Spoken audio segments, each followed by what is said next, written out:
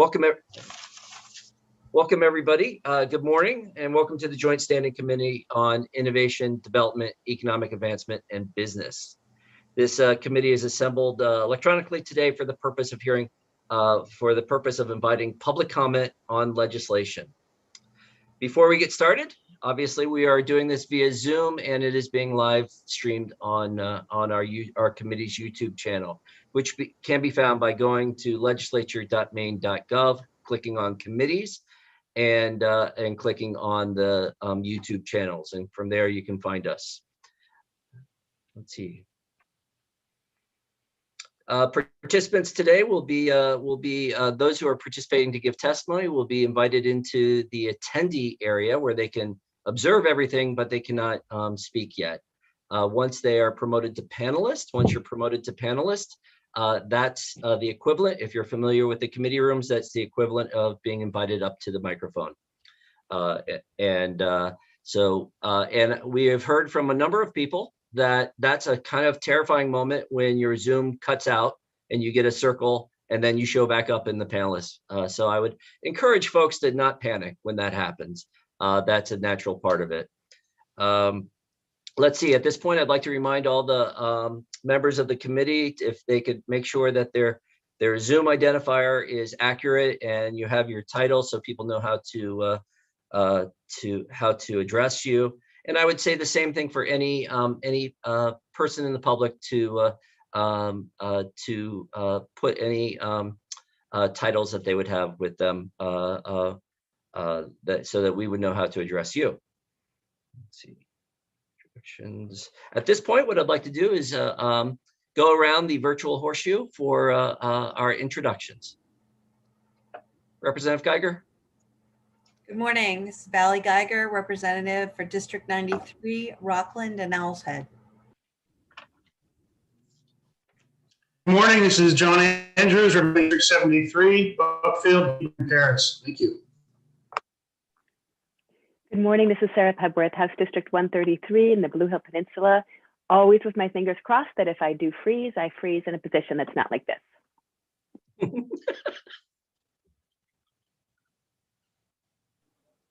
Good morning, I'm Senator Scott Searway, and I represent District 16, which covers Waterville, Winslow, Fairfield, Benton, Albion, Clinton, and Unity Township.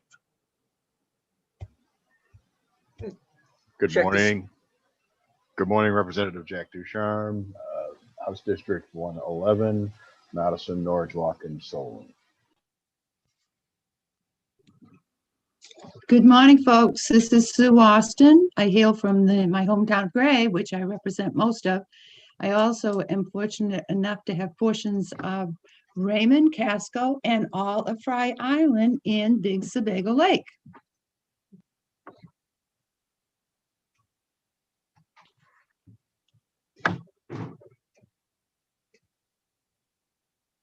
Representative Bailey? Oh, I'm sorry, Representative Hassenfuss, are you there? Don't see Representative Hassenfuss yet. So Representative Kyle Bailey, House District 27, part of Gorham, including the screen behind me, Cherry Hill, behind Sebago Tap Room, and I have a small part of North Scarborough. Good morning to the Zoom and YouTube world. I'm Sue Bernard. I represent Caribou, Westmanland, and New Sweden. Good morning. Good morning. I am Representative Tiffany Roberts, your House Chair, representing House District 6, which is the majority of North Berwick and South Berwick. And good morning again. My name is Senator Chip Curry, and I'm the Senate Chair. I represent SD 11, which includes the 26 rural, coastal, and island communities of Waldo County.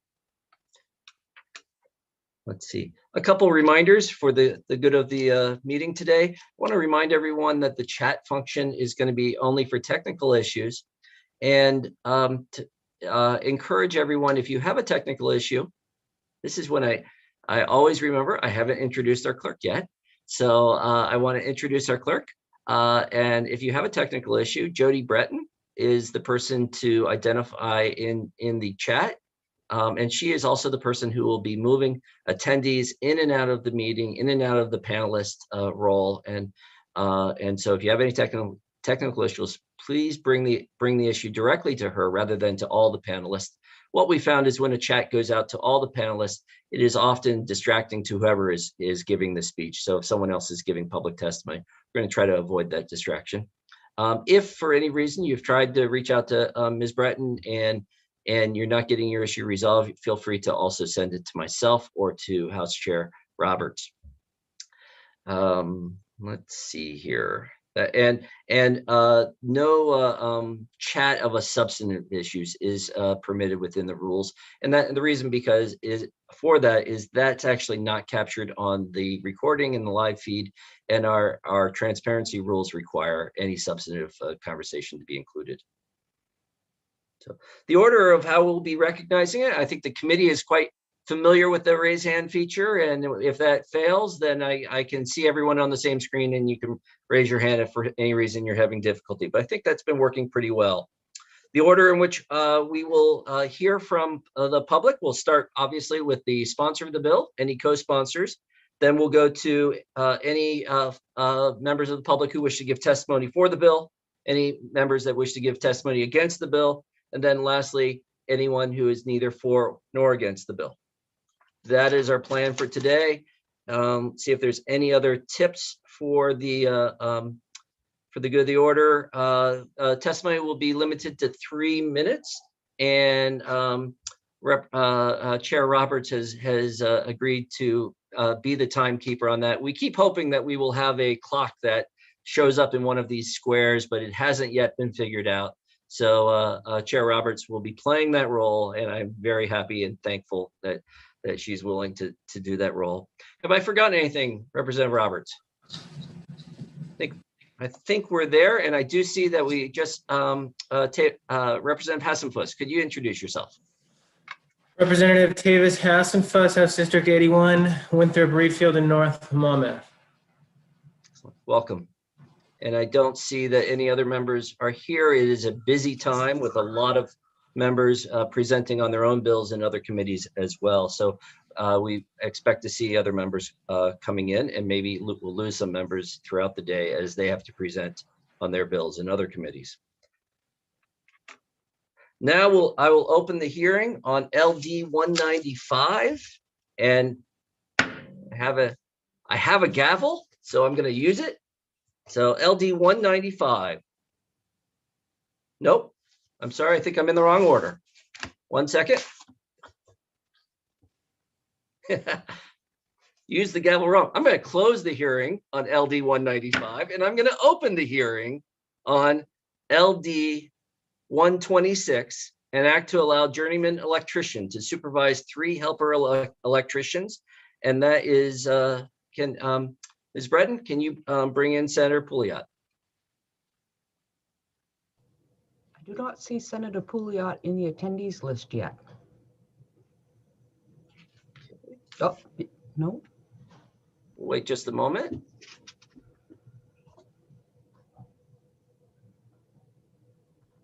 I don't see either sponsor in the attendees list yet. I'll reach out real quick.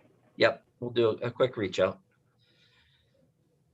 And one of the messages I skipped over earlier today, which is in my common script, is to ask for patience as we are navigating all of this. It's a little different than making sure you get into the right physical room, which is very common. And so we have been running into this a little bit where folks are not quite in the right space yet. So we will pause for a moment as we seek out the sponsor.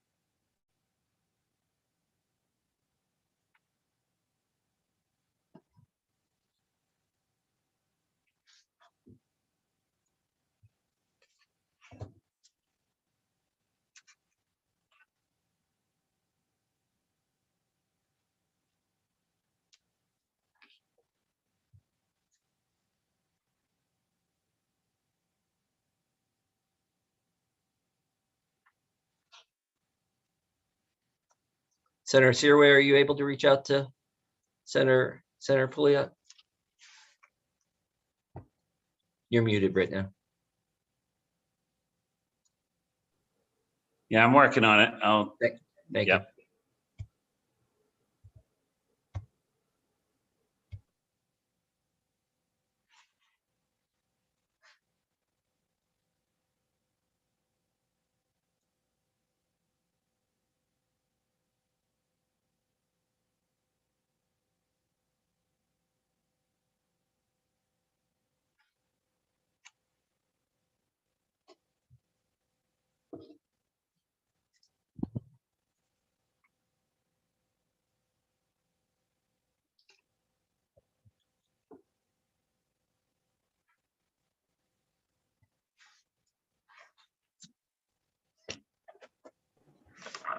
Mr. Chair, Yes. I believe if Senator Stairways tried to reach out, I've tried to reach out as well. I know that we are. Matt Pouliot does not have the proper link to get Okay. in. That's the problem. Excellent. Ms. Breton, can you direct a new link? Can you send it directly to Senator Pouliot? Yes, I will do that. So hopefully we can get that right now.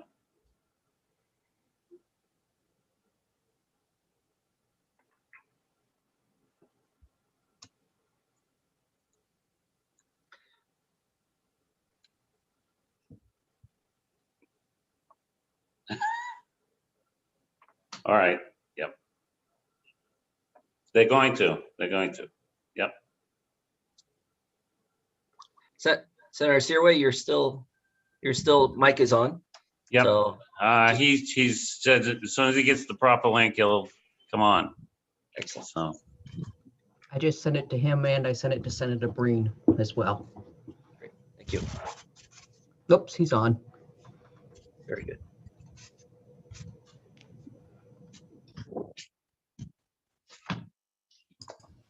they're going to. Yep. Senator Pouliot, welcome, and please take a moment to breathe. So apologize. Happy day, everyone.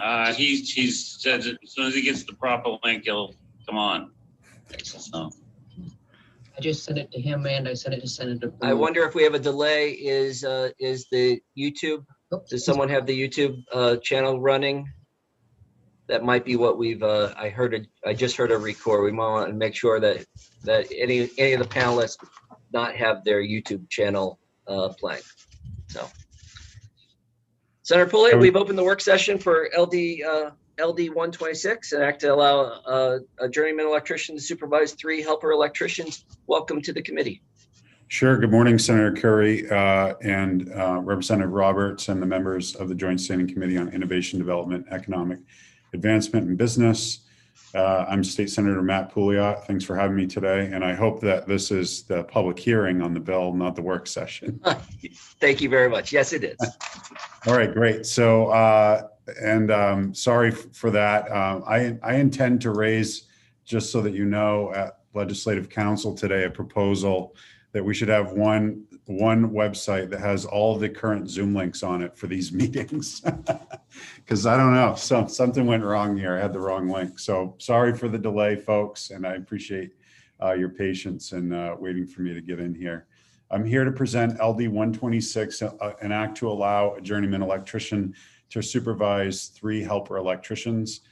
The idea really for this bill came during a project that I was doing in downtown Augusta.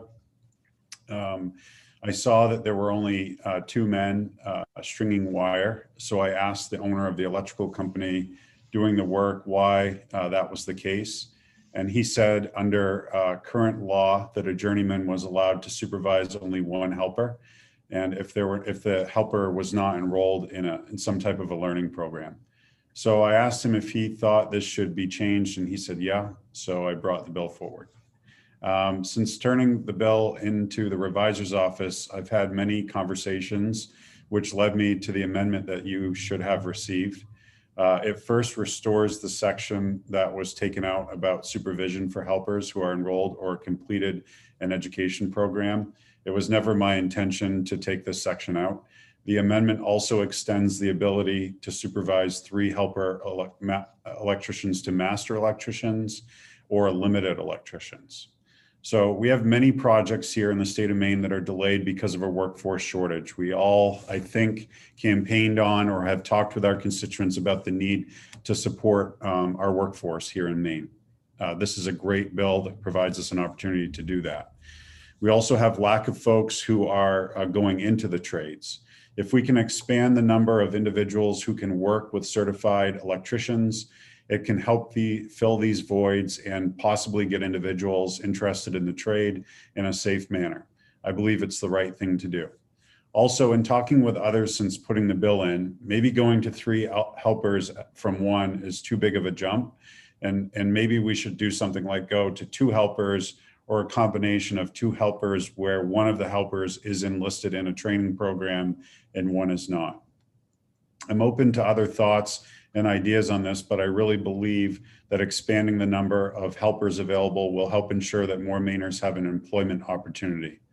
I thank you for your time and I'd be happy to answer any questions. Thank you very much, Senator Pouliot. Questions, Representative Roberts. Thank you, Mr. Chair. Thank you, Senator Pouliot. Can we just run through this real quick just one more time? I don't see the amendment. I don't know if anyone else got it. No, okay. So section 1 that you originally striked, you're now proposing putting back in, Yeah, correct? Let me see if I can get the amendment. I just want to make sure that we have it correct. Our analyst has let us know that the amendment is in the written testimony, included in the written testimony from Senator Pouliot. Okay. And then you're proposing, you just verbally said maybe 2, but one of them could be enrolled. So would that make number 1, 3? Helper Representative Roberts, I apologize, but I don't have the amendment in front of me. Okay. Representative Roberts, would it be helpful if we asked the analyst to put the amendment in front of us? I have the amendment up, but some of the things that he said is not on here, so that's what I'm trying to. Maybe the analyst can share it on the screen share. Yeah, that would be. Ms. Olson, can you share the sponsor's amendment? Yes, I can. And I also put the link in the chat box for easy access, but I'll share it now. Okay.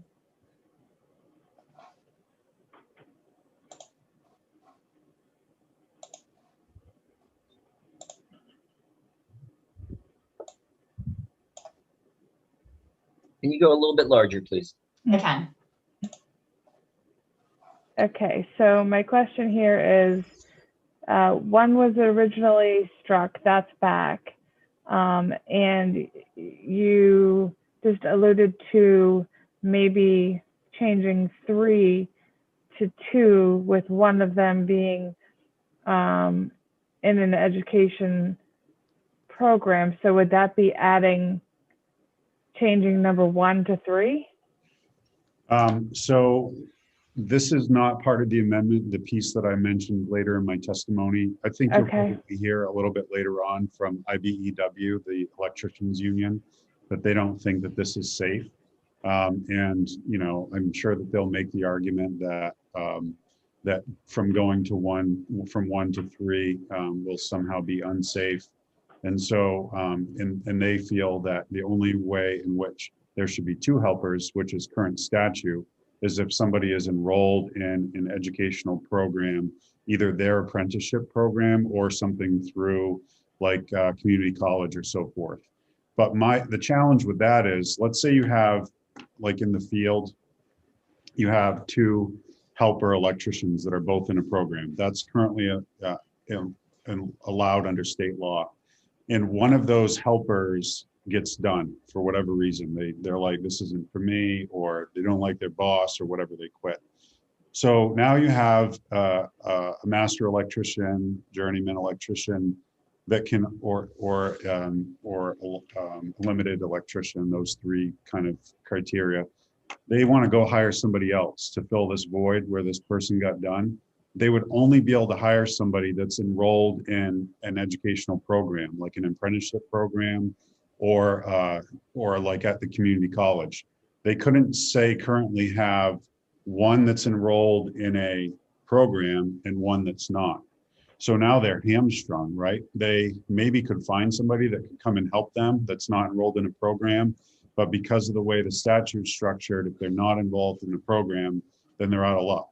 So in my opinion, you know, I would like to just go to 3 helpers. I do believe that the master electricians, the journeyman electricians, the limited electricians whose licenses are on the line to be responsible are going to be good stewards of these helpers who are working for them. And I do believe it would be safe. But I also don't want, you know, perfection to be the enemy of good here, and some progress on this issue, and helping, you know, these electricians be able to find people to fill these voids. So my thought was, well, maybe we go, you know, instead of going from 1, maybe we go to 3 instead. Maybe we go from 1 to 2 across the board. So there's continuity. Doesn't matter if they're in a program, not in a program. That gives flexibility to the employer to try to find somebody. So that would be the easiest way.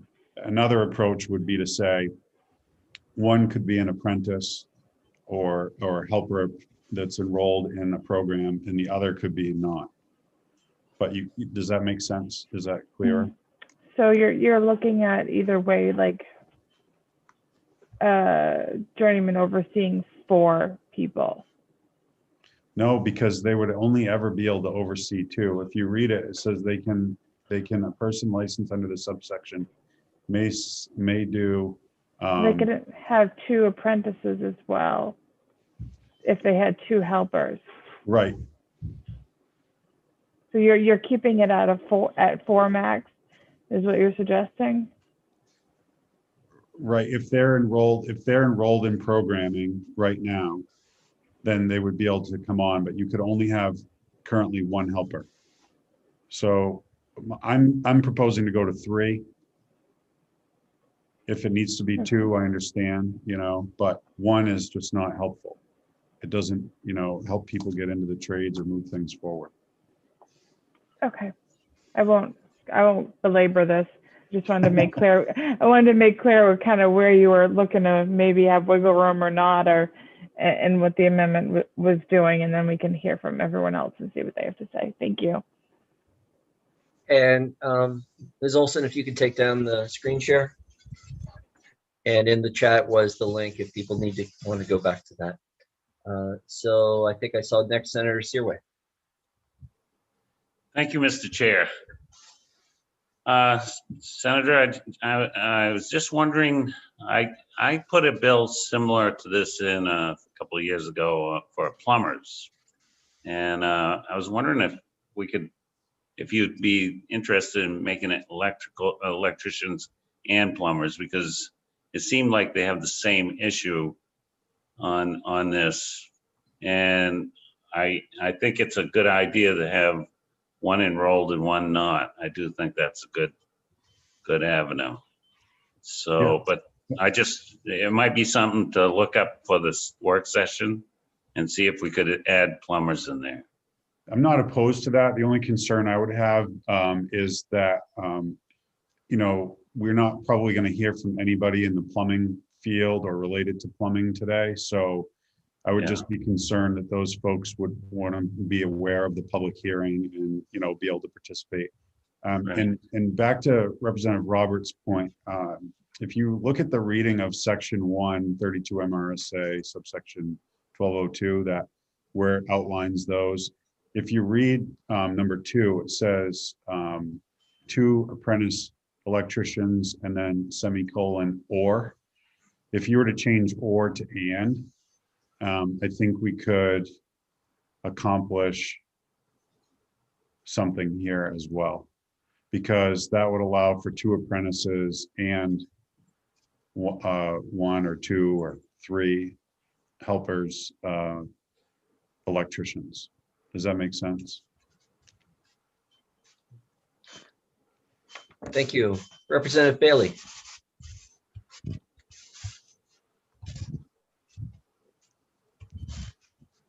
Thanks. I have to scroll in between the bill and the Zoom. Question, Senator Pouliot. I'm making sure I'm understanding the bill correctly. Giving electrical contractors more flexibility in the number of individuals they can supervise and the track on which, the educational track or not educational track on which those individuals may be on. What might the implications be in terms of the employer's decisions around who to hire for projects and I guess compensation for those employees? Might there be a situation where individuals who are pursuing an educational track around becoming an electrician are less priority on a project over individuals who are not on track and maybe lower compensated? I'm just trying to make sure I'm grappling, sort of getting my arms around maybe some unintended consequence of this. Sure. Maybe you can help. Yeah. Well, I think that if we were in the midst of a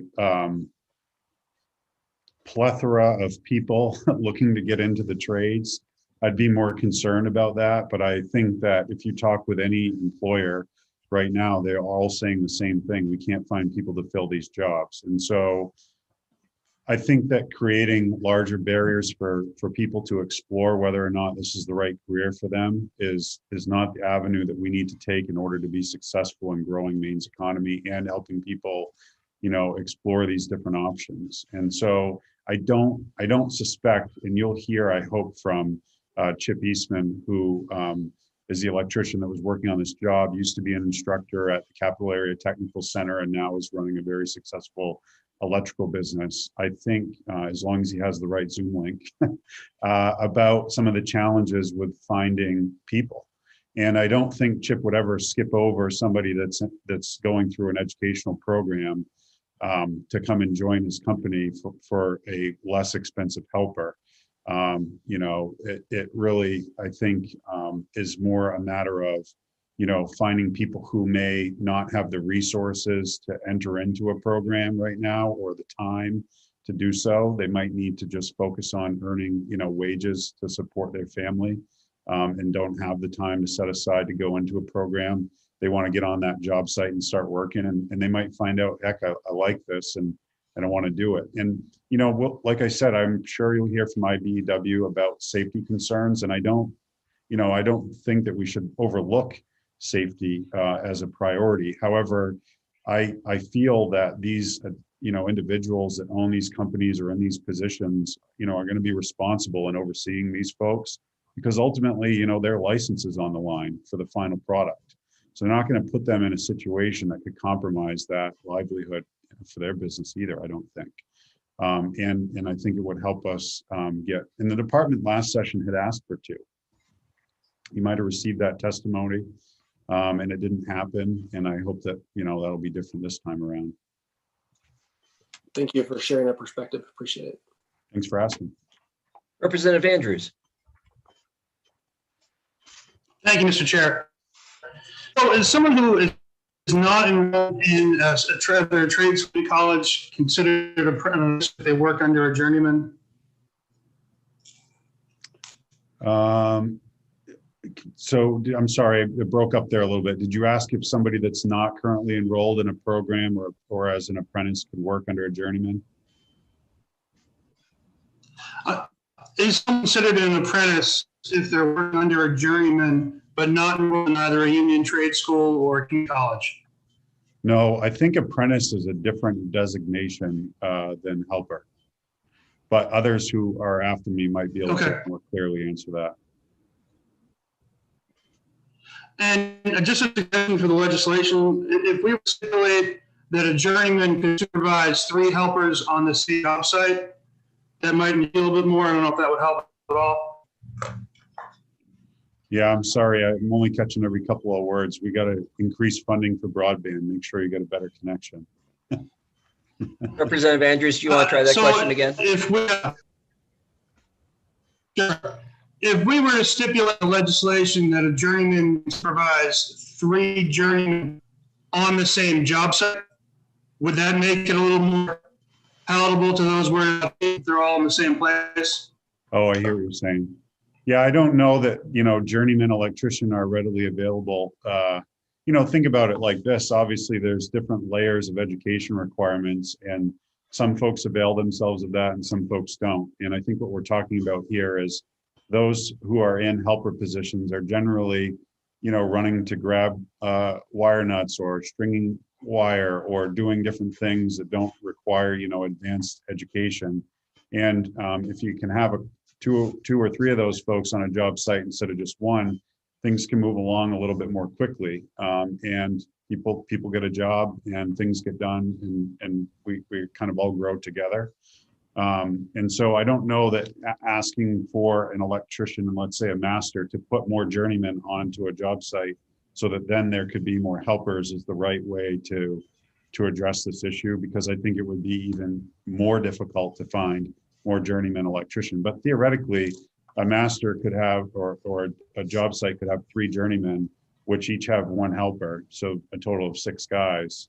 Under current law right now, if there's only a helper available and a journeyman, you could have as little as just 2 people on a job site, the journeyman and the helper. And that goes for a master with a helper or a limited electrician with a helper as well.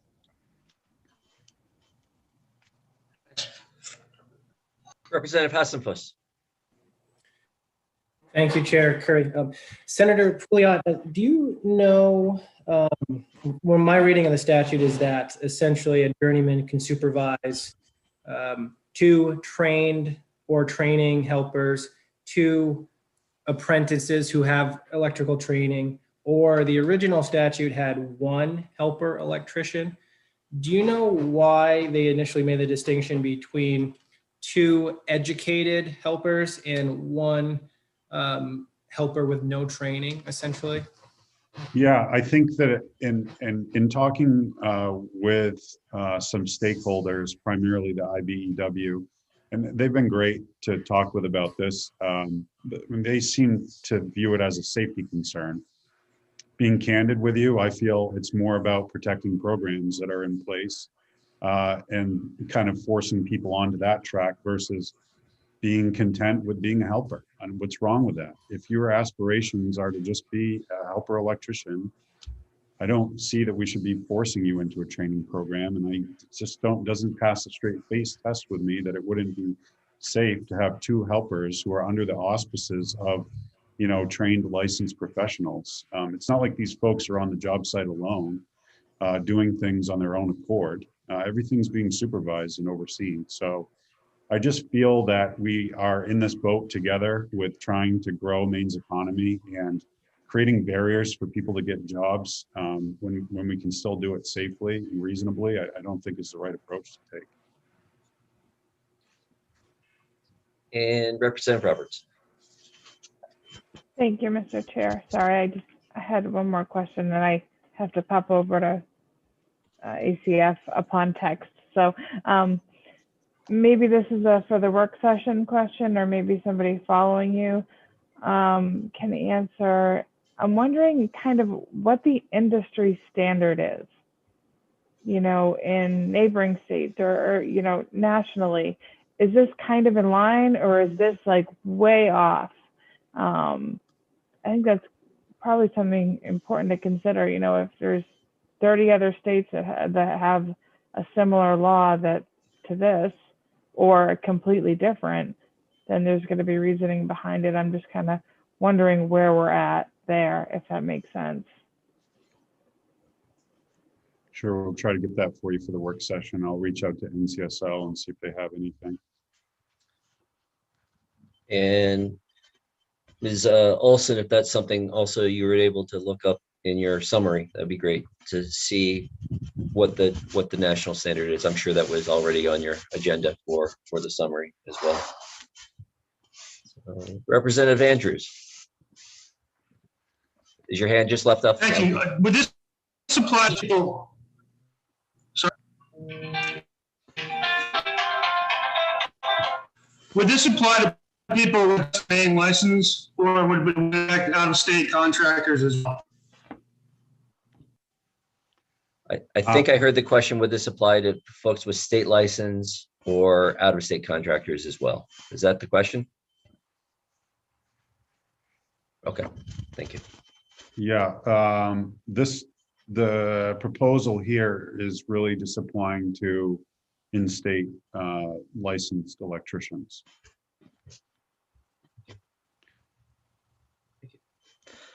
Seeing no other questions, Representative Hassenfuss, I'm assuming your hand is just left up from earlier? Yep, great, thank you. Senator Pouliot, thank you very much for your testimony. Thank you all. Have a wonderful day. You too. Next up, we are going through the public who wishes to give testimony in the as a proponent for this bill or for this LD. And first up, Ms. Breton, if you could bring in as a panelist, Mr. Chip Eastman.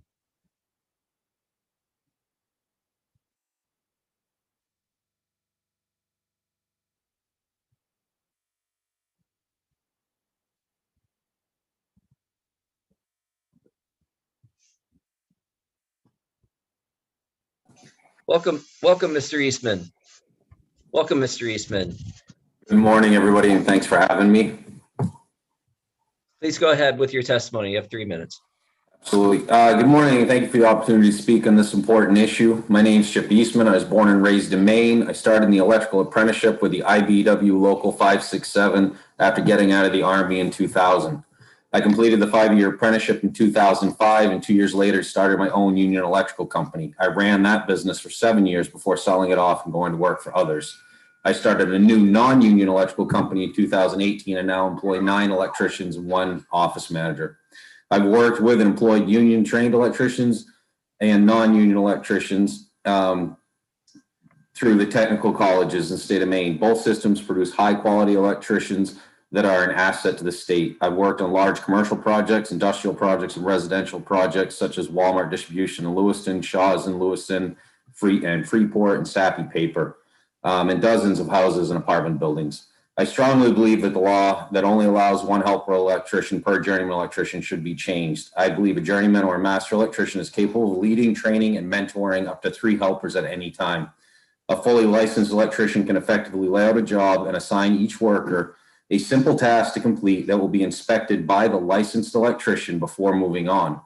A simple scenario would go like this. The journeyman has 3 helpers bring materials into a home.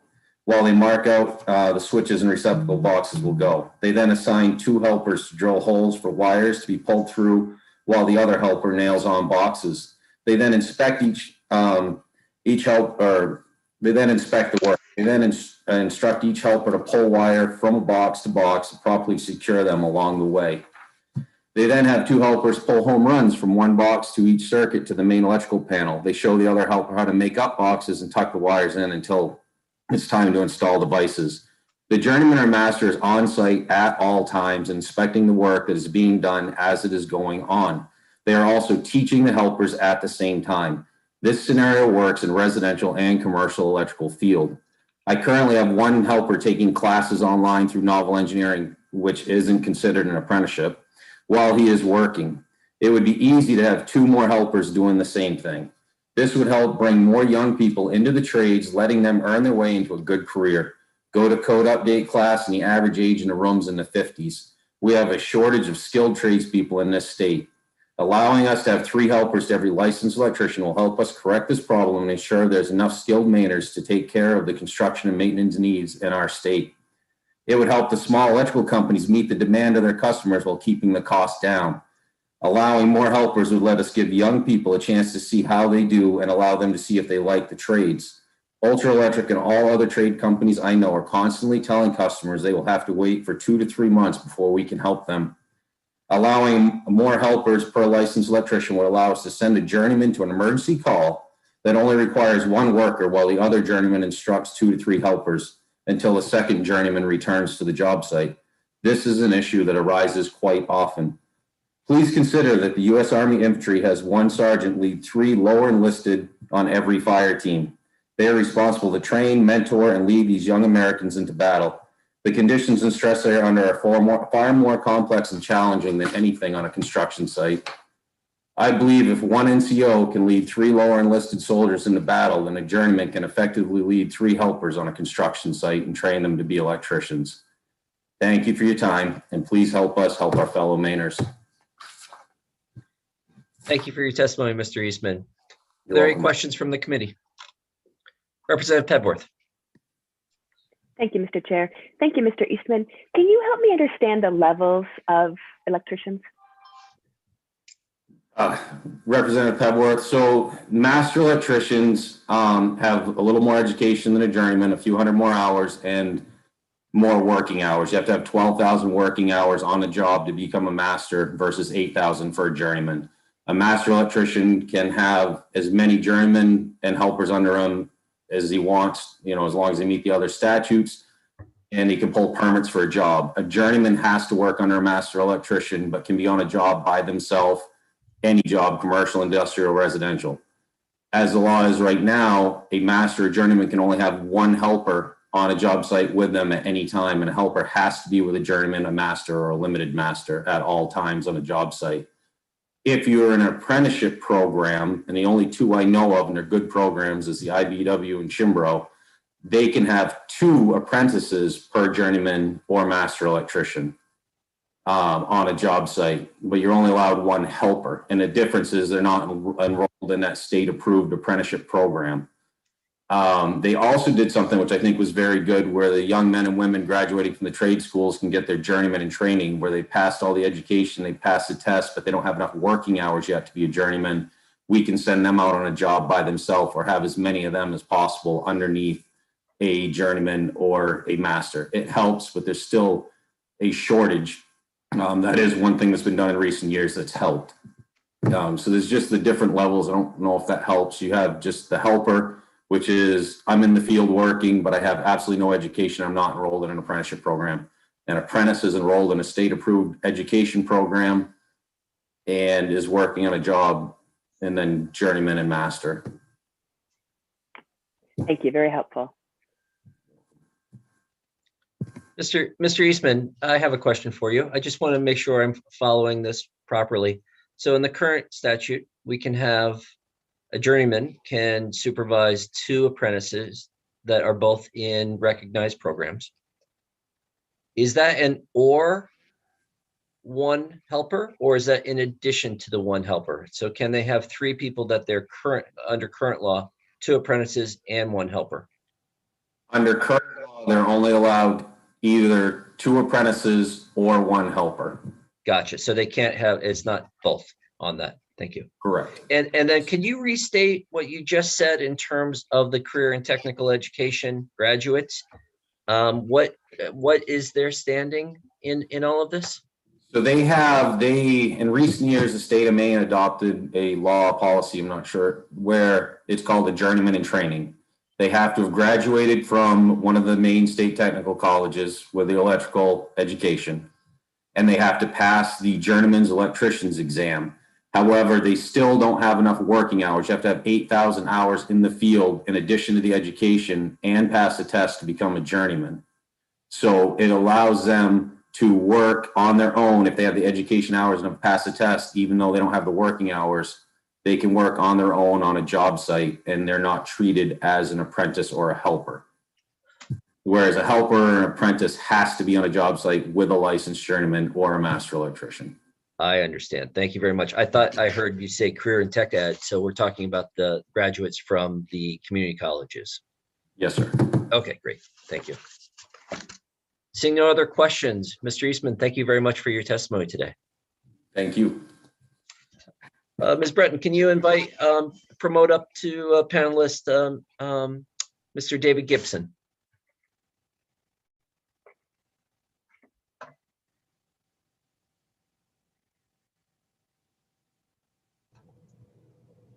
I don't see Mr. Gibson in the I am scanning as well, so possibly that was just for just a written test. Yeah, he was doing written testimony only. Okay, thank you very much. And next up would have been, I have Mr. Jonathan McCain.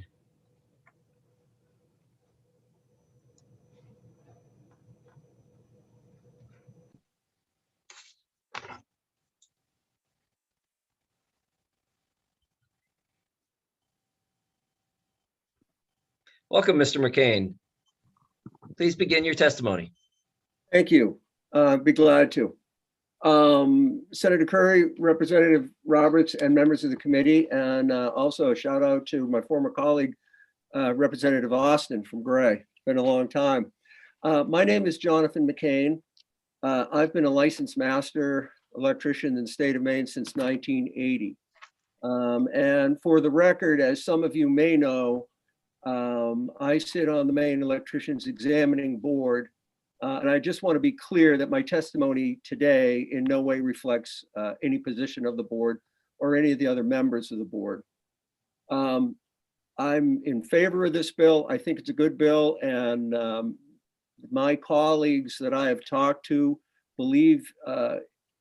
have believed for a long time that this is something that's necessary. And I want to thank Mr. Eastman for his very good testimony.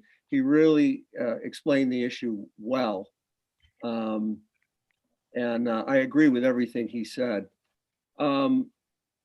Most electricians I know could easily handle 2 helpers working under them for what we do every day. Much of what we do is really not, it doesn't take a lot of skill. We drill holes, we nail on boxes, we run cables, we build supports for fixtures and panels, and we dig ditches, among other things. But whatever work is done, it is and has to be a journeyman who oversees the project, and ultimately the master electrician who oversees the business and who is responsible for all of the work done, no matter who actually performs the tasks at hand. There are people right now in the state of Maine who want to be in the electrical trade, but often there aren't enough masters and journeymen out there to employ them at the current ratio of 1-to-1. This current law not only keeps young people from entering the trade, but it keeps demand very high for electricians. From comments I've received recently and seen on the Electricians Examining Board on a different rule change, the problem of too few electricians in this state has become acute. And this in itself can create safety issues. It's very busy for electricians right now. Our company is scheduling work months out. We try and set aside time for emergencies, but we can't always do it. If we have contractors scheduled for work to be done, we have to be there at that time, and we can't always get to emergencies. But here's what I found out. When you put potential customers too far out with what they feel is an urgent situation, and they can't find a licensed electrician to do the work, they will often find an unlicensed person, or they do it themselves. And in these cases, they'll be lucky if the final product actually works as it should and is up to code, let alone is safe. And we are seeing, I think, more and more of that. People are just saying, look, I've got to get my water pump going. I've got to get my lights back on, and doing the work. And it's just, there are too few electricians in the trade. Expanding the number of licensed helpers who could legally work under licensed journeymen and master electricians in the state would alleviate this shortage, and I believe would be a win-win for all involved in the state. Be glad to take any questions. Thank you for your testimony. Representative Pedworth. Thank you, Mr. Chair. Thank you, Mr. McCain. What are the ideal numbers, as far as your experience would say, in terms of numbers of helpers or apprentices? What's the right mix? What's the right number for us to be aiming for? I'd say it depends on the job and what you're doing, but I think 3 is a very safe number to go with right now. 3 helpers under 1 journeyman, 1 master. And again, as was mentioned previously, that it is the master electrician who is ultimately responsible for all work done under his company. So in some ways, it almost doesn't matter so long as the electrician is responsible, the master electrician is responsible. But I think 3 is a good place to go to at this point. We've just got to get more people into the trade. Thank you. I'd like to follow up on that question. What is the right pathway to getting more people into the trade? My understanding of when this legislation that increased it to 2 apprentices, which is not that old, correct? It's just a few years old. Right. That was partly to get more people in the pathway of actually becoming electricians rather than staying at the level of helper. What is from your sense, the solution about getting more electricians? Well, I think allowing more people to just try the trade out as a helper. I mean, you can get a helper's license pretty easily and immediately go to work for an electrician and see if you like it. There are some people that it's just not right for. And there are others who will love what they do and want more of it, and then will seek out either an electrical program to work towards their journeyman's or an apprenticeship program. But I think it simply allows more people, and maybe college students in the summer, for example, looking for work when all the projects are happening in the state. It would allow a couple more to try it out. Representative Geiger.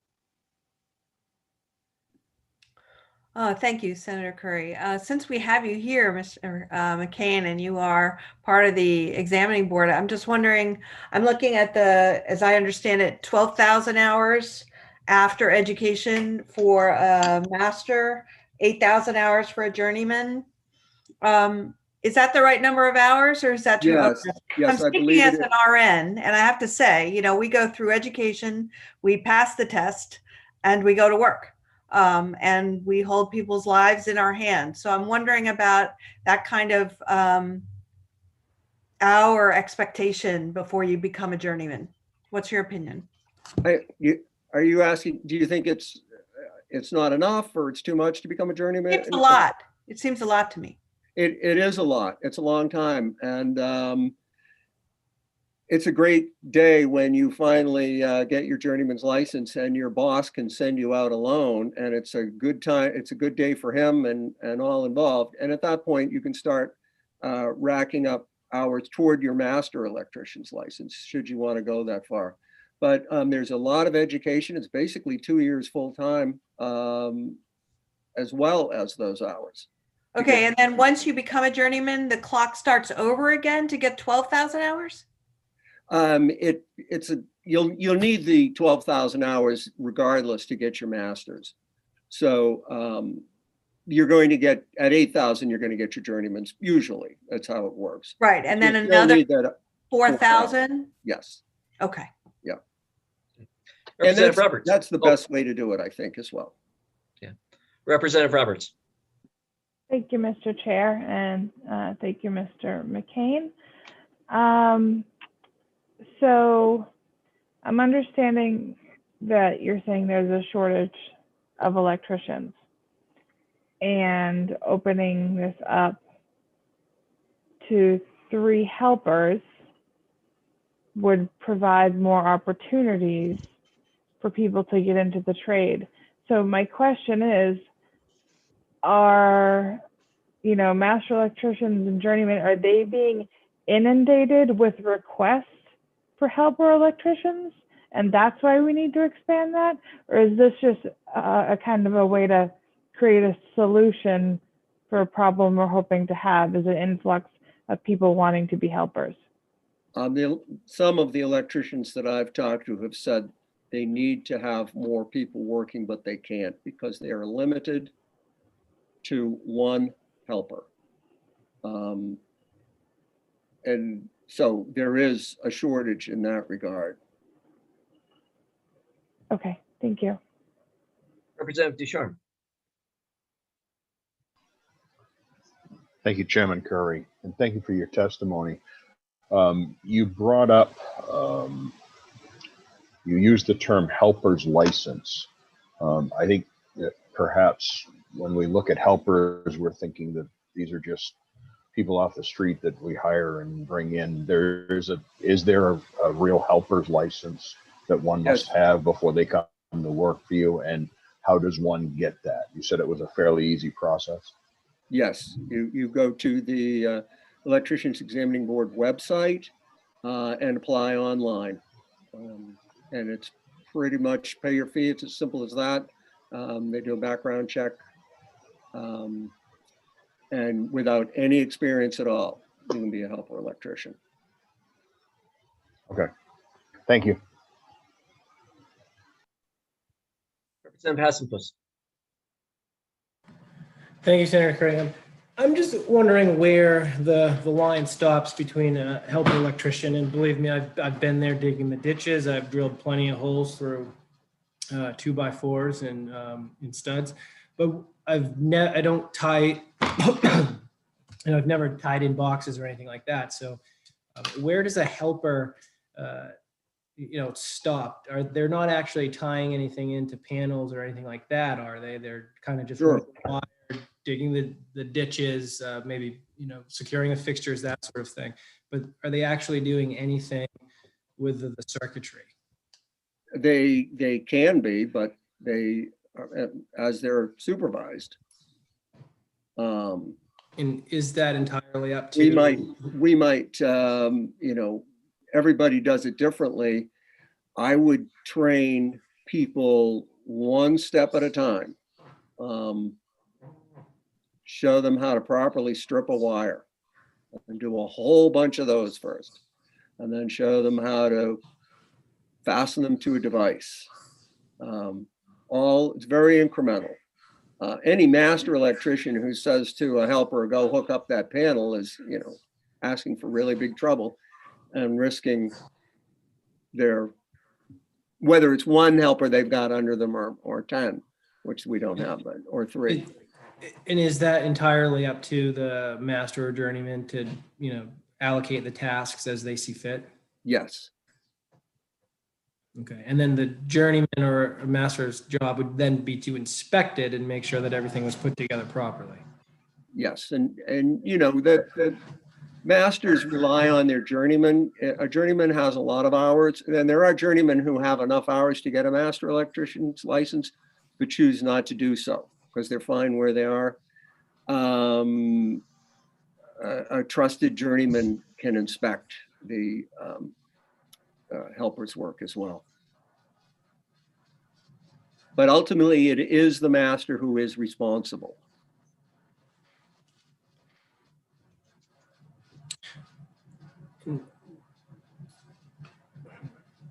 Thank you. I don't see any other questions for Mr. McCain. Thank you for your testimony today. Thank you.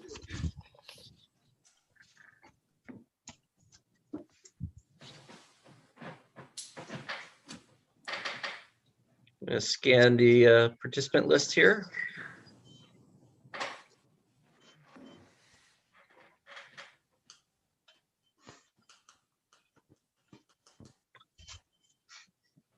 Ms. Breton, is there anyone else that you see on the participant list that is here to speak in favor of LD 126? I do not see anybody else. Okay, thank you very much. And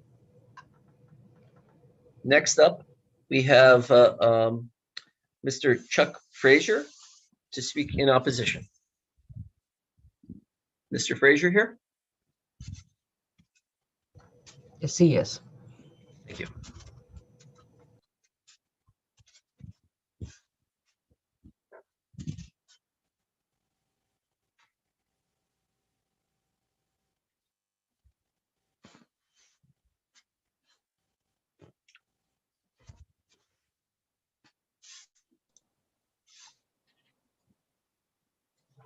Welcome, Mr. Frazier. Are you with us?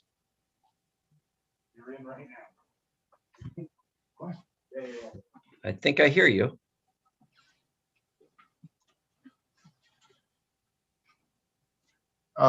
Sorry, I stepped away. This is Chuck Fraser. I'm up. Welcome. You are first up for speaking. You've been promoted to panelist. And if you'd like to turn on your camera, you can do so. Do you need help with that? No. Okay. No. Good morning, Senator Curry, Representative Roberts, members of the IDEA Committee. My name is Chuck Fraser. I'm the businessman local 1253 in Augusta, Fairfield, Maine. We chartered in Augusta, so I still say that, but we live, our office is in Fairfield. I represent approximately 250 master journeymen, electricians, and apprentices with a jurisdiction from Lincoln to Bowdoin and now Wilton to Eastport. Rise today in opposition to 126. I've submitted written testimony already. I'm going to, because of brevity in the 3 minutes, I'm going to go off that and I'll submit this what I'm going to say today. So try to take into the world of electrician, because everything you've heard so far has to do with residential. Well, there's residential, there's commercial, there's industrial. And when these three helpers won't just be on residential jobs. They'll be on commercial jobs, they'll be on industrial jobs. And 35 years in the trade, all the other trades, they always say, I've heard it plenty of times from other tradesmen. Well, I can't believe you guys do this. You guys are crazy. I'd never do this job. Because, you know, if you're a plumber and you reverse the hot and cold water, which I've seen, you know, big deal. Or your sweat on your pipe leaks, so you re-sweat the pipe. You know, it could be some damage on a wall, but it's fixable. The sheetrock gets hung wrong and it cracks. It's fixable. The paint gets slopped on the floor, gets put on your trim, you fix it. But with us, as electricians, we can't smell it, we can't hear it, because we're low voltage, 600 volts or less mostly. Sometimes we get into 4160, but you can't hear that. We're not linemen, they can hear it at those voltages. We can't hear it and we can't see it. But in a split second, you can have an arc flash that can maim or kill you. And I go on YouTube and Google up arc flash and see how dangerous this is. And especially if you could get to one in Bogota, Colombia, where the man was vaporized. 1 second he's here, the next second he's gone.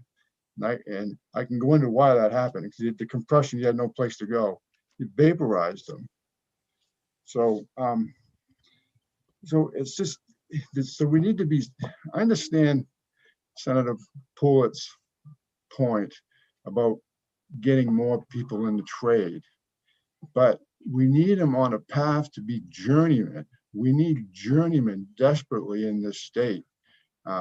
And hence the few years back, the increase of the college students and the apprentice students to go to 1 to 2. That's the path.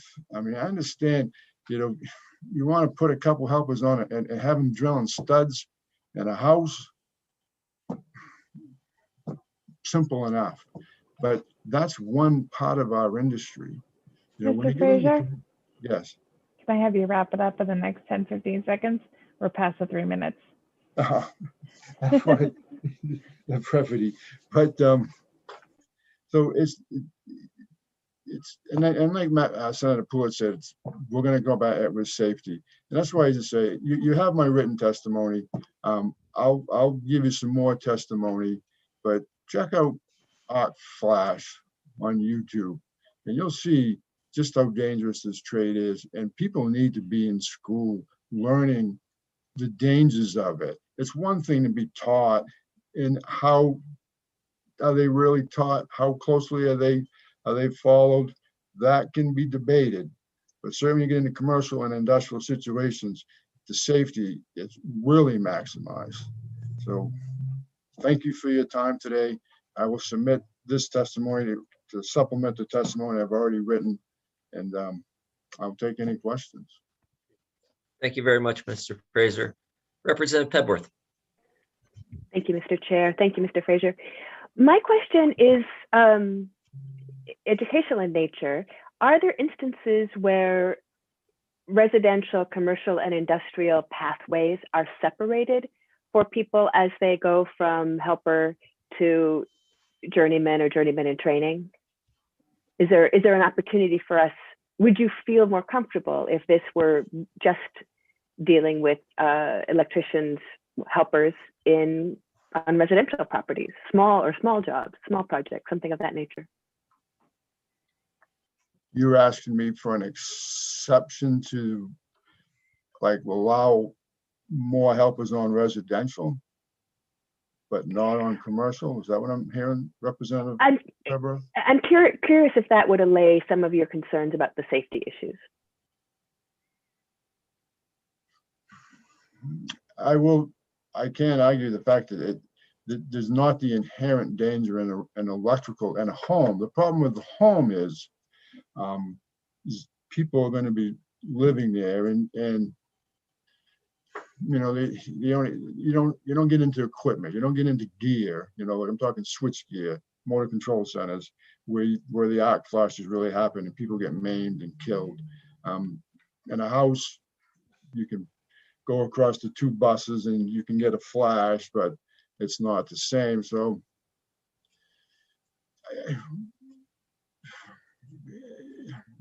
I can't, it's not as dangerous in a residential. That's a fact. But they drift into the other ones, Representative Pepperell. So that's the fear for us is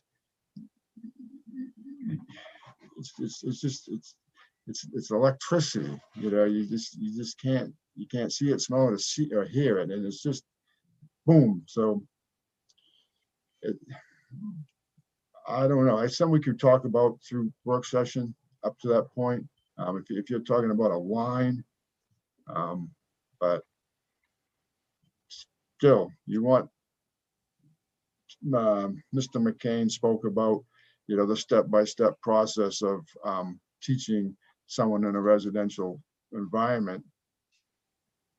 That's a perfect world he's talking about. It doesn't happen that way. You can go on residential sites and there'll be nothing but helpers in there.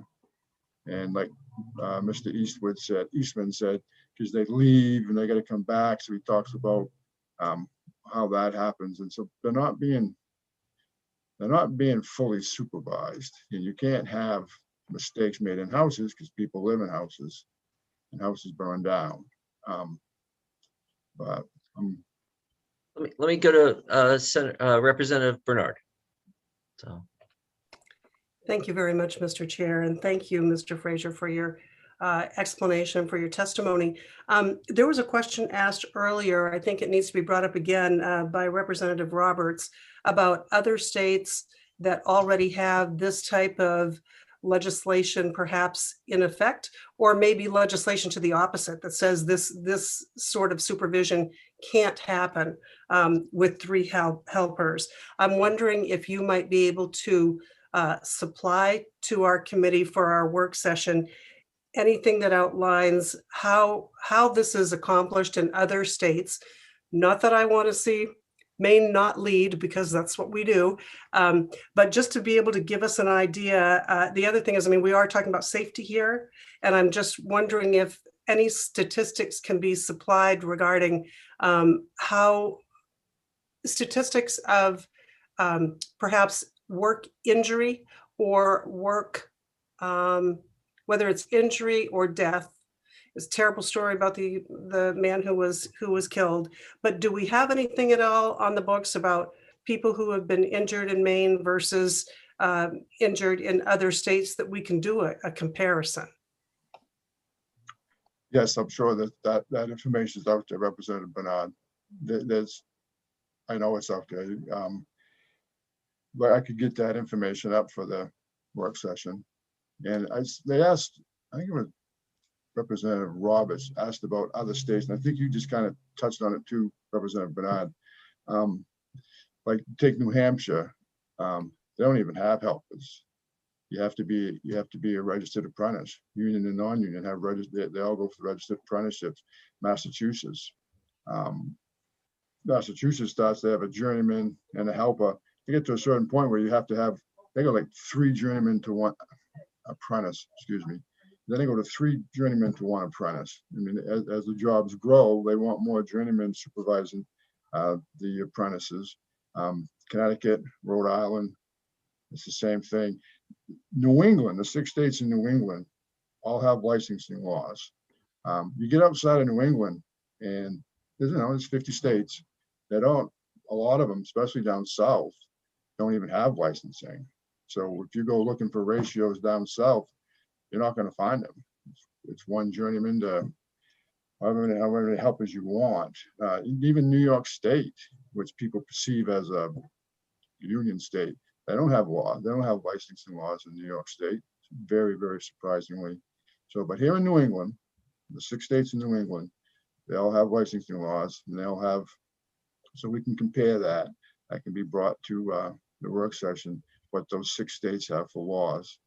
But we're all about the same. We're all in the same boat in New England. Okay, thank you so much, Mr. Frazier. I appreciate that. Representative Bailey.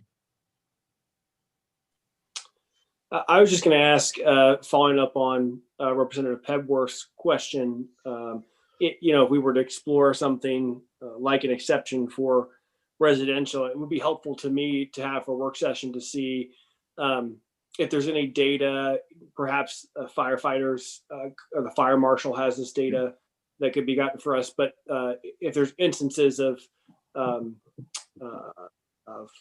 fires in homes as a result of electrical issues that had to do with faulty installations or things like that, things that we want to consider, if we were sort of lowering the bar, if you will, allowing less experts in the construction of those electrical systems, if that became an issue, something that would just those data points would be helpful for me.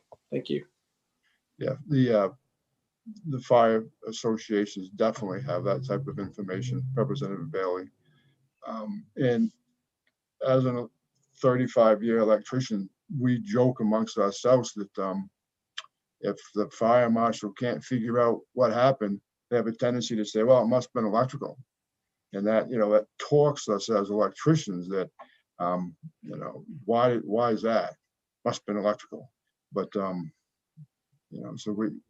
the data's here though. The fire associations have that, and other safety groups, OSHA and groups like that would be able to provide that information.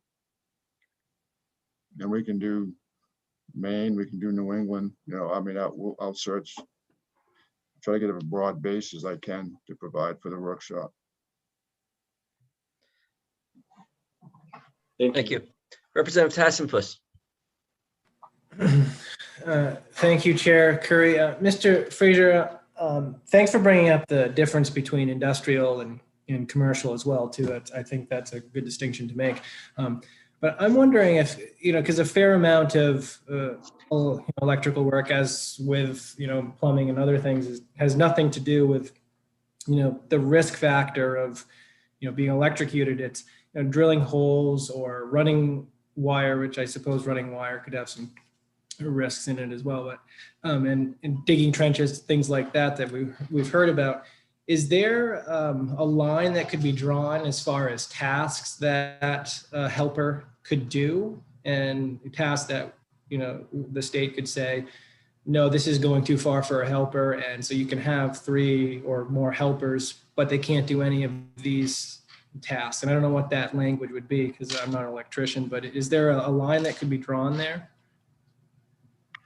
Well, you'd think theoretically there could be, Representative Hassan, but that's not the reality. That's not what's going to happen on the job site.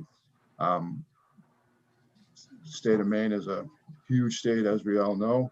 It's got 5. Someone just told me a rumor that they think that the state has hired another inspector, so that would be 6.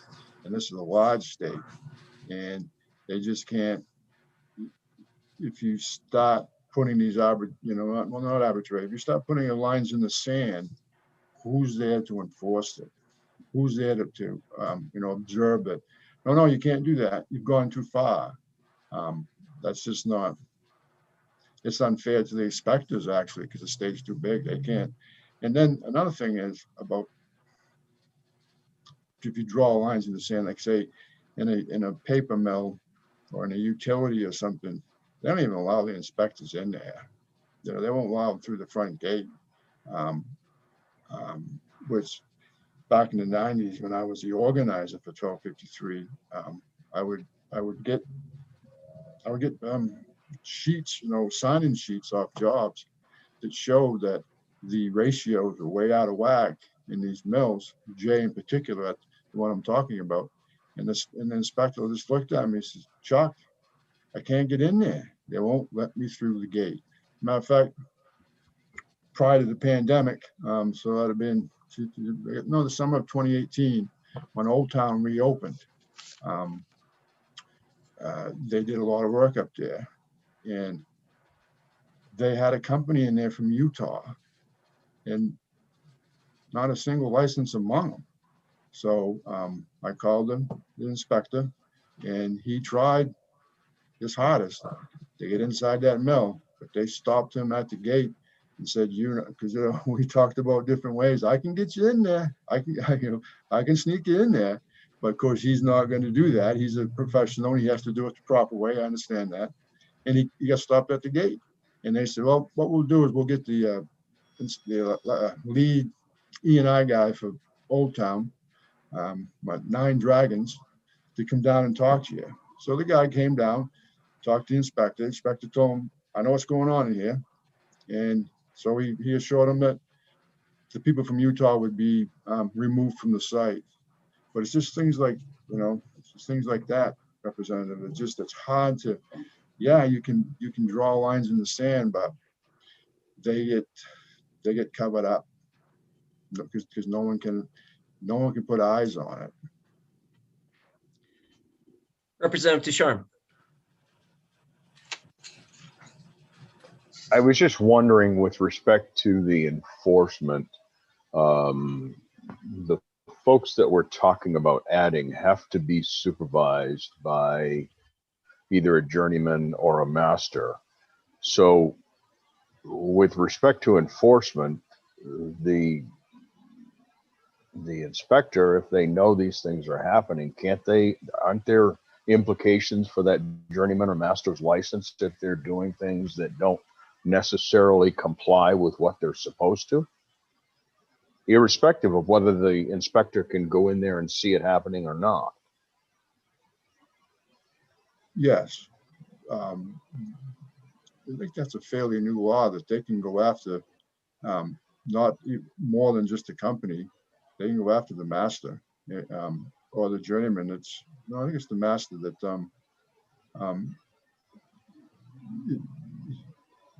which to me is like, I don't agree with that. It's like, that's not that, you're putting that onus on that master electrician. He's just an employee. The company is the one that's hired these people. So why are you attacking them, the employee? But yeah, yes, Representative, there's onus on. I thought that. But back to my thing is, you got to get caught. And that just doesn't, and I don't want that onus on the journeyman and master, but that's the law as now written. Yep, they can get in trouble. Thank you. I don't see any other questions. Mr. Fraser, thank you very much. Thank you, Senator Curry. Next up, we have Mr. Adam Good.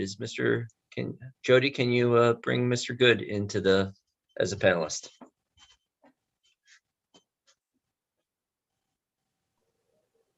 Welcome, Mr. Good.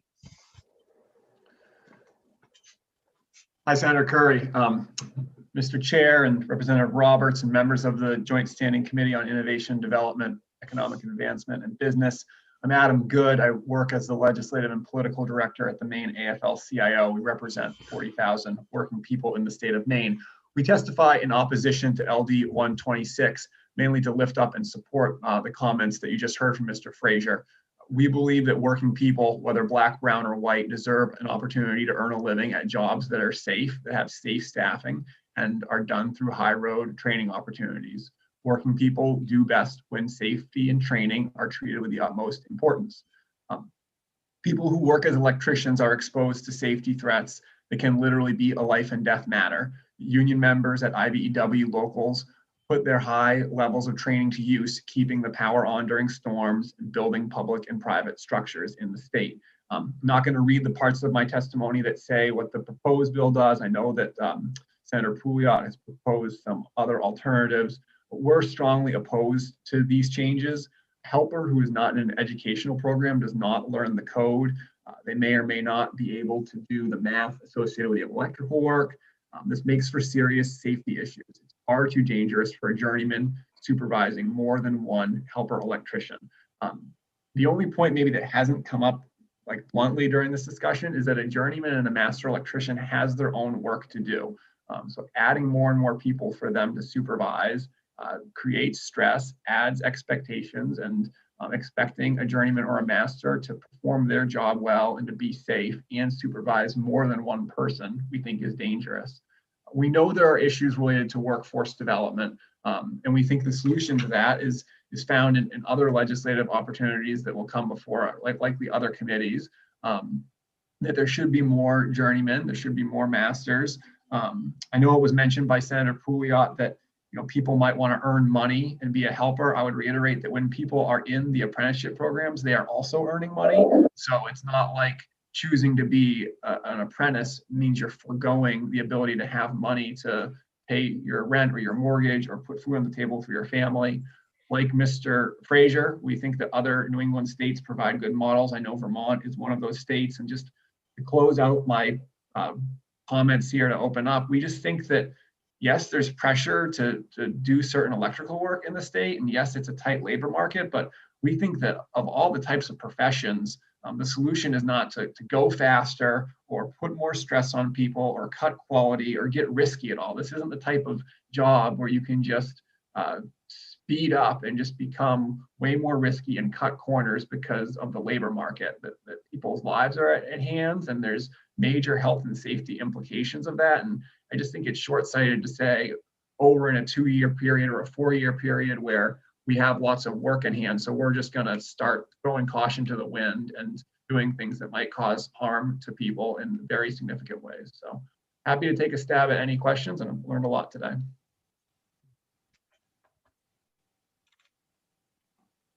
Representative Geiger. Thank you, Senator Curry. So I'm sure you in the waiting room were hearing all the other testimony. Yes. What is clear is that there is an incredible shortage of electricians in this state.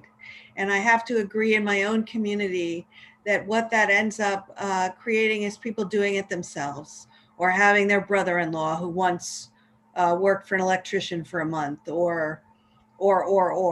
What is your suggestion for the critical shortage of electricians and other tradesmen in the state of Maine? How do we lower the barriers in a safe way to get more people into the trades? If you feel that this way is not safe.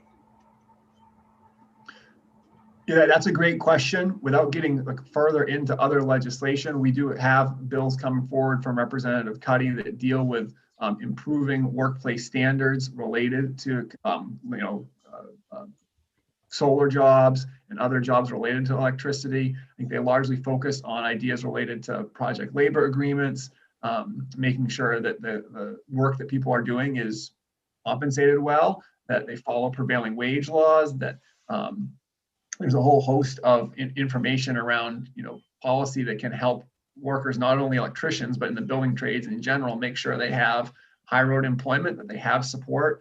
We think that the apprenticeship programs are very difficult, but also very achievable for people. There have been, I think, especially for Chuck's Local, I know they've had lots of people enrolling in their apprenticeship programs, and people are doing that as a process. And we think that there should be a path forward for people, and that we should not be missing opportunities to use this moment to have more and more people become journeymen and electricians. I think, there's an immediate need to get work done. I understand that people want to get work done on their house or get a project done. And I think that we would all agree that, we're in this for the long haul, and it's an opportunity right now to have a generation of people enter the trade and to do so in a way where they're planning long-term to develop lots of skills and become a journeyman or a master. And I think it would be short-sighted if we just did something right now where a generation of people became satisfied with being a helper, and we missed out on, you know, the next generation having lots of people who are journeymen and masters out there. We want, you know, in 2040 and 2050, there to be a cadre of people that decided to become journeymen and masters in this moment, not a cadre of people that decided to become helpers and then added on more burden for journeymen and masters when they're on the job. So. Thank you very much. Mr. Good, can you help me understand the financial dynamics involved in a is there an average average wage for a helper versus an apprentice? Is there, I guess I'm exploring, is there incentive to, if there's a choice between an apprentice and a helper, to go with an apprentice, go with a helper? Is there a financial incentive in order to do that? Is there a big gap between those two roles? I'm not sure about the exact money differences. I think, you know, somebody at 1253 can get you those numbers, and I can do some research and get the specific numbers around, you know, how much the cost is different between the two things. I would say that, you know, we're all people who have been very professionally ambitious in different ways. And, you know, there's a difference between a helper and a journeyman versus one is a career and one is a job. And I think that we want to encourage people to have a lifelong path to like developing new skills and being like very committed to a profession and to having the support and skills to grow long term the way many of you have done in your own careers. And I think that yes, there's a role for helpers that exists right now, but the job of a journeyman is not to supervise lots of helpers, and we want to avoid that long term. Thank you. Senator Searway. Thank you, Mr. Chair. I just have a question about Ms. Good. When it comes to the intern, you know, journeyman, well, the interns, would it be better if we went for interns? Because the interns do have an interest in getting to be journeymen and masters, I believe. You know, that's the goal, I think. And so rather than one intern and one helper, what about two interns and do that way? Do I interpret correctly? When you say intern, you're referring to an apprentice? Right. I mean, I think the position of the IBEW is to continue with the current process. I think it's one apprentice, and I don't think we want to have more supervisory expectations put on journeymen and masters on the job.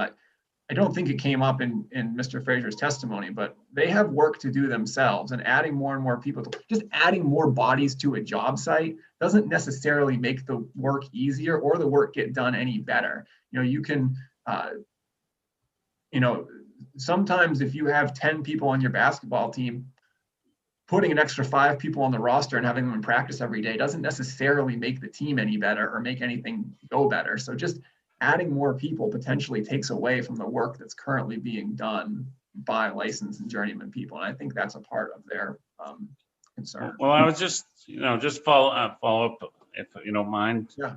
Mr. Chair.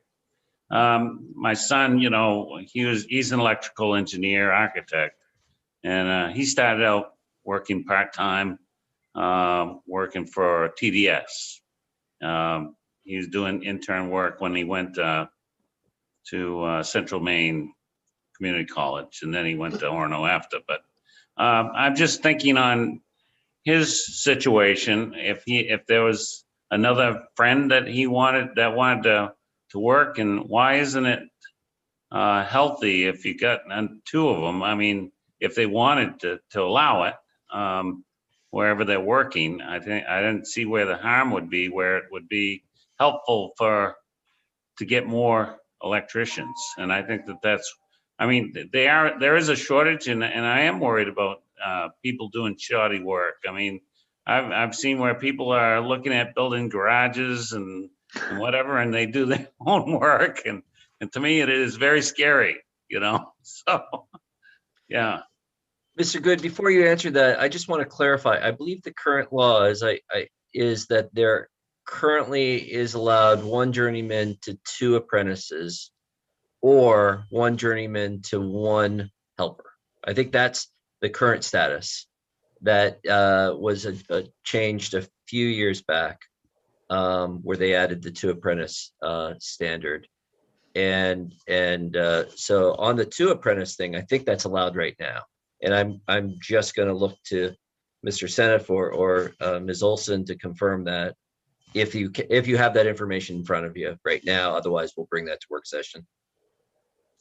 Yes, to confirm, current statute does say that you could, as a journeyman electrician, supervise 2 apprentice electricians, 2 helpers who are enrolled in or who have already completed a training program, or 1 helper electrician without any additional training or education.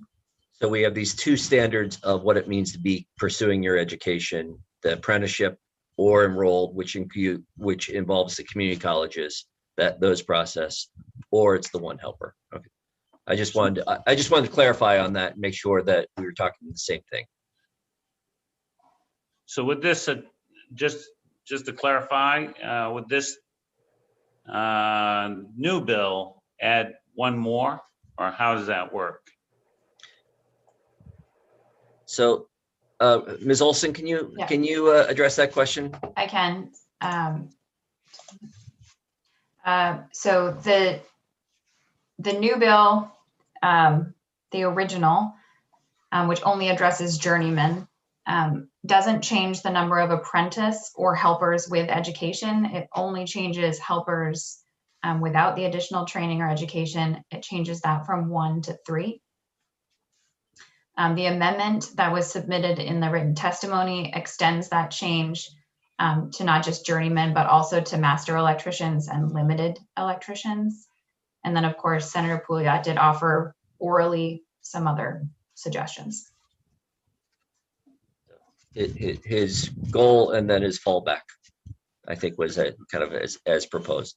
So, given that kind of situation, Senator Searway, did that answer your question, or did you have another question for Mr. Good? Well, I guess from that discussion, what's Mr. Good feel that this would make it more difficult or make it not agreeable to then? I understand what you're asking. You want there to be more than what's in current law.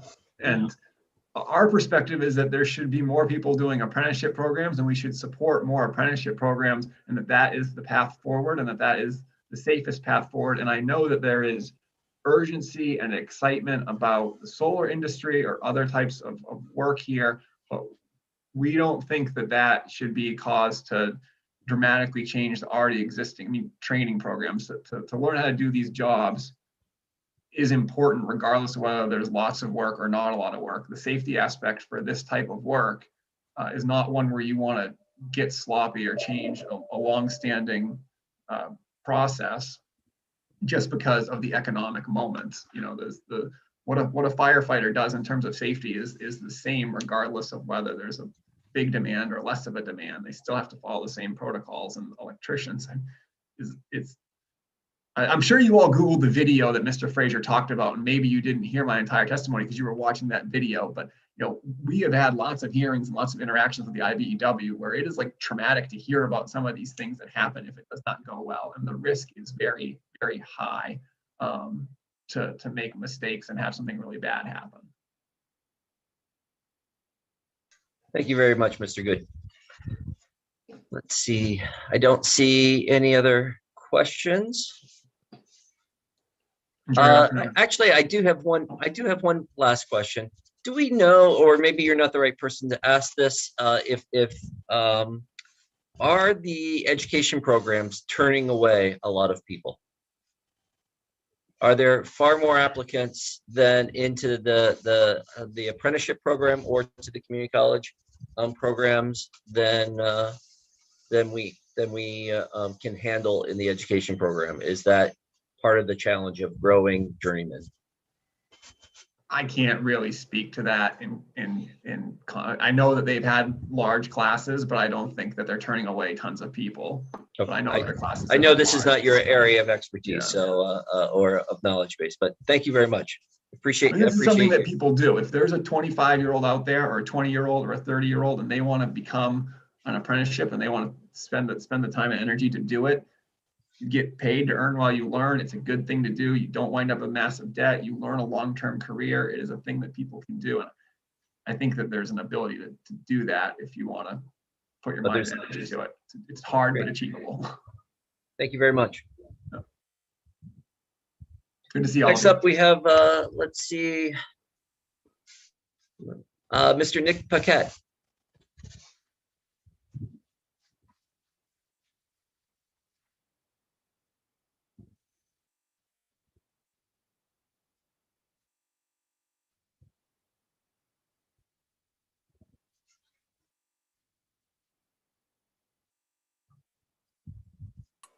Hey, guys. Welcome, Mr. Paquette. Can you hear me? We can. Would you like to have your camera on? Yeah, give me a second here. I'm shifting. I was multitasking. We're kind of assuming most people are during this format. Oh, boys. Welcome. The floor is yours. Thank you. I did submit testimony. I know I got a glare here, but I can't really help that. So I want to say thank you for having me, Senator Curry, Representative Roberts, and the members of the Joint Standing Committee of Innovation, Development, Economic Advance and Business. And a special shout out to Senator Seaway, who is my senator. My name is Nick Paquette. I'm an electrician. I live in Benton, Maine. And I submitted my testimony. And, real quick, we go by a code book here. I'm going to go off script because I've heard a lot of things. And, the code book itself is growing. It's over 800 pages. And it's just a little disheartening to hear, kind of the trade being looked down on. It's a lot of things have gone into the trade, for ratios, for license renewals, which we all have to do. We all put time and investment. So I feel, there's rules. There's already a reason why there's only one helper to one journeyman, because that helper is not necessarily vested into the trade. And I think residential work is the most important aspect of what we're talking about here, because that's where my kids sleep. That's where your kids sleep. And the statistics show 13% of fires are usually caused by electrical nationally. That's what I just pulled up. So I think we all should think about that as well. And, I'm glad to hear, I know there's other professions. I heard there's a nurse on here. I know Seaway was in law enforcement. And just bring this back into your own professional. Do we want to throw training out when we're talking about EMTs? Do we want to throw training out when we're talking about nurses? Do we want to throw training out when we're talking about law enforcement, firefighters, doctors, lawyers? I mean, what are we really talking about here? It's kind of, like I said, it's really disheartening and a little insulting. We all spend a lot of time and investment in this trade, and it should be looked at as more than just a low entry job. We might put work boots on, hard hats, safety glasses, vests, but we're people too. And at the end of the day, we want to come home alive. That's all I got. Mr. Paquette, thank you very much. Are there any questions? And did I pronounce your name properly? Yes, you did. Thank you. Any questions for Mr. Paquette? Mr. Representative Geiger. Mr. Paquette, my name is Valley Geiger. I am the nurse you referred to, and I want to apologize if I in any way seem to insult what you're doing. It is not that at all. It's that there is such a shortage that I am interested in this bill, simply trying to figure out if this would be a safe way to get us where we're going. But you've made, as have others, very compelling testimony about the fact that helpers have no education and not a path forward for that education. In your opinion, what are the other ways we could increase the number of electricians in the trades, entering the trades in Maine? Sure, and thank you. There are a multitude of pathways to get into the trade. It starts at high school, the vocational center. You can continue on to community colleges. The IBW has apprenticeship programs, but there are a magnitude of other apprenticeship programs being started. You have the Maine Electrical Institute, other things as well that don't deal with unions. The real question, I guess, has to be answered that I can't is, people not getting into the trades. That's the real question to be asked. But it's a profession that people have to choose. But if you choose it, you should learn it. I can't give you an answer really of why people aren't getting into it. I don't know. Maybe it's not as appealing. Maybe they're finding ways to make more money doing a different job. I mean, it is disheartening. I mean, I haven't lately because of the coronavirus, but you don't see at the high school level, you don't see as many people going to those job fairs anymore. You go to the career days. You don't see an interest in trades work as much as you did when I went to school. Graduated in 1996. But that's a bigger question, I guess. I don't really necessarily have that answer. I just know that there's other means besides the IBW to become a licensed electrician. It's readily available. Representative Hassenfuss. Thank you, Chair Curry. Puckett, do you think there's a safe way to allow more helper electricians to work with masters or journeyman electricians? Like for instance, let's say an electrician has a whole house, that's all framed in, needs to go in and wire it. And he could say, you three, I want you to drill holes in all these walls here. I want you to put receptacle or boxes in all these places and run the wire here. And, I'm a 60-year-old man. This is hard for me to do. But if you guys do all of that kind of more physical work, I'll do the intellectual work of putting the circuitry together, tying everything in and all that stuff. Do you think that there's distinctions there that could be made safely? Well, I think we do that now, presently. I've been in, pretty much, I'll say all phases of the electrical industry, but there's always more. But I've done plenty of residential, commercial, industrial, and I think residential is the most important part of the aspect, like I stated before. But it intertwines. It's not going to be feasible, really, for me, for just to have a guy drill hole in studs all day. I want him to do more. I'm going to want him to pull the Romex without kinks. I'm going to want him to properly staple it without shorting out the wire. And yes, I'm going to want him to be in that switch box to know what he's doing, because that's how I'm going to make money. I want to make sure he's trained. Putting 3, 4, 10, 8, however many more people on there, I'm just going to have more people not knowing what they're doing. And when I have people that are HPEs or apprentices working with me, I know that they have a vested interest in the trade as well.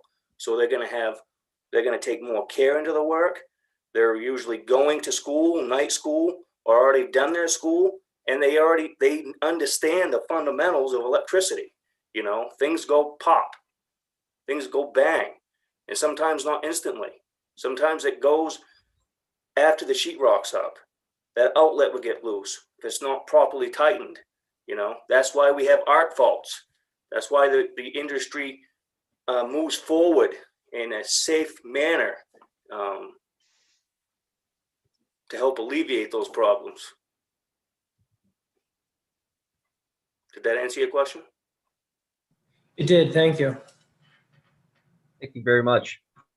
Seeing no other questions, I appreciate your testimony, Mr. Paquette. Thank you. And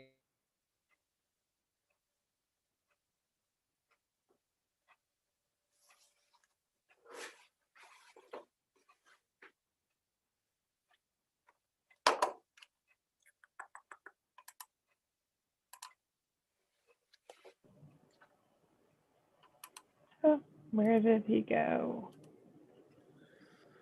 Is anyone else? That was my fault. He's back again. Okay. I meant to move Mr. Eastman and it jumped on me and I moved the senator. The senator's coming back. Yes. Okay. I hope so.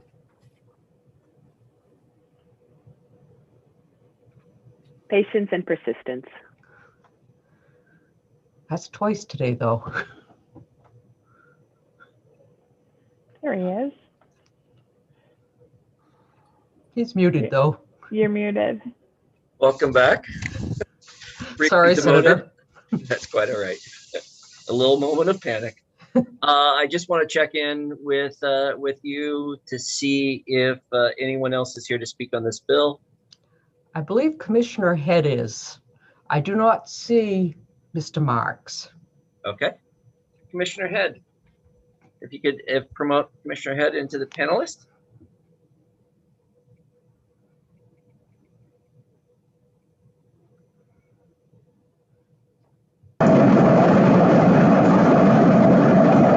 Welcome, Commissioner Head. Yeah, thank you very much. You have a lot of background noise. Yeah, I don't have anything to say on this bill. Oh, okay, that makes it easy. Okay, fine. I'm going to another room for my part of the next bill. All right, thank you very much.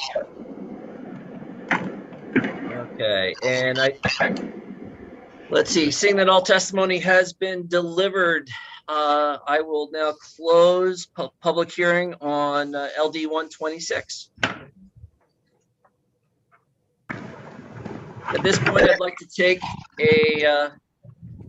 a short break for in between before we start LD 195. So if we can take a let's say 10 minutes, and we'll be right back.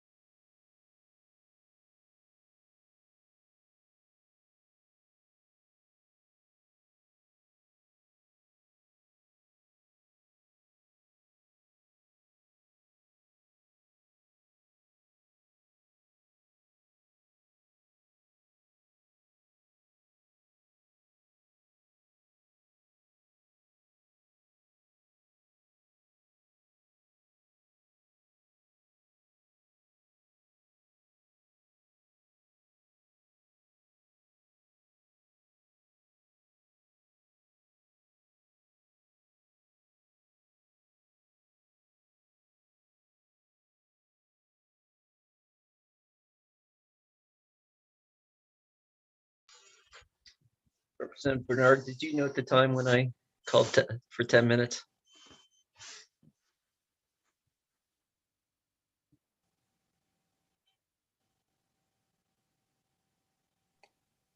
I thought it was 11:15. That's what I thought as well. So thank you.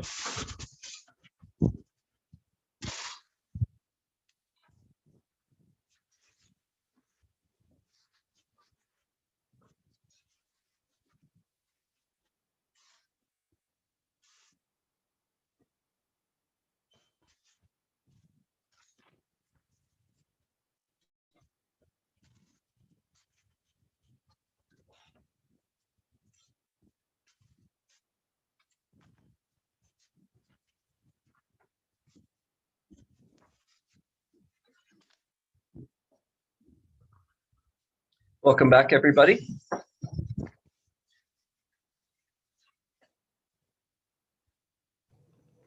Commissioner Head would like to test her audio, see if it's better. Go ahead, Commissioner Head. We'll just check on that. I'm wondering if this is better than what you heard at the Appropriations Committee. Yep. Much. Thank you. You can take me off now. Thanks.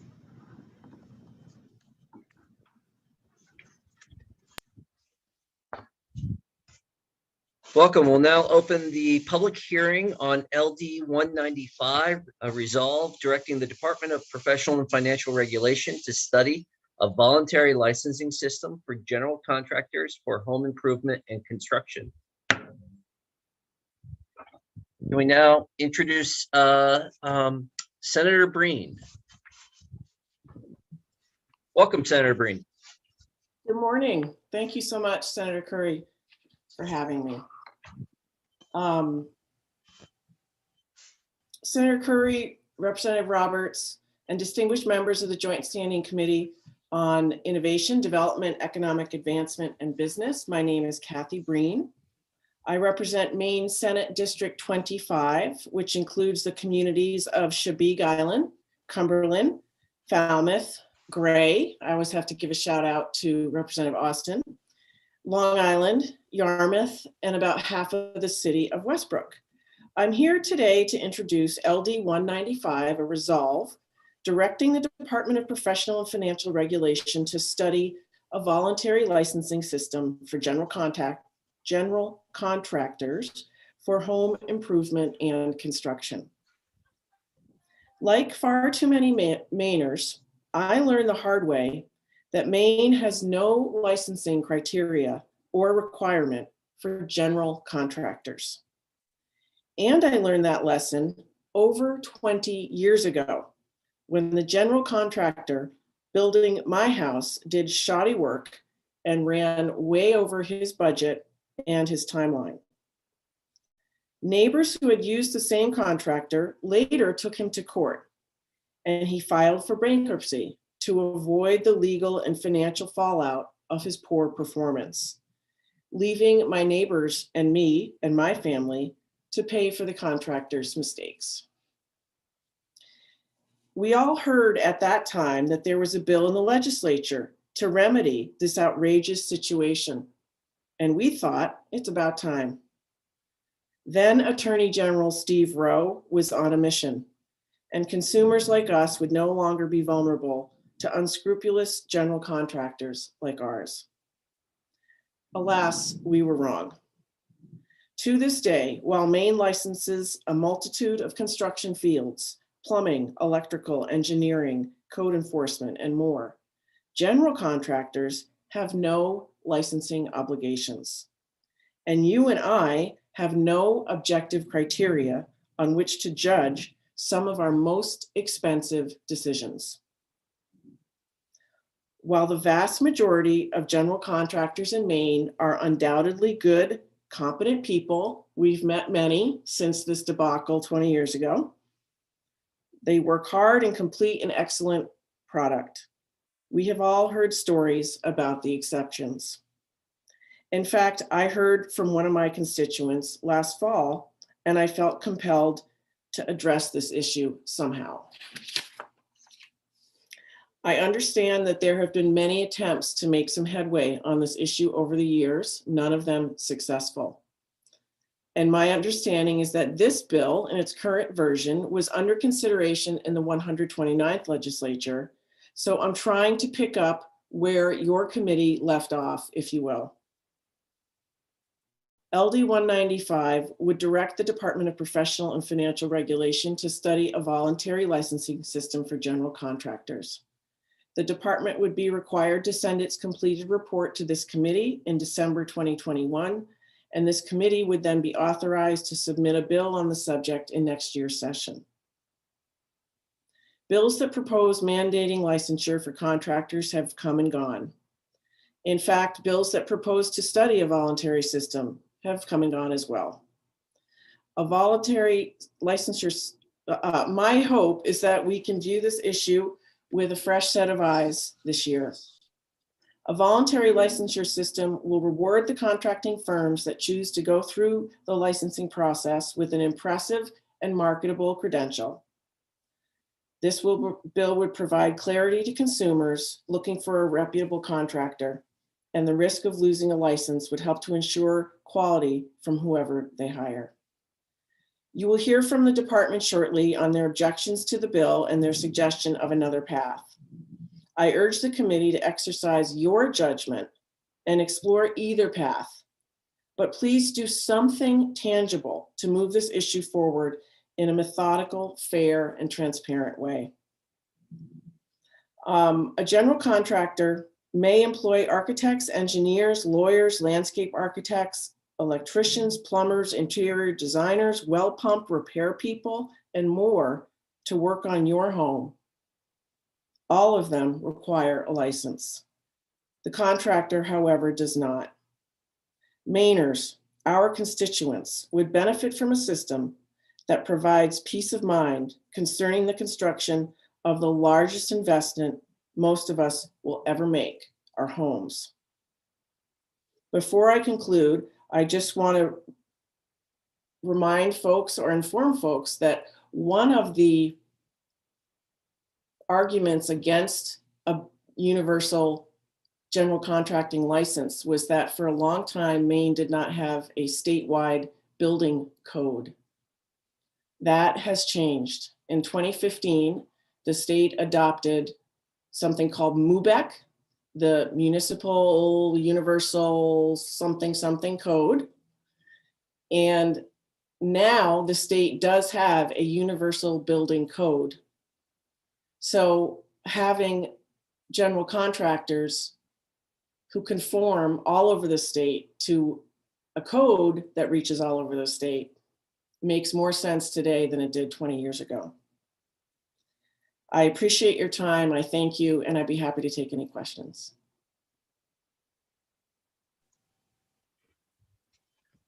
Thank you very much, Senator Breen. Representative Pebworth. Thank you, Mr. Chair. Thank you, Senator Breen. I appreciate this bill.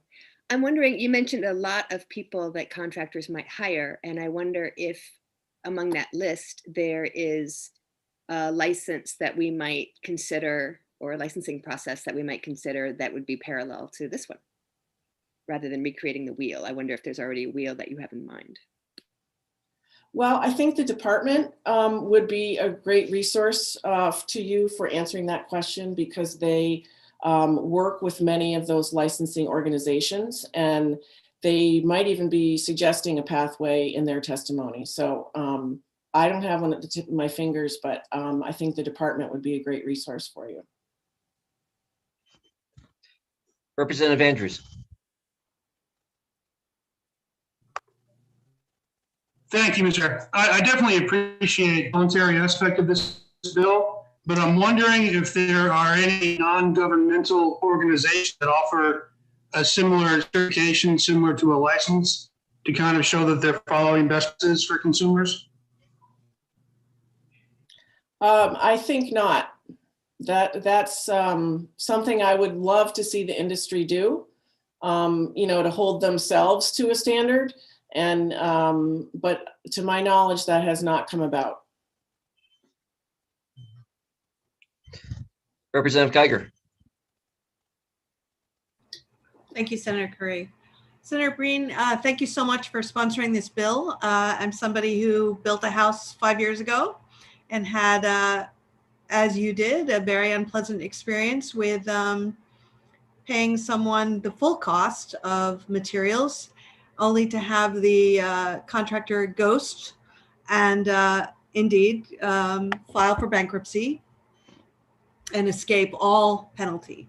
My specific question for you is, do you think one of the issues I discovered when I complained about what had happened to my police department was that most district attorneys do not take on cases involving general contractors or construction in general. Do you feel like the licensing process, having a process where someone is licensed, would lead us in a direction of holding people more accountable? I mean, it certainly will help you choose a contractor, but do you think it will also give us teeth in terms of going after disreputable or outright fraudulent contractors? I think when you have a licensing procedure and a licensing process and pathway and criteria, that you provide a baseline expectation to consumers about the qualifications of the person that you're hiring. But in addition to the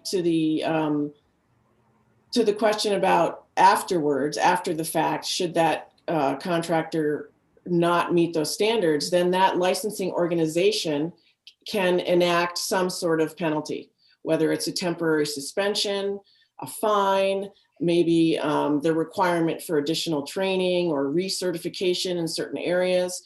You know, that would give that organization a place to learn about contractors who are not fulfilling their obligations, and then take some action to improve that contractor's performance going forward.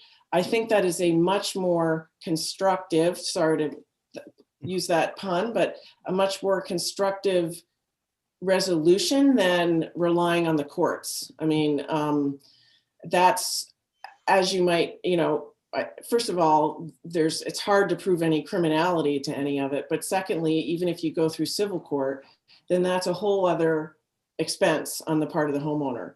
So having a regulatory board, whether it's professional licensing or something that the state does, I think is a more productive pathway. Thank you. Senator Searway.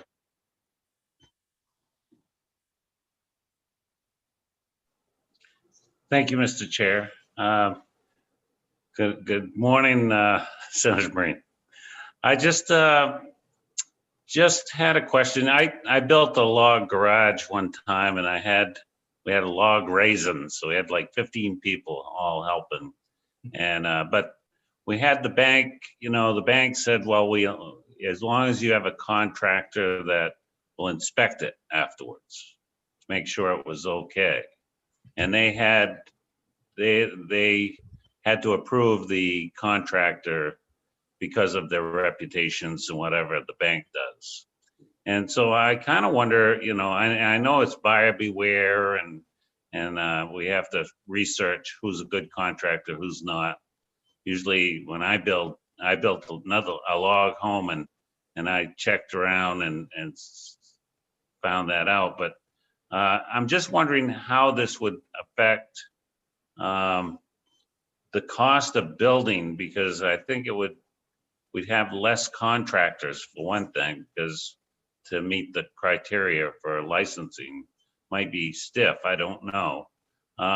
So because right now it's hard to find contractors. And so it would be a numbers problem, and it probably would raise the cost of housing. What's your thoughts on that part? I don't have any evidence that indicates that general contract licensing automatically raises any prices. I don't know if you have, I don't know if that's just something you're speculating about, but I certainly don't have any evidence of that. I think that we are in another, real estate boom right now. And that's one of the reasons that contractors are hard to find. But as you know, contracting and home building kind of goes through cycles.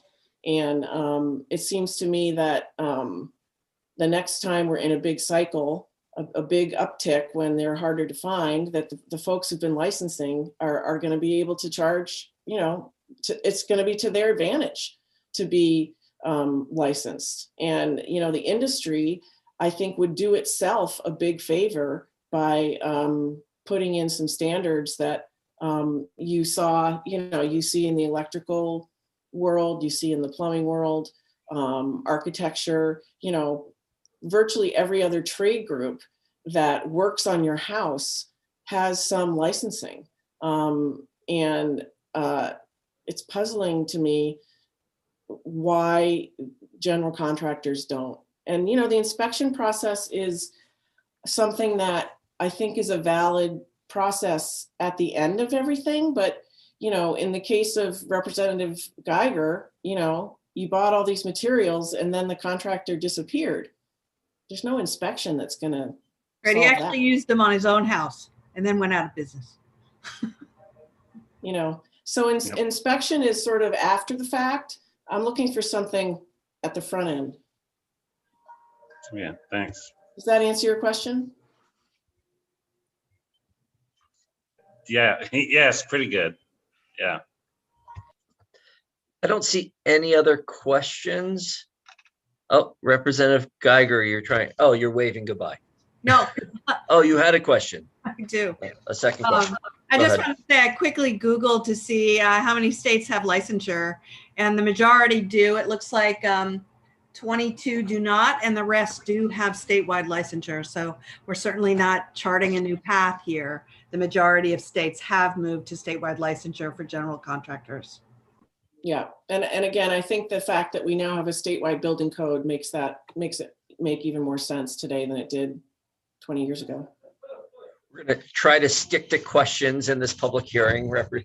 Representative Geiger, we're going to move forward with that, and I don't see any other questions, and I hope you'll be able to be available during the work session. So thank you very much, Senator Breen. Thank you. I appreciate it. Yep. And so next up we have Mr. Tim Wheaton speaking in favor of the proposal.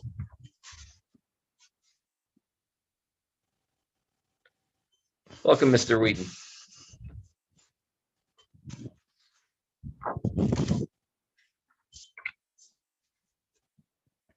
Are you with us, Mr. Wheaton? Can you hear me? Yes, we can. We can't see you yet. If you'd like to turn on your camera.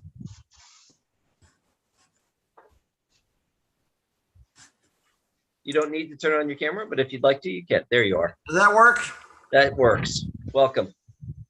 Thank you. Good morning. Tim Wheaton of Yarmouth. Appreciate the opportunity to speak today. Especially want to thank Senator Breen and Representative Bell from putting forward this bill. I have submitted written testimony, so if you've read it, thank you. If you have not yet, I would appreciate you doing so. I'd also ask that it be shared with the Attorney General's office. As noted in my testimony, I admire those who earn a living building and improving homes. It's a very noble profession, rich in societal value. I'll wager that most in the business are not only very skilled, but also have the highest integrity.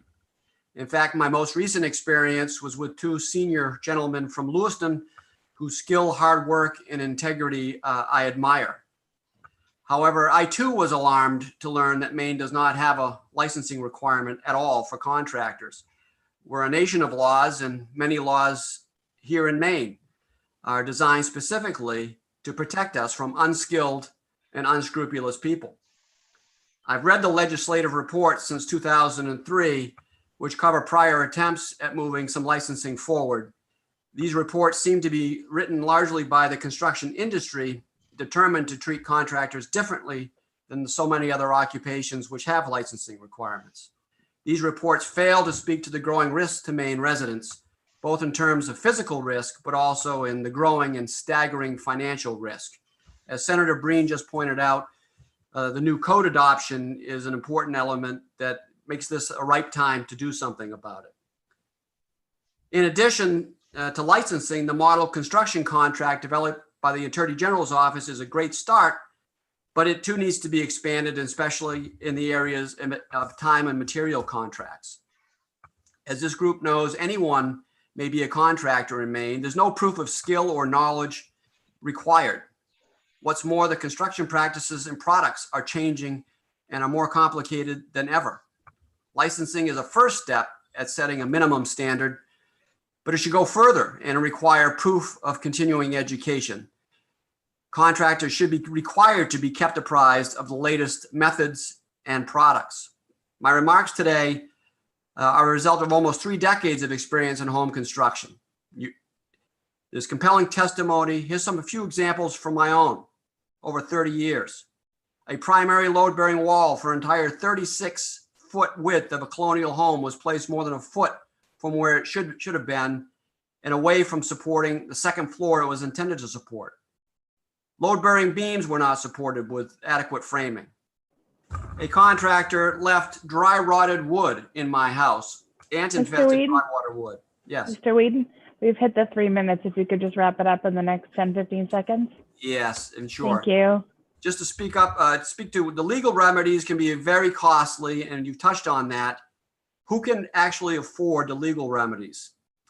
I asked the legislature to please move forward and adopt not only a voluntary law, but a law that compels contractors to be licensed to give us additional tool toward justice and accountability. Thank you very much. Thank you, Mr. Wheaton. Are there any questions for Mr. Wheaton?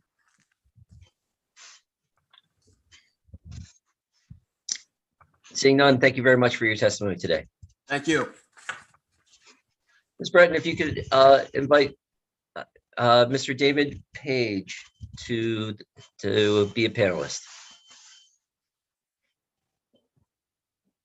Mr. Page is registered to speak in favor of this LD.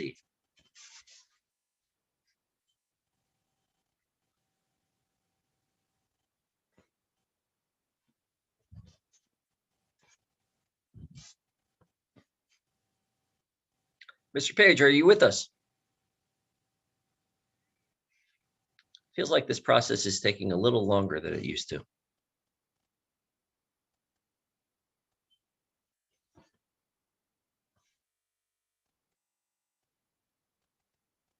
Mr. Page, are you with us?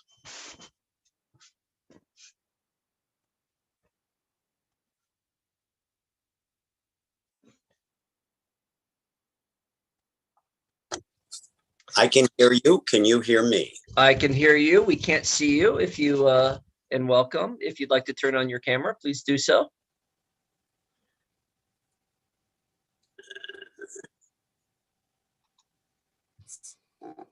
There you go. Welcome, Mr. Page. Please introduce yourself and tell us where you're from and begin your testimony. Hello, and thank you to the committee for speaking with me. My name is David Page.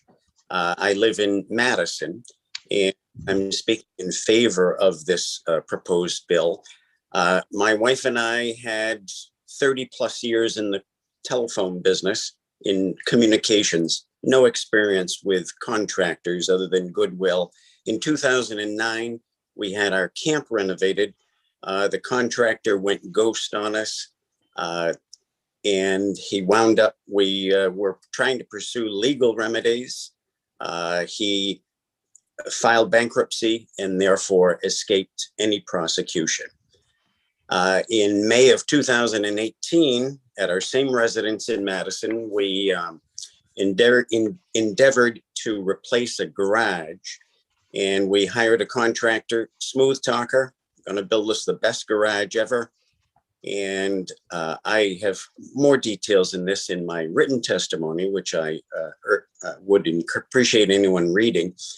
The Madison Code Enforcement Officer would not sign off on the project. And there were multiple issues with it where it was not built to code. And the long story short, it had to be torn down and rebuilt by another contractor. The new contractor had been in business for about 14 years. He said this was the worst garage ever. And he also told me he wound up replacing the garage, and it's a fine project now. You would have thought that we would have learned our lesson from the first episode in 2009, but we checked this contractor in 2018. We checked his references, and that was passed. The latest contractor that built a satisfactory project told me that he would welcome licensing because unscrupulous contractors, such as the other two we had encountered, gave him a bad name. We tried this other contractor also filed for bankruptcy. So it's very hard for any legal remedy. And I found out, as others have spoken to, that Maine is one of the states that requires electricians, plumbers. You need a license to drive a car, but anyone can hang out a shingle and become a contractor. Thank you very much for the opportunity to speak to you today. Thank you very much for your testimony. Are there any questions from the committee members? Seeing none, and I appreciate your testimony today. I will tell you, out on the campaign trail, some stories like yours I've heard, and they're some of the most tragic stories. So I appreciate you bringing that today. I think we have all probably had people come to us and expressing something similar. Thank you.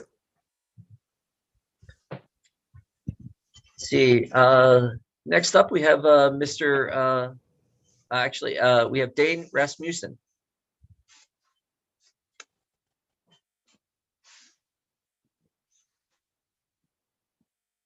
And Ms. Breton, if you could also promote Commissioner Head.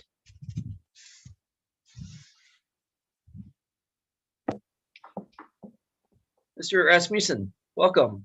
Please introduce yourself and begin your testimony. Thank you. My name is Dane Rasmussen. I live in Winterport, and I am emphatically testifying in favor of this bill. Interestingly, I had a very similar experience to Senator Breen, and also David Page, who just spoke, was the contractor in 2018 that he had a problem with was actually the same contractor we had a problem with in 2017. Same kind of thing. He came in, had a lot of good talk. He gave us fraudulent proof of insurance when we asked for proof of insurance. He ran up a bunch of costs, did a horrible job on a very small portion of the project, told us to sue him, and disappeared. We did sue him. We also filed a police report because he committed fraud. The DAs don't seem interested in prosecuting, as was mentioned. The DA in Mr. Page's county didn't want to prosecute until he saw what the DA in our county did. Our county went all the way to the day before grand jury and then dropped the whole thing, said, I don't see anything here. We did take him to court. He did file bankruptcy twice. We got him kicked out of bankruptcy in Chapter 7. We're only about $160,000 into costs, mostly from litigation and replacing the work that he did. Fortunately, we can sort of afford to do this right now. Most people can't afford to litigate. Part of this is we actually found, including Mr. Page, 9 other people that this same contractor over the last just a couple of years, he's only been in the state since 2015, has actually done similar things to. We were probably the largest cost, followed by the Pages, and then several beyond that. He does seem to come up with some decent references here and there, but then they don't check out afterwards. They check out first, but when you really dig, when you have a problem, it's you lose them. So what licensing would do, if it had enough teeth in it to require, and this is where I get into this question about mandatory versus voluntary. If it's a mandatory license, then you pull the license when stuff like this happens and they're done. If it's voluntary, it's, well, he goes and kind of screws somebody else who doesn't, who doesn't really care about it so much until after the fact. And I know Senator Searway talked about this, maybe the raising cost of housing. I got to be honest, whatever it would have cost me to pay a contractor that would have charged a little more would have been far better than the $160,000 that were out in dealing with this. And we're still not done with the litigation. We are just out of the bankruptcy now, and we get to try to litigate.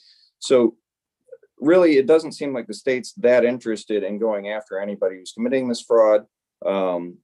It's taken us over 3 years in this court battle just to try to get some kind of money back. We're never going to get it all back. This is basically on principle at this point. But I'm hoping that even if we do this voluntary program, it would drive consumers to demand licensing. I don't think a non-government entities like a trade organization or something would really have enough teeth in it to actually help the situation so much. But I would like to see at least this as a first step, because then at least you could say, hey, you know what, you're not licensed. I'm not really that interested if you're not going to take that step and you don't care about your trade. I work in a business that requires numerous licenses. Mr. Rasmussen? Yeah, Yes. we're over time. Can you just close Yep. it up? Thanks. Nonetheless, I've had, it appears, several similar experiences with both committee members. Mr. Page, I don't know if anybody else is speaking today, but the licensing, I think, would go a long way, even if it was voluntary, towards helping avoid this, at least after the first person had an issue. But there needs to be some kind of recourse built in that's easy and attainable to the average consumer. Thank you. Thank you very much, Mr. Rasmussen. And pronounce your last name, please. It's Rasmussen. Rasmussen. Thank you very much. Thank you. Representative Hassenfuss, you have a question? Yes, thank you, Chair Curry. Mr. Rasmussen, it's somewhat a personal question, so if you don't want to answer it, that is fine. But I'm just curious as to what your ballpark litigation costs were in this. Right now, we started out in civil court. He didn't respond to any of the civil litigation at all. He waited until the 11th hour, filed Chapter 13 bankruptcy. We had to fight him in Chapter 13 bankruptcy. He then waited till the 11th hour again. He pulled himself out of Chapter 13, had to litigate again in civil court. He waited until the 11th hour, still didn't respond on that, and the court just kind of drug it out. And then we went into a 2-year-long Chapter 7 process that we just finished up this last fall. The bankruptcy attorneys were pretty expensive. Right now, we are sitting at somewhere around $75,000 in just litigation fees. It has nothing to do with fixing our house or anything else. That is what we have spent going after him in court. He was kicked out of Chapter 7 for committing fraud on the bankruptcy court. And in the judge's decision, he didn't want to make a judgment on whether or not he committed fraud on us, but he said it was likely he did. But he got kicked out of bankruptcy because he defrauded the bankruptcy court as well by hiding assets and falsifying numbers. Thank you, Mr. Rasmussen. Thank you. Are there any other questions? Seeing none, I'll thank you for your testimony this morning. Thank you very much. And Ms. Breton, are there any other folks in the attendee list that are here to speak other than Commissioner Head? I do not believe so. Okay. Commissioner Head, I understand you're here to speak neither for nor against. Is that correct?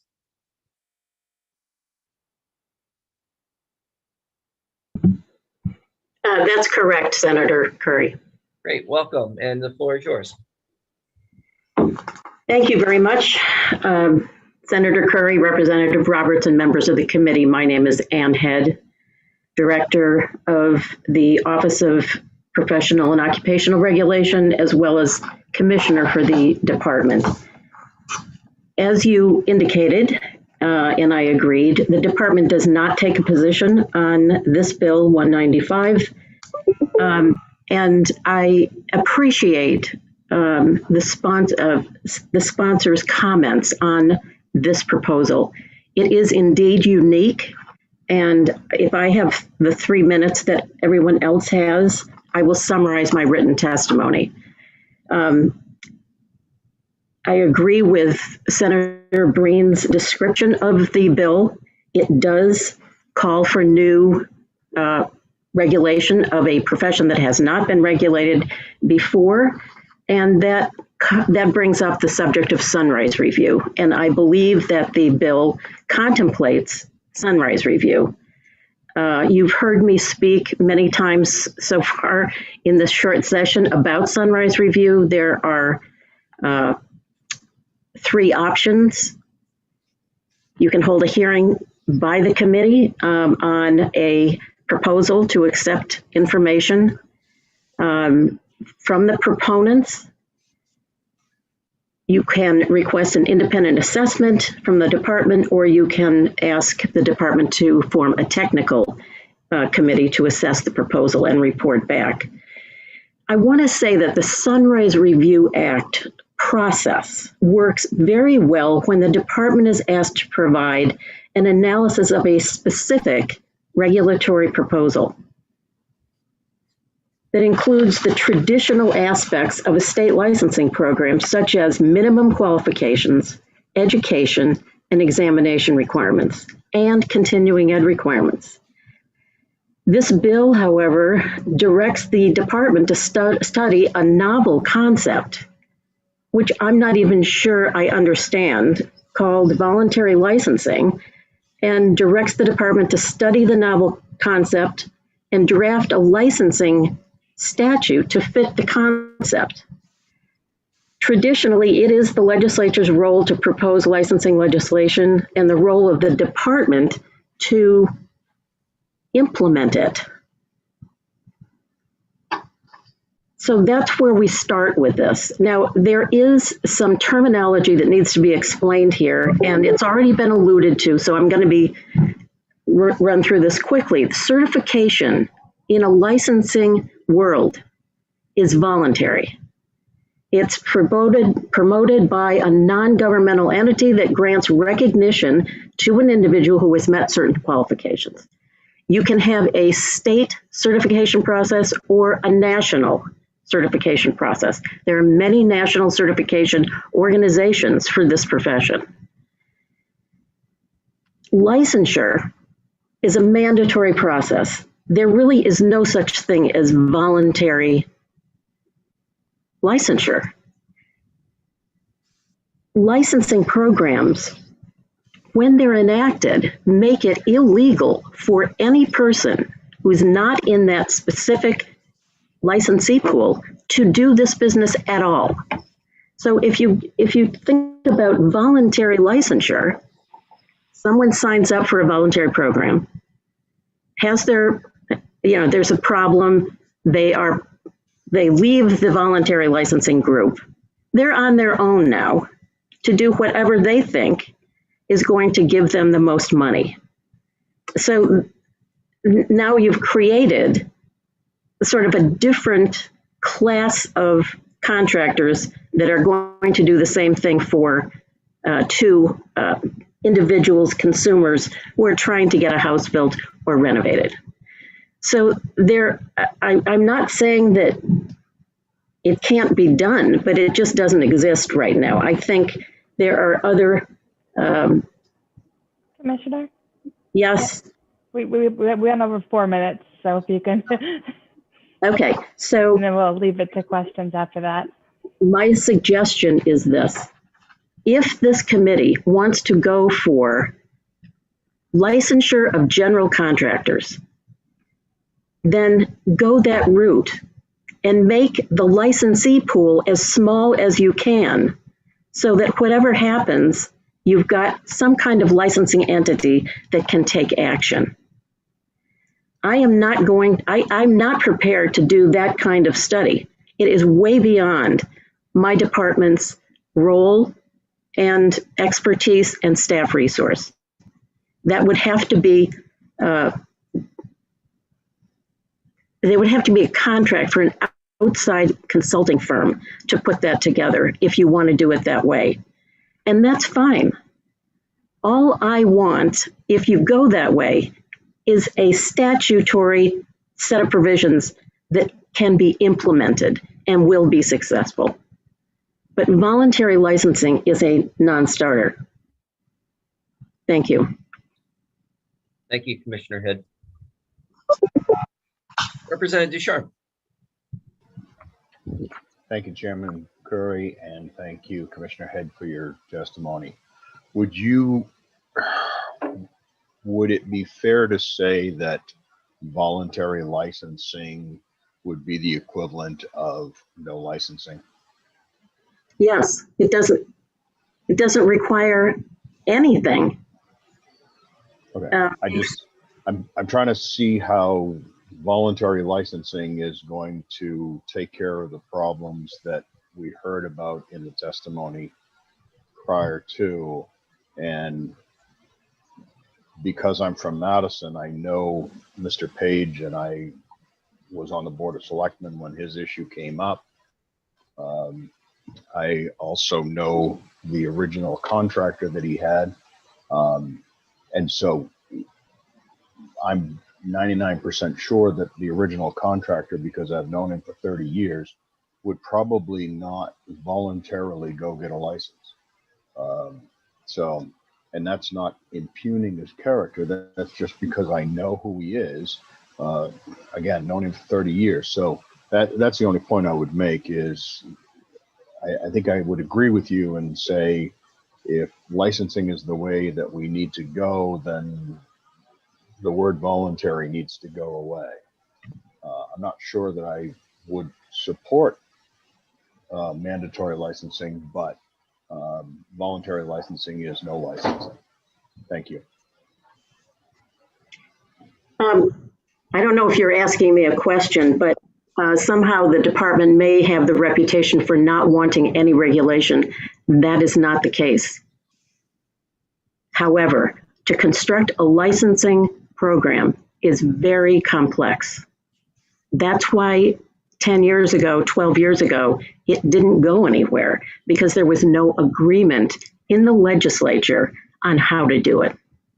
But I was right there in all of the fights trying to do the best possible advisory role that I could. And so I've been there for years.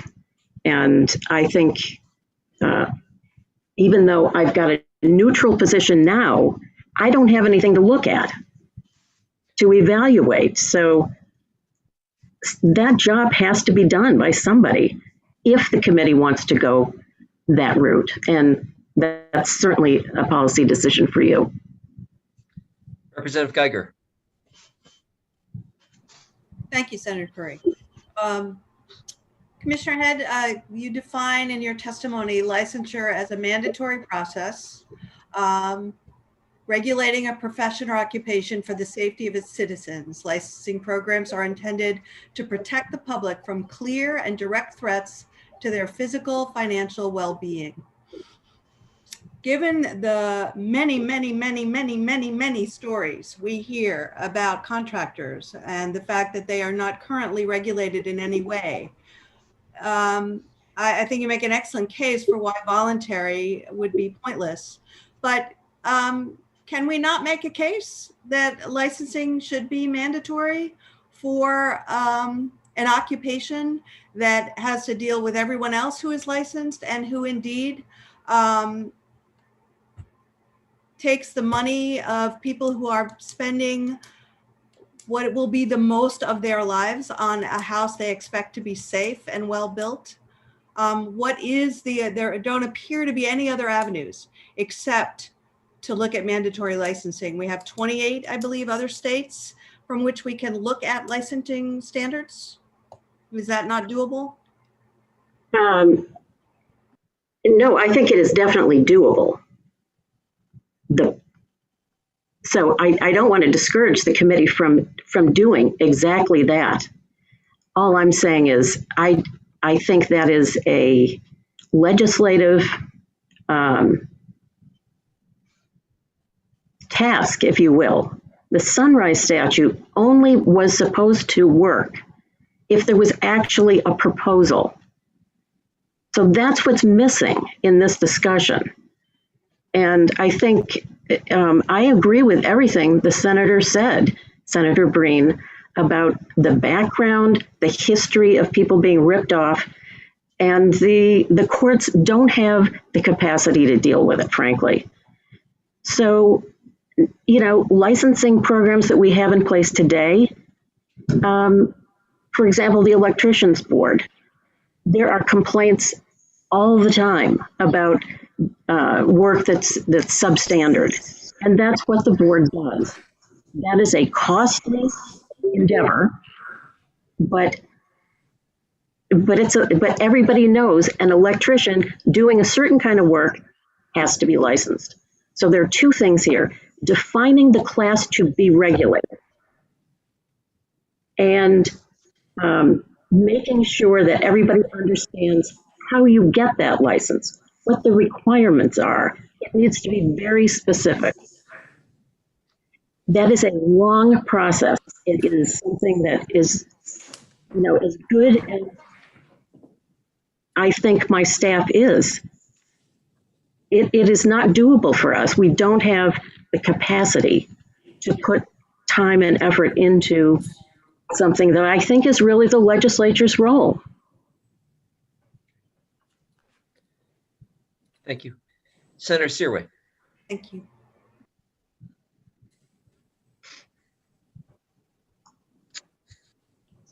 Good afternoon, and thank you, Mr. Chair and Commissioner Head. I just wanted to ask, is there any states that really stand out that might have a good program that we could, you know, kind of compare to, that may seem like it might be a workable way of getting it done? You know, I'm trying to keep open-minded to this. I think that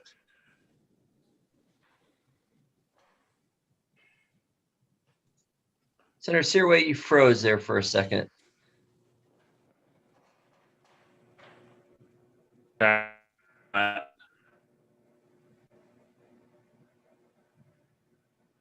Senator Searway, we're going to try to come back to you. And we will make sure to do that, but I want to make sure you're in the meeting when Commissioner Head responds. Are you back with us now, Senator Searway? Yeah. Okay. Can you ask that question again? We got to. Are there any other states that have a good model? And then you froze. Okay.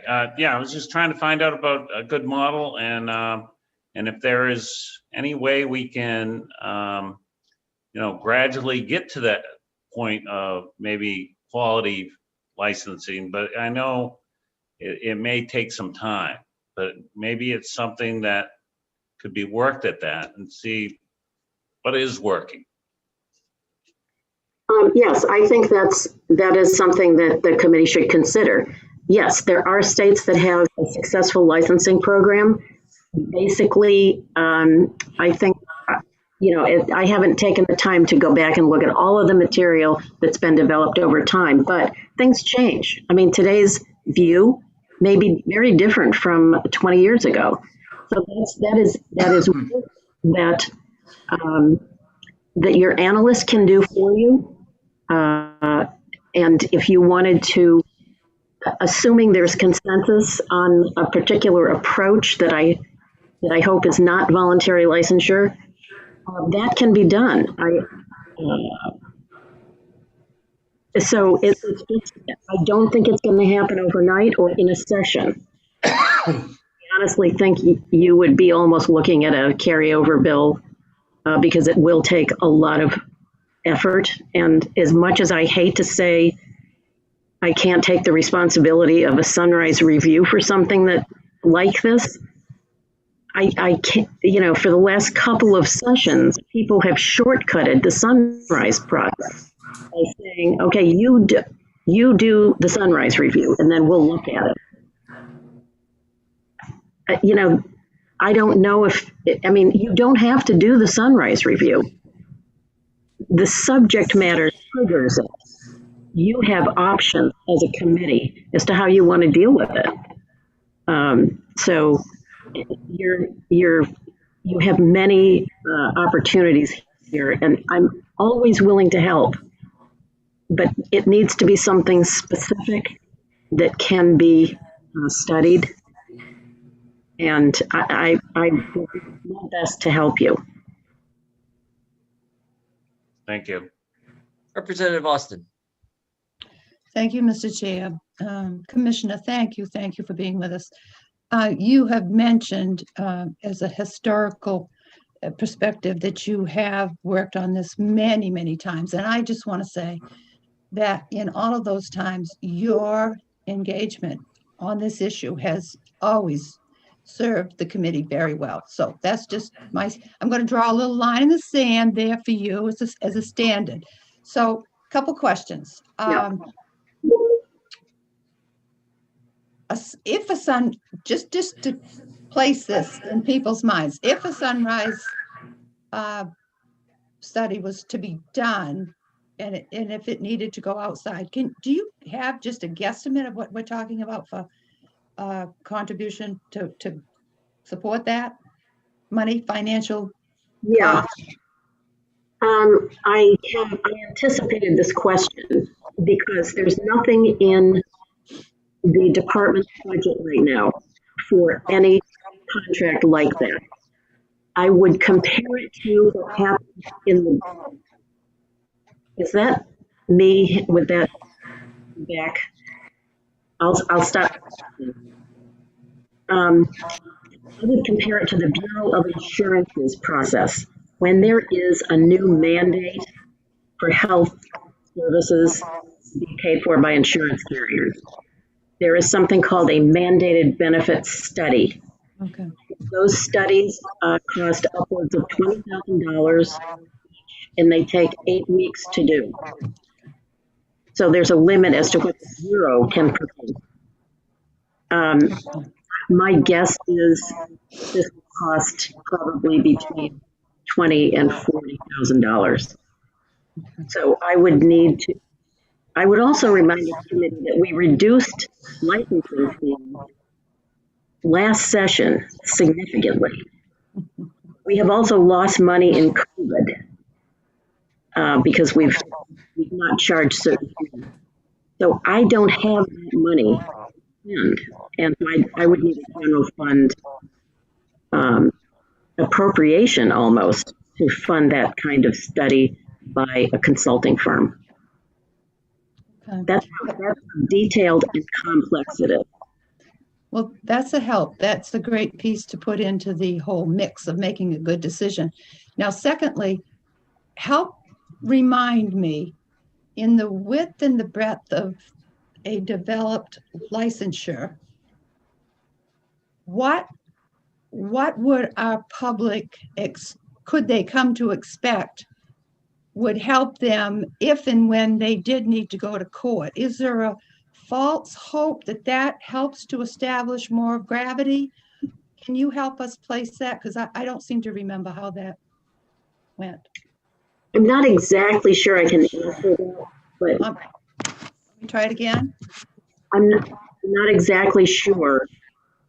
I'm getting a lot of feedback. I don't know why. Well, let me try Representative, let's see. I think I've been dropped as a co-host. Can everyone else make sure that they're muted? And Ms. Breton, can you add me back as a co-host? Want me to mute? Yeah, we'll just try everyone else muting and see if that helps at all. Go ahead. I'm not sure I can answer the question. Could you restate it, Representative Austin? I would be happy to try to do that. What I have gotten a sense of is that licensure will help the credibility of a case going to court.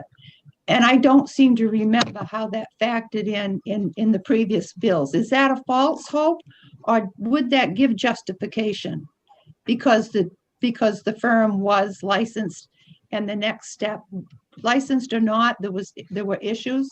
Does that help establish a better case? Yes and no. It depends on the case. It depends on what the board or what the licensing entity does with a complaint from a consumer. Okay. You know, I think it is very difficult to predict what a licensing entity is going to do with a specific set of facts. Absolutely. I mean, we deal with this every day now. A complainant files a complaint, the board looks at it, they look at their statute to see if they have jurisdiction and they can do something. They may say, look, we don't see anything here that's inappropriate. We're going to dismiss the case. Then the complainant would have to go to court to get something. You know, licensing boards don't have restitution authority, so they can't give the consumer back any money or order the builder to do that. Right. So there's no correlation between licensing and success in the judicial system. Okay. Just separate. Okay. That's all I can say. That's great Whoops, am I on it? It's great clarification. Thank you. Representative Andrews.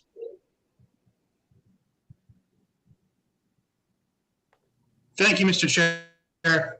Commissioner, I'm wondering, would it be easier to just increase the penalties on contractors who are fraudulent rather than try to rework voluntary licensing? Give them a deterrent, not defraud people, because it was actual more concrete penalty to the judicial system?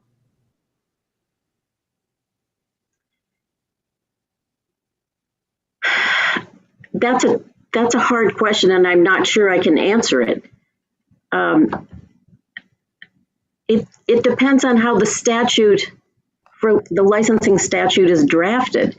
And you can draft a statute to do just about anything, including putting in a penalty that is very severe. The problem with, even with licensing, if you take somebody's license away, they can continue to work until they get caught.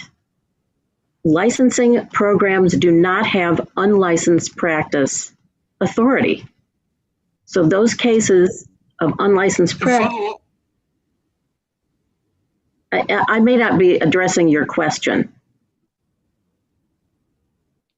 Well, just to follow up on that, is there any kind of state registry for contractors who are bad actors that have had numerous complaints? Any track that kind of data? That proposal was made a couple of years ago, maybe more than a couple of years, for some kind of registry of all building contractors. I think that may be what you're referring to, but there's no penalty involved. Now, a registry is simply a list. There's nothing the state can do with that because there aren't requirements for the registry. You just give your information. So that's one concept that has been tried in the past. That just didn't go anywhere because it didn't seem like it was improving anything. It's hard. The last 2 pages of my testimony lay out what needs to be in a licensing statute and why licensing of contractors is so difficult.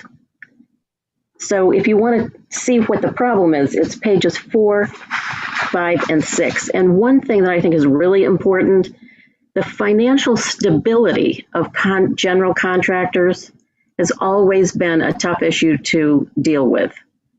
The minute we say you have to report past bankruptcies, all sorts of people came to the legislature and said, whoa, that's not appropriate.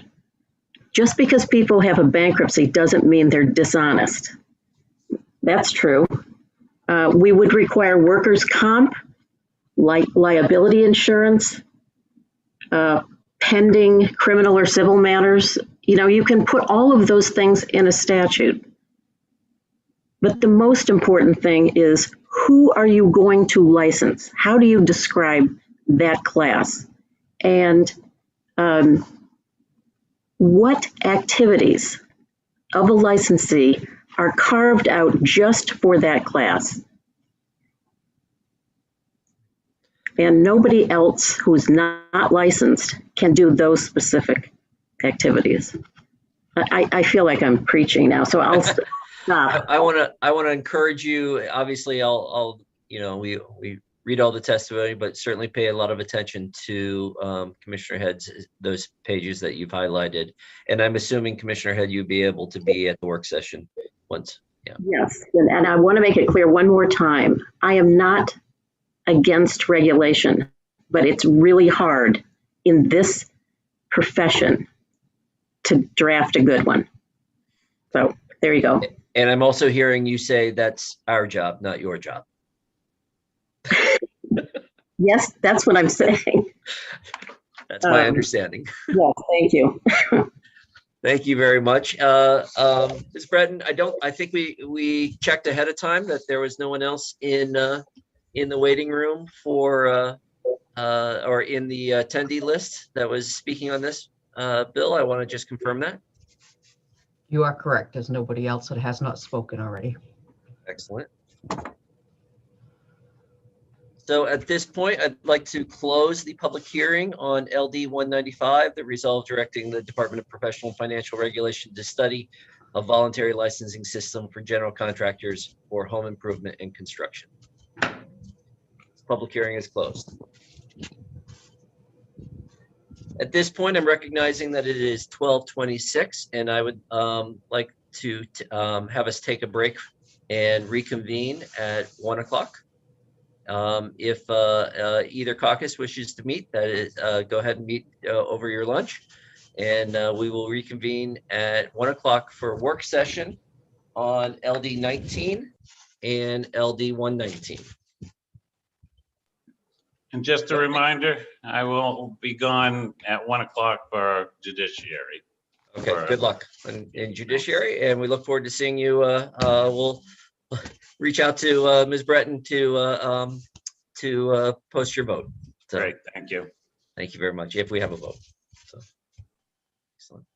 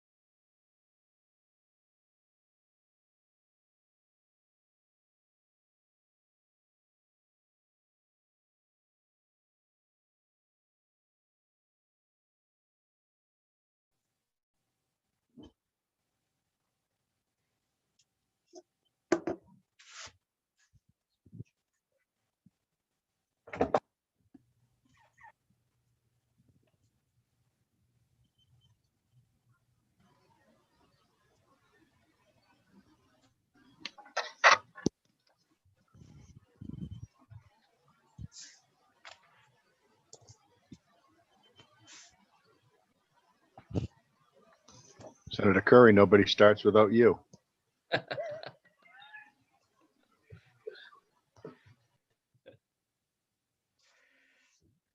Representative Descharnes, it was nice to run into you and finally meet you in person rather than in the Brady Bunch box. I know. All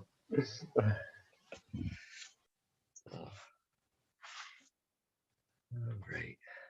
Looks like I ask everyone to turn their cameras on, just trying to confirm we're all here. For those of us who are here. Thank you. Senator Lucchini, are you in the Augusta campus today? Yes, I am. Okay, thank you. Yep.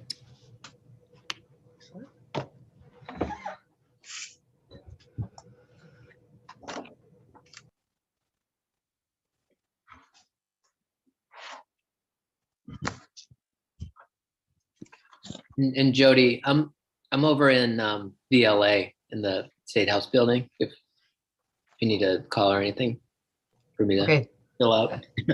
Thank you. No, I just wanted to make sure that you get your mileage, so I just have to mark you as on campus. Gotcha. Thanks. Yeah, we have session this afternoon, so. Well, welcome back, everybody. We are going to start the work session for LD 19, an act to amend the Maine Education Savings Program.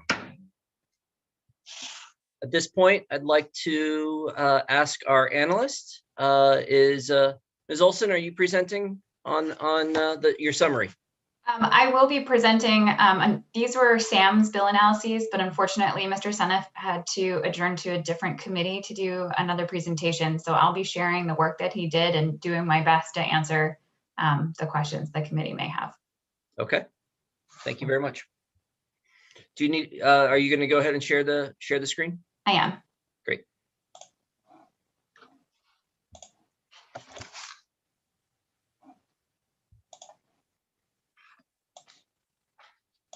All right, good afternoon, everyone. We're going to start. That could go a little bit larger, I'd appreciate it. Yeah, sorry, I was frozen or stuck. It wouldn't scroll.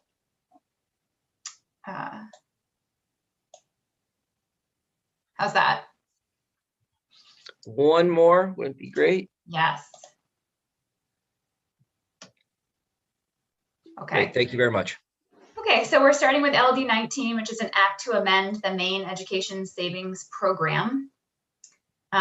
So for summary here, this bill conforms elements of the Maine Education Savings Program to recent changes to federal law affecting so-called Section 529 plans. It also makes certain other needed updates to the program and makes permissive rather than mandatory the investment of program fund dollars by the Finance Authority of Maine in state-based financial institutions. Forgive the 6, this is just a copy error. We heard testimony and support listed here. A couple of the big takeaways. Really, this is just amending governing statutes to reflect federal changes and some other necessary updates. The really change of focus here is making permissive the investment of fund dollars in state-based financial institutions by FAME. Of note, this bill was considered by the IDEA Committee last session and received a favorable vote, but it died when the legislature abruptly adjourned due to COVID. NextGen is now one of the biggest 529 programs in the nation, and assets can now be used for eligible K-12 tuition for ABLE account rollovers and at eligible U.S. accredited post-secondary institutions. And the language in this bill establishes consistency with federal changes and clarifies benefits. And so those were the points put forward by the proponents, and we had no testimony against or neither for nor against. To give you a little more additional information, the link at the bottom of the bill analysis provides the NextGen program website for more information related to that.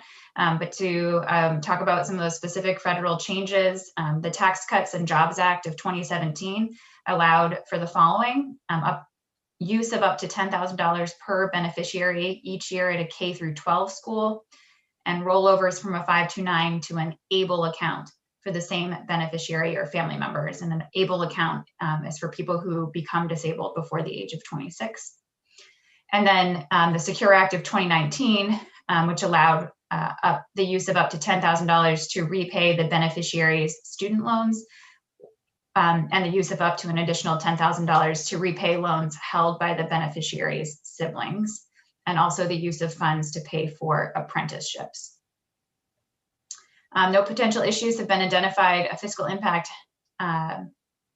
statement has not yet been determined. We do not have a preliminary fiscal note yet.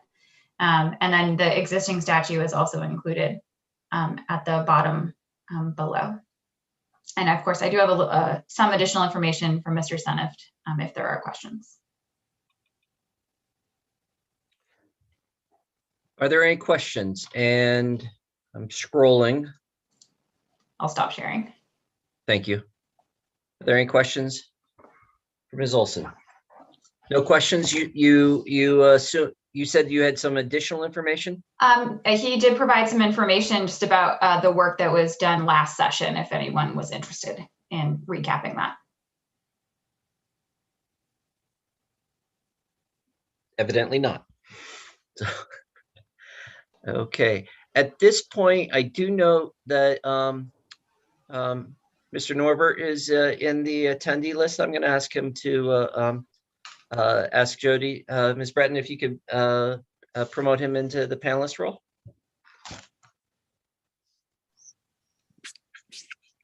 Hi, Mr. Norbert.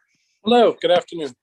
Good afternoon. So I'm just kind of recapping my understanding of this. We're in line with, we're matching state statute up with federal statute, and we're expanding the permissibility of working with out-of-state financial institutions.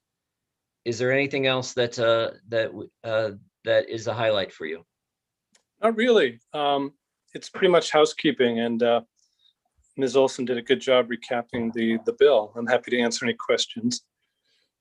I just have one. What made it so successful across the nation? I always thought it was the main thing, and it was I learned that we're like serving the whole country.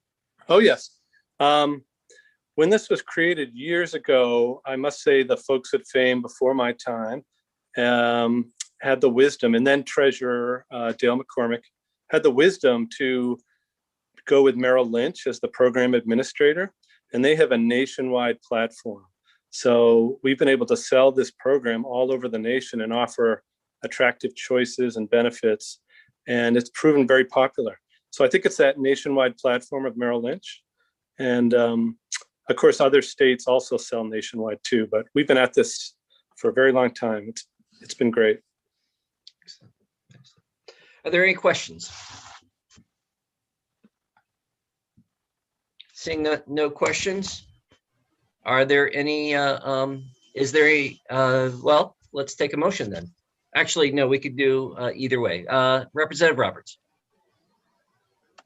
Thank you, Mr. Chair. In regards to LD 19, I'd like to make a motion ought to pass. Is there a second? Second from Representative Ducharme. Is there any discussion? Seeing no discussion, Ms. Breton, would you take a roll call?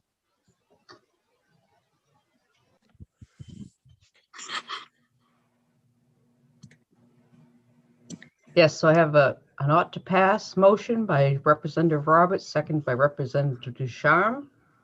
Representative Geiger. Yes. Representative Geiger, yes. Representative Andrews. Absent. Representative Pebworth. Now absent. Representative Collmore. Absent. Senator Lucchini. Yes. Senator Lucchini, yes. Senator Seaway. Absent. Representative Ducharme. Yes. Representative Ducharme, yes. Representative Austin. Yeah. Yes. Representative Austin, yes. Representative Hassenfuss. Yes. Representative Hassenfuss, yes. Representative Bailey. Yes. Representative Bailey, yes. Representative Bernard. Yes. Representative Bernard, yes. Representative Roberts. Yes. Representative Roberts, yes. Senator Curry. Yes. Senator Curry, yes. That's 9 yes, 4 absent. So having taken the vote, that is 9 in favor of ought to pass. That receives a majority of those present, 4 are absent. This work session on LD 19, correct? 19 is concluded. We'll now open up the work session for LD 119. And this is the act to increase faculty in nursing education programs by amending the nursing education loan repayment program. Ms. Olson.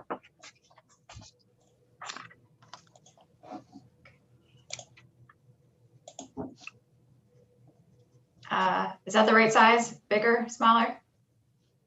It's good for me. Okay, so LD 119, an act to increase faculty in nursing education programs by amending the nursing education loan repayment program. This bill amends the nursing education loan repayment program as follows. It extends eligibility to apply to individuals who are currently enrolled in master's or doctoral degree programs. It specifies that applicants must indicate an intention to work as full-time nursing faculty in a nursing education program in the state, and increases that required commitment from 3 years to 5 years after acceptance into the nursing education loan repayment program. And it increases the maximum amount of loans eligible for repayment under the program from $4,500 to $30,000 for a master's degree, and from $6,000 to $60,000 for a doctoral degree. And again, apologies, it looks like when these were copied over, the numbers off to the side, and the line numbers got copied as well. Is that what the 25 is? It is, yeah, the 25, okay. The 31. I'll just make a note that when we were putting together our bill analyses, the bills were only available as PDFs for at the beginning. And so you had to make sure to go and catch all of the line numbers. They're available now as Word documents, so you won't see that as much moving forward, but that's where that came from. Thank you. Yes. We heard testimony, many people in favor. I won't necessarily go through this longer list, but it is hopefully available and in front of most of you at this time. No one spoke against, and neither for nor against. Just the program's been in statute since 2005, has never really been funded. FAME has no objection to administering it so long as reasonable administrative costs are met. This one does have background information related to it. LD 799, let me scroll so you have a little more there. LD 799, an act to increase faculty in nursing education programs, was introduced in the first session of the 129th. The bill was taken up by the IDEA committee and combined with other legislation to create a bill establishing the Maine Healthcare Provider Loan Repayment Program Fund, thereby seeking to provide financial support to a wide array of healthcare providers. It was proposed to fund the program with the Liquor Operation Revenue Fund. The bill received a divided ought to pass as amended, ought not to pass report out of committee, but ultimately died on the appropriations table upon the conclusion of the 129th. So potential considerations, while the bill increases the maximum award allocations from $4,500 for a master's to $30,000 for a bachelor's degree, and from $6,000 to $60,000 for a doctoral degree, this bill will still need to go to the appropriations table to be actually funded. There was some discussion at the work session as to whether this bill was intended to be one-time funding. As written, there is nothing to indicate that funding would not be ongoing. Again, the funding will of course depend upon appropriations. No fiscal impact statement, preliminary statement has been issued, so it's not yet determined at this time. We would of course have to pursue that. Mr. Seneff has provided a number of links, statutory reference to the nursing education loan repayment, as well as information from the 129th on LD 799, the committee amendments and the original draft. There was a task force report from December of 2017 on Maine's 21st century economy and workforce. There's a recommendation on page 7. Recommendation number 2 of the task force is to fund the nursing education loan repayment program.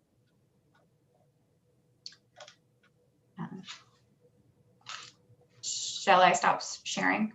Please. Are there any questions for Ms. Olson? Representative Roberts.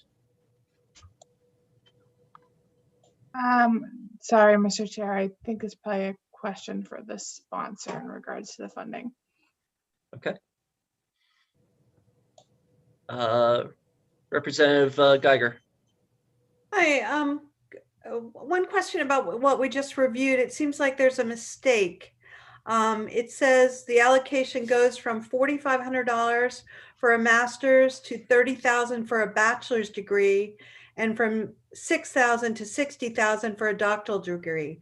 I believe this bill is about increasing master's and doctoral studies. So it looks like there's an error there. Is it supposed to be $4,500 for a master's to $30,000 for a master's? Let me double check that. You might have noticed me stumble there because it didn't seem to match as I was reading it. And again, I apologize. I didn't write this, so let me just double check. Let me take a quick look. The actual bill says masters. I believe that the actual bill does say masters. Yes, section 2, paragraph 4. The authority shall repay the loan of an applicant who meets the criteria in subsection 2 in the amount of up to. It was originally $4,500, which has been struck and replaced as $30,000 for a master's degree, and up to, and again, striking $6,000 and adding $60,000 for a doctoral degree. So yes, Representative Geiger, you are correct. There was an error in that. And before we move on, I just want to make sure everyone know that we have 3 people who are in the attendee room that we can ask questions for if we need to. Ms. Lisa Harvey McPherson, the sponsor who we already know we have a question for, and Mr. Norbert. So I don't know, Representative Ducharme, you had a question for Ms. Olson? I'm not sure who my question is for. Perhaps people who were around when this was taken up in the 129th. I'm just concerned that this was passed in the 129th and but it died on the appropriations table because there was apparently a lack of funding or whatever. I think the fiscal situation that we're in right now is probably to a great degree worse than where we were in the 129th, but yet we're increasing the number that we're going to put on the table significantly. And I'm concerned about passing something that we're passing it so we can say we passed something, but we know it's not going to get funded. It doesn't make any sense to do that. Let's try to get through questions, and then we'll get into the debate in a second. And Ms. Olson, I'm seeing you're trying to respond to a question you heard there.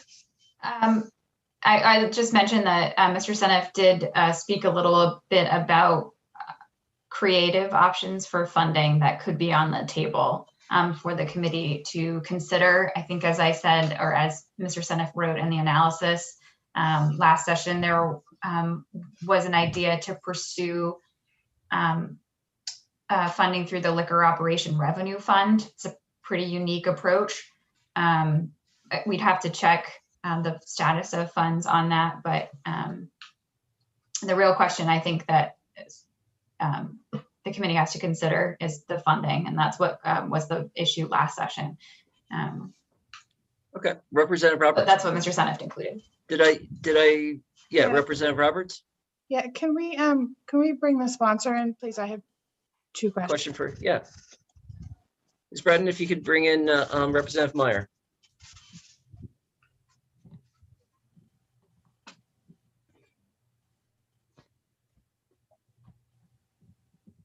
Welcome, Representative Meyer. Representative Chair Roberts has a question for you. Thank Thank you, you, Senator. Representative Meyer. Wonder if you could do two things for me to clarify. There was a question in the bill analysis regarding funding where it didn't seem clear that it was not continuous funding. What your intention is and if that would require it to be amended from Ms. Olson, and also to explain the difference between the bill that was passed and died last session and this bill, because I believe there is a extreme difference. Thank you, Representative Roberts. Yes, this is one-time funding. This is a one-time funding ask. The difference between the bill as the committee has it in the 130th and what the bill was amended to be in the 129th, we are focused exclusively on nurse faculty. It's one-time funding. And in the 129th, there were a number of different members of allied health included in the bill. It was for revolving funding. So that would be the difference between the two at this point. Yeah. Thank you. And Ms. Olson, would that require an amendment with the language as it's written?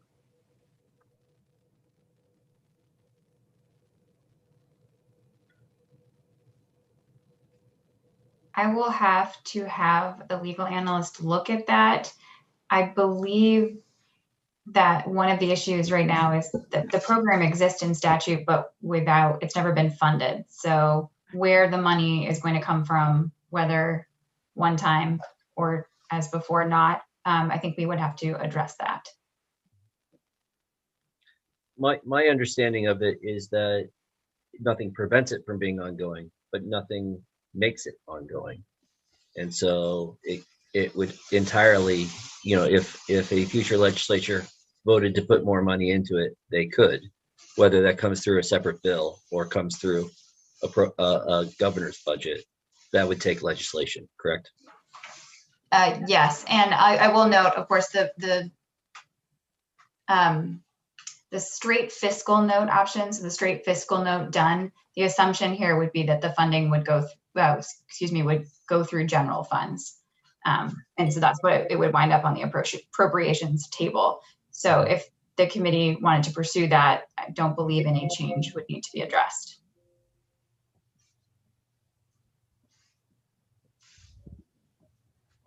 Representative Geiger. Thank you, Senator Curry. I don't know if you can answer this, Representative Meyer, or if anyone in the waiting room can. I totally support this bill. I support the idea of increasing nursing faculty.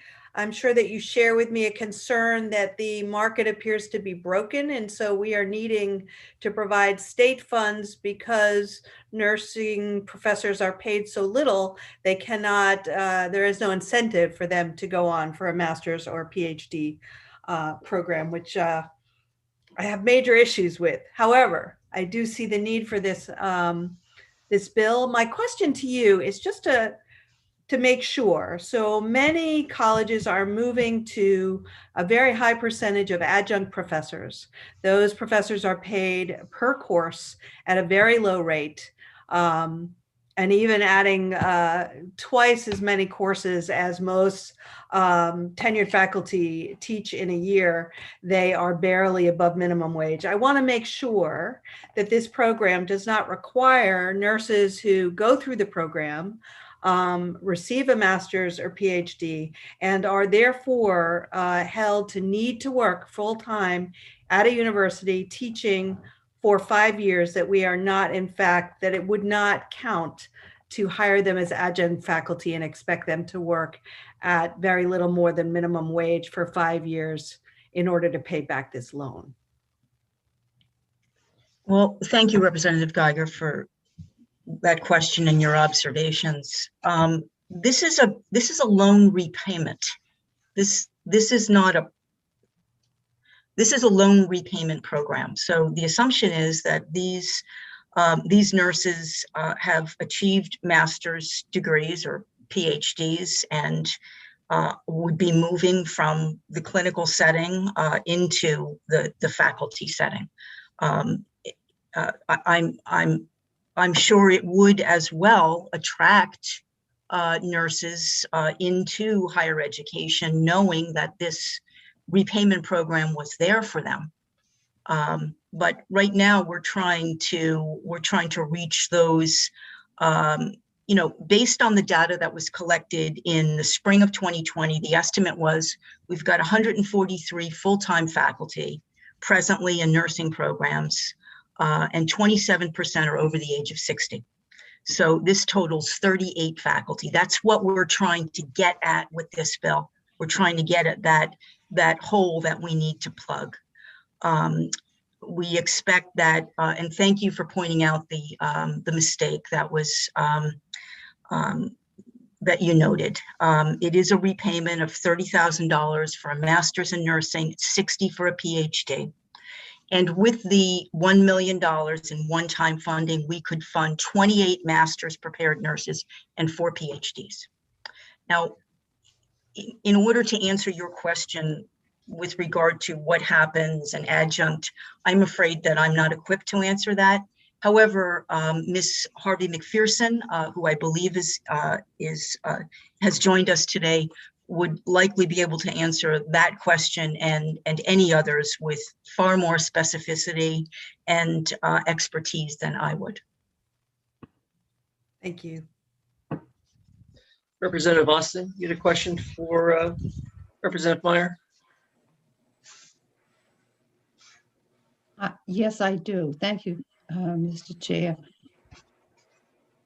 Actually, I'm sorry. No, I don't. I was going to ask, perhaps, I would like to hear what Mr. Seneff has come up with some options. Now, whether you want to hear from Ms. McPherson first or that second, but I would like to hear what he has suggested. And am I clear that the liquor option has been taken away completely? I heard some, or was that only from the last year's work? It's my understanding that that was part of the 129th's work of trying to find a creative funding option. So we don't, at present, it may not be within this, not being suggested. Okay. It's not proposed as part of this, and we don't have that information. Okay, thank you. You have another question, Representative Ducharme. Yes, thank you, Chairman Curry. Representative Meyer, as I read this, in what you just said, this is a loan repayment program, but in section 1, subset 2, line B, it says be currently enrolled in a master's or doctoral degree program.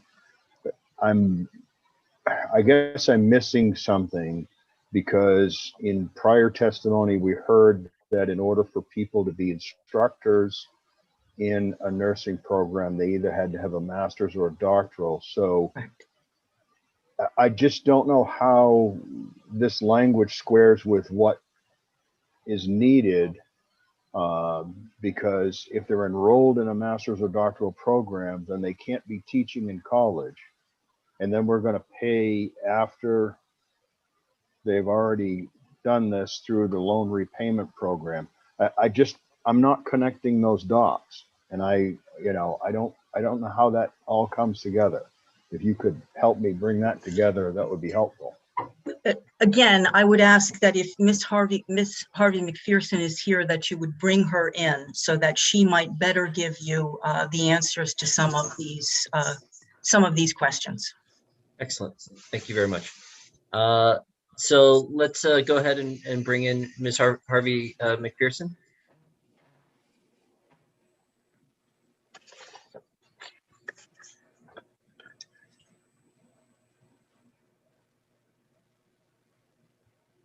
Chair. Good afternoon. Welcome, Ms. Harvey McPherson. Did you hear the question? I did. I heard that question. I've heard all the questions. So Great, I thank will you. start with faculty who are enrolled in educational programs. The Board of Nursing, which oversees nursing, the structure of nursing education in Maine, does allow nursing programs to submit to the board documentation of faculty that are baccalaureate prepared, actively enrolled in a master's program, and they can teach while they are enrolled in the master's program. At the doctoral level, the nurses already have a master's degree, and once again, they can provide documentation that they are enrolled in a doctoral program. And it's easier on the doctoral end because they already have a master's, and the doctoral degrees are at the university level. You have to have a degree higher than the degree that you're teaching. So the nursing programs that have master's programs have to have a certain number of doctoral degree faculty. Everyone has to have master's prepared faculty, but there's that flexibility in providing information to the Board of Nursing for nursing faculty that are enrolled in their degrees. I can answer the question about adjunct versus full-time if you like. Please go ahead. To operationalize this program, FAME would promulgate rules to implement the program. And for the 5-year full-time teaching requirement, the nurse would have to provide documentation from the nursing education employer that they indeed are employed as full-time faculty, which is a distinctly different job description from adjunct faculty. So that would be part of the rulemaking requirements that FAME would develop. Thank you so much. I wanted to make sure we weren't creating a pathway for sort of a subsistence worker. Yep. Thank you so much. Yep. And regarding the fiscal note, I did draft a fiscal note for the sponsor that makes it clear it's one-time funding and that the funding goes to FAME to manage the program. So there is a draft of that that's available. Senator Lucchini. Thank you, Mr. Chair. And I think Lisa just kind of got to my point. I think we're kind of talking about the bill and an amendment kind of simultaneously. So, Lisa, you've kind of identified a way that we can do this with putting an upside cap on the cost so that it's not an open-ended program that would pay an unlimited amount of teachers. And that proposal would be to cap this at, if we were to move ahead, we'd cap it at $1 million, a one-time funding source. And can you explain how many faculty that would cover? Yeah. So as our Representative Meyer explained, we have about 38 faculty over the age of 60 based on our most recent data set that are in queue to retire. So with $1 million, we believe we can fund 24 master's candidates and 4 doctoral candidates. That replaces 71% of the faculty that are in queue to retire. And the reason we think one-time funding is important is once we move out that a good chunk of that aging cohort of our faculty and replace them with a younger cohort of faculty, we fundamentally changed the demographics of our faculty workforce, and we've stabilized it. So we think by replacing 71% of the retirees that we would have stabilized our nursing programs. Could we ask for more? Sure. Could we ask for ongoing funding? Sure. But our position today is we really have a huge challenge. And so we wanted to be targeted, focused, and reasonable in what would be a meaningful interjection of funding to help us address this faculty problem. And that's how we landed on $1 million. Thank you. Representative Hassenfuss. Thank you, Senator Curry. First, can I just ask Representative Ducharme if your question was answered there about the criteria?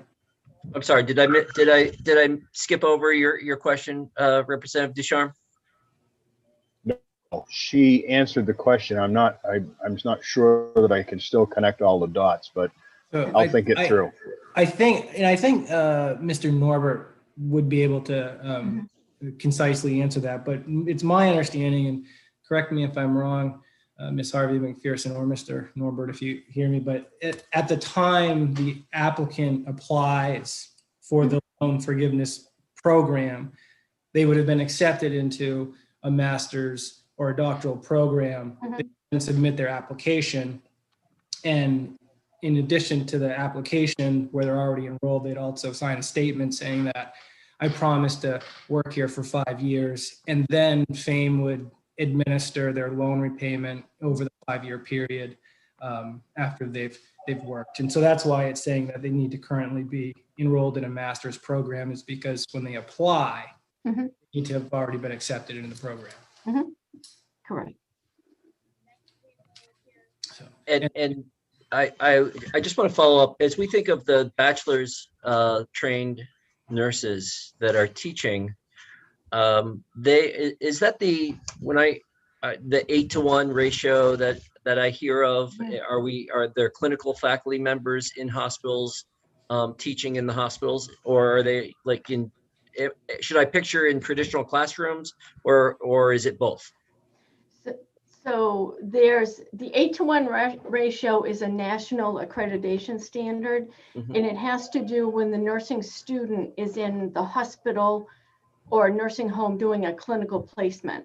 So you would have one faculty on site for every 8 nursing students that are caring for patients in the hospital. Very often there's an agreement between the education program and the hospital that the hospital will supplement that faculty for those students that are on site. That is unique to when students have hands-on to patient. When you have a classroom of students, the ratio is irrelevant. It's didactic classroom. Gotcha. Thank you very much.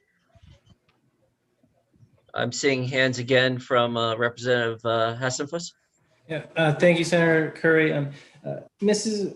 Harvey McPherson, the 24 masters and 4 PhDs you suggested that this will replace, this would fund. Approximately how many nursing students per year would that faculty be able to produce? So we graduate today. In 2020, we graduated 831 new license eligible nurses that could sit for the nurse licensure exam. And we're looking at 38 faculty retiring that need to be replaced. So we're filling a hole of faculty leaving current positions. If we were to have ongoing funding, if we were to look at, we need to grow our programs, which we do, then we would be looking at bringing new student capacity to the graduations we can do annually. We're just trying to plug this hole of the retirement cliff right now. Doesn't mean at some point in time we won't be back, but the urgent need right now is to replace those faculty that are retiring. Kind of keeps a status quo. And so essentially by implementing this one-time funding, we'll continue to be at about 900 per year. A little less than that, yep. A little less, okay. And what is the current need based on the retiring nurses versus people, changing occupations? Yeah, we need to ramp up to 1,050 new license eligible graduates a year. That offsets the shortage of 2,700 RNs that we project for 2025. Okay, and how many people from outside of Maine educated institutions do we typically get in a year? How many new nurses do we recruit into Maine? That is a number I would have to research. That one I don't have. Representative Ducharme? And I have a lot of numbers. That you have. Thank you, Chairman Curry. One of the questions that I have is the bill refers to the authority. Should that say FAME number one. And then the second thing is, shouldn't there be, if this is a one-time thing, shouldn't there be language in there? And I ask these questions just because I'm new and I don't know. I would think that from a purely structural standpoint, we'd want these to be able to stand on their own without ambiguity if we're going to go and ask for money. So, is that a valid thought? And where do we go with that? If that is directed to me, I have an amendment that's prepared that is makes it very clear it's one-time funding, and the funding goes to FAME to manage and administer the program. So I have that drafted, and I apologize. I did provide it to the sponsor, and I can certainly provide it to staff. So I want to ask at this point to, can we see that amendment? Ms. Olson, do you have that amendment? I do not. Okay. The amendment was sent to the committee. Amendment was sent to the committee. Yeah. So let's go do a little searching here. And I'll just have to apologize. I'm working from home today and I'm actually not on the VPN, so I cannot access my email or the Drive documents. Okay. Unfortunately. So does, I'm on very few screens, so I'm going to ask if Representative Roberts, if you have access to the amendment, we'll ask you to share your screen.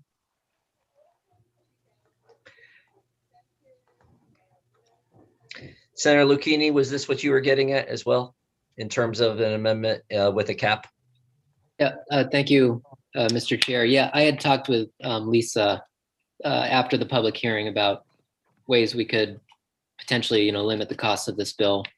And if really, and I'm fine, I don't have it in front of me either, but if we can, if Lisa's able to talk us through the major points, we can certainly vote on the concept of it and then review the language at language review as well. Mm-hmm.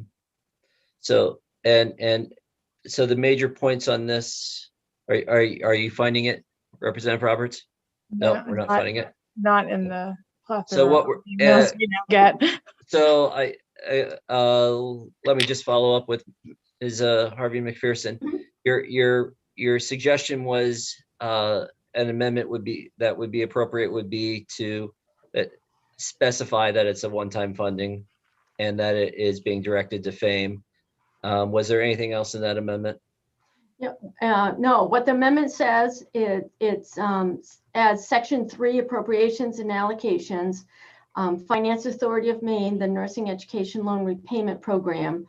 The initiative provides one-time funding to the Nursing Education Loan Repayment Program to enable it to begin making loan repayments and to accommodate the increased loan repayment amounts proposed in the bill. A general fund appropriation of all other of $1 million for the fiscal year 2021 to 2022. And in speaking with FAME, there was the language was technically correct, and they envisioned that they could initiate a rulemaking process and begin accepting applications closer to June of 2022. And Representative Roberts, I saw a little hand signal. Do you have it? I do. It's telling me my office is updating as it opens it. So just bear with me 1 second. Of all time. Yeah. The challenges of just handing out a sheet of paper. Oh, I missed that.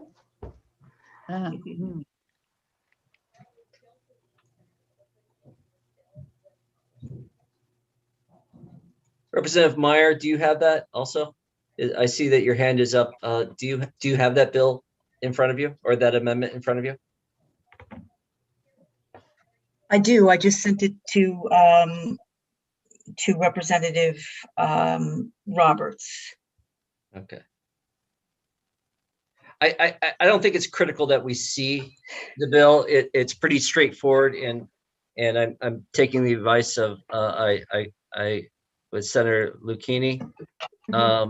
I Senator, can hand it to Rachel right now. It's just not opening on my okay, very system good. for some reason. Do you want me to read it to you? I think. I think we just had it read from Okay. Ms. Harvey McPherson. So Senator Austin. Representative Austin.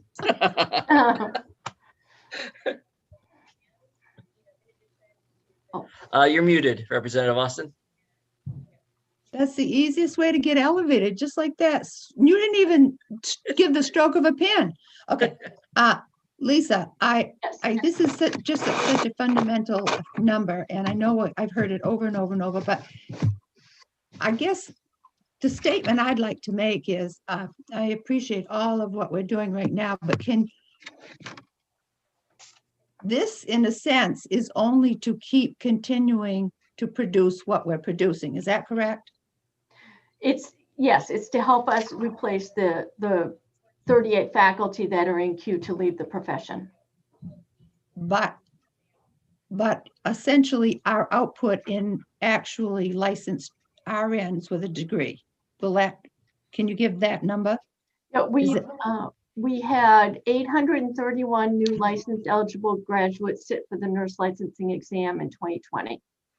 So this opportunity, I guess what I'm trying to say is this only maintains the present output. Yep. Okay. So again, can you remind our committee, because I think this might be the second fundamental issue, is how many good candidates were turned away, were not able to enter nursing study. I think I'm trying to give a secondary reason as to why this is so incredibly important. If we're ever going to fill all of the healthcare needs we have, and we've been trying to do this for 18 years. Okay. All right, so I have a fact sheet. Oh my goodness. All right, let me look here.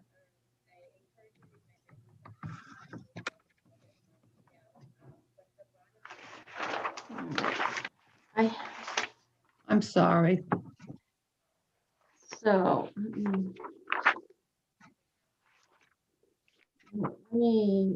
how many candidates we turned away? Okay. Let me pull something up on my computer because I have that in our data set.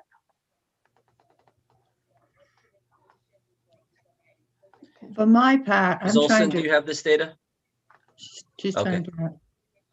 For my part, I'm trying to re-emphasize the amount of interest that we have not been able to take and realize. Yep, we waitlisted. No, we denied 122 qualified applicants admission into associate degree programs, and we denied 98 qualified applicants admission into our baccalaureate programs. Thank you. Senator Lucchini.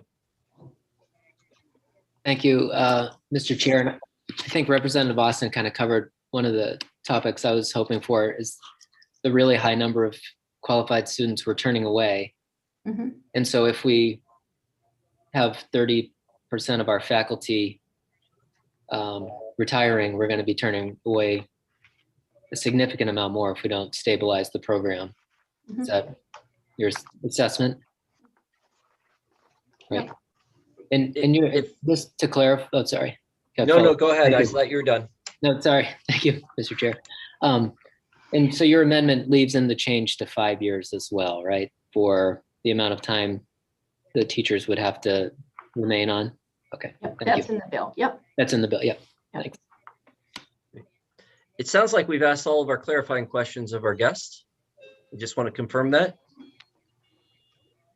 And Sam has emailed all of the amendments to the committee members. So it sounds like we from Ms. Harvey McPherson. Is that correct? I don't see any other questions. Representative Roberts. No? Okay. Thank you, everyone. Thank you. So Thank you. at this point, we'll shift into debate. I'll ask Ms. Breton to say thank you to Ms. Harvey McPherson and Representative Meyer. I appreciate your time. And is there a motion? Representative Roberts. Thank you, Mr. Chair. In regards to LD 119, I move ought to pass as amended. And the amendment that you're Is the one that Ms. Harvey McPherson submitted, that Sam just sent us. okay. And this is the amendment that states that it's capped at $1 million, that it's going to FAME to manage and develop the rulemaking. And correct. Okay. Is there a second? Second, Representative Geiger. Discussion.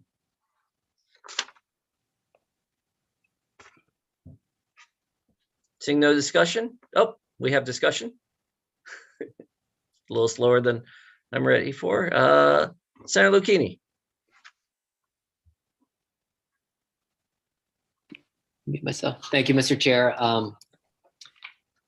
Yeah, I think that I like the amendment as was developed by Lisa and the sponsor, because it does limit the upside potential, and I think it really is a very, very serious need that we have, where our schools are going to have even less faculty than they currently have in very short order. And I totally understand Representative Ducharme's frustration when we send bills to the table and they die there, and it is really frustrating when that happens. But I think sending it to the table does send the message that it's an important thing to the committee, that it should be considered within the budget. And hopefully if we can get the Appropriations Committee to consider this while they negotiate the budget, it would be great to put it in there. And if not, if there's any remaining funds, we can amend the bill off the appropriations table in a different way, whether it's creative financing or to make it smaller if needed, kind of at the end of the process. So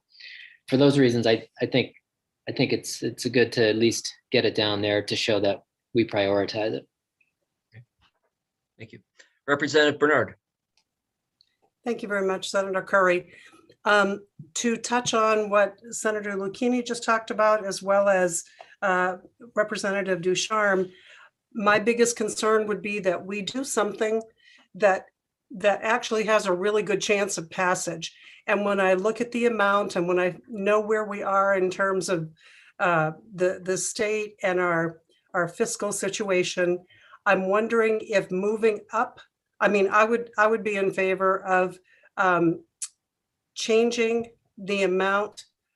It goes from 4,500 to 30,000 really quickly. We would still be able to help as many people become faculty if we were to even move that amount down, because it still would be a tremendous increase if we went from, I'm just throwing out a number here, from 4,500 to say 12,000 or 15,000, and then do the same thing from the doctoral degree.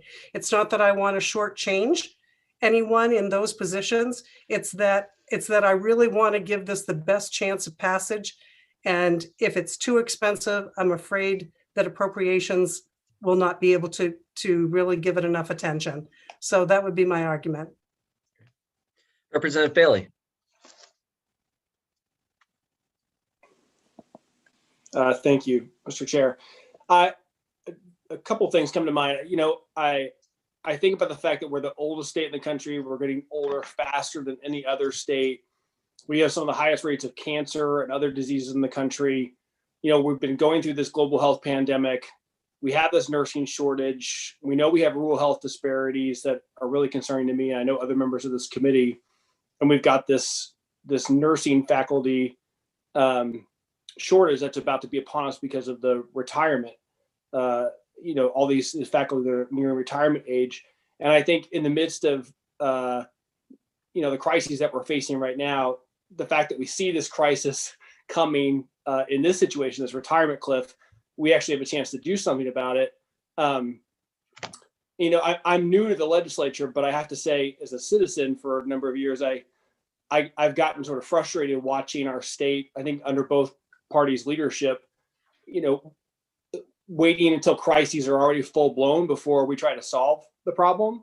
And I think here's an example of we see a challenge coming, and we can try to get ahead of it. And I think there seems to be agreement on the committee that we want to try to do something here in figuring out what that is. I'm supportive of this effort because I think we have an opportunity here to try to get ahead of this problem and actually address it. And my understanding of the funding process with the appropriations table is that we as a committee will have an opportunity to prioritize what or recommend to appropriations what we think the priorities at the end of the day after we work through all of our bills, what we think the priority bills are, and have that conversation with them. And we're going to hear a lot of bills, and I think we'll have a better sense by the time we're done of where we think the priorities are. I think for me, this is going to, is certainly going to end up in the priority bucket because of our aging population, because of our healthcare needs, because of our nursing shortage. And I think, for me also, I want to support our nurses and our healthcare professionals and our first responders. And I know that the other members of this committee do as well, especially after everything they've gone through this last year. They've really put their lives on the line fighting, the worst public health crisis we've seen in 100 years.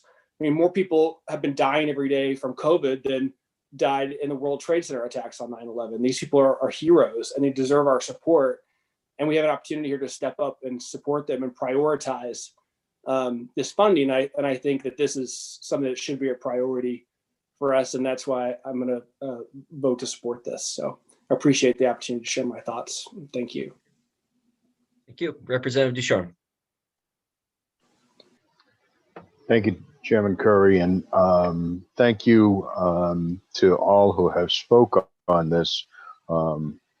Representative Bailey, you made some good points. Representative Lapini, I appreciate your historical knowledge of this and so forth. I would concur with Representative Bernard that the jump from 4,500 to 30,000 is a fairly big jump. I believe about 5 or 6 years ago, I was going to go for a master's, and I estimated the cost at that time was going to be 12,000. So I've never had a master's in nursing, so I don't know what that cost is. But I think, like I said before, I struggle taking a vote and passing something that's going to sit on the appropriations table unfunded. But I think that if we were to reduce the amounts to something a little bit more palatable, like Representative Bernard said, we might stand a better chance of doing it, of getting this passed, particularly as Representative Bailey just said, given what we know to be true and the needs that we have in this area, and the fact that we're all getting older. I'm one of them. So, but I still think the jump from 45 to 30, 4,500 to 30,000, and from 6,000 to 60,000 is probably a whole lot more significant than is going to be able to get passed. So that would be my thought on it. And Representative Roberts, and I just want to clarify, we've actually never funded it. It was proposed, but that 4,500 and the 6,000 is, as far as I understand, we've never put it. We approved the concept, but never put any money in it historically. That's my understanding. Is that correct, Representative Olson or Ms. Olson? Oh, I'm getting the promotion now. According to testimony from FAME, and hopefully Mr. Norwood won't have me misspeaking here, it says the program, which has been in statute since 2005, has never been funded. Okay, and I see that Mr. Norbert wants to chime in on that, so I'm going to ask Ms. Breton to bring him in.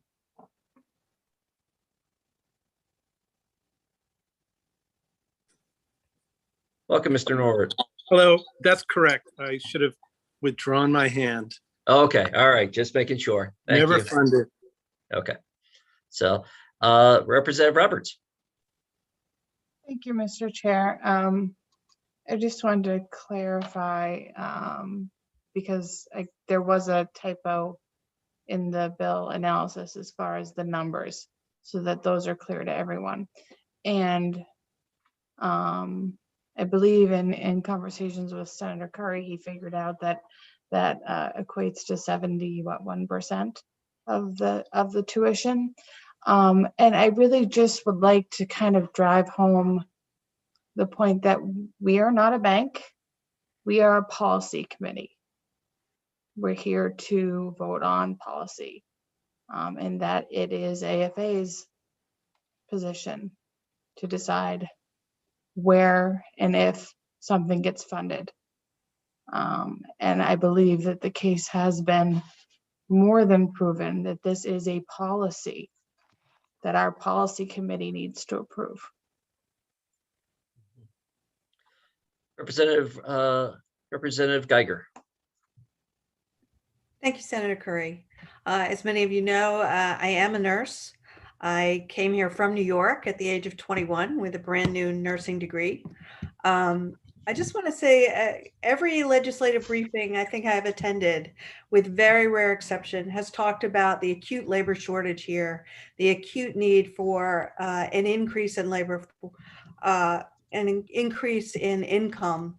I want to point out that we are the oldest state. We have an ongoing need for nurses, that most nurses, the majority of nurses are over age 50.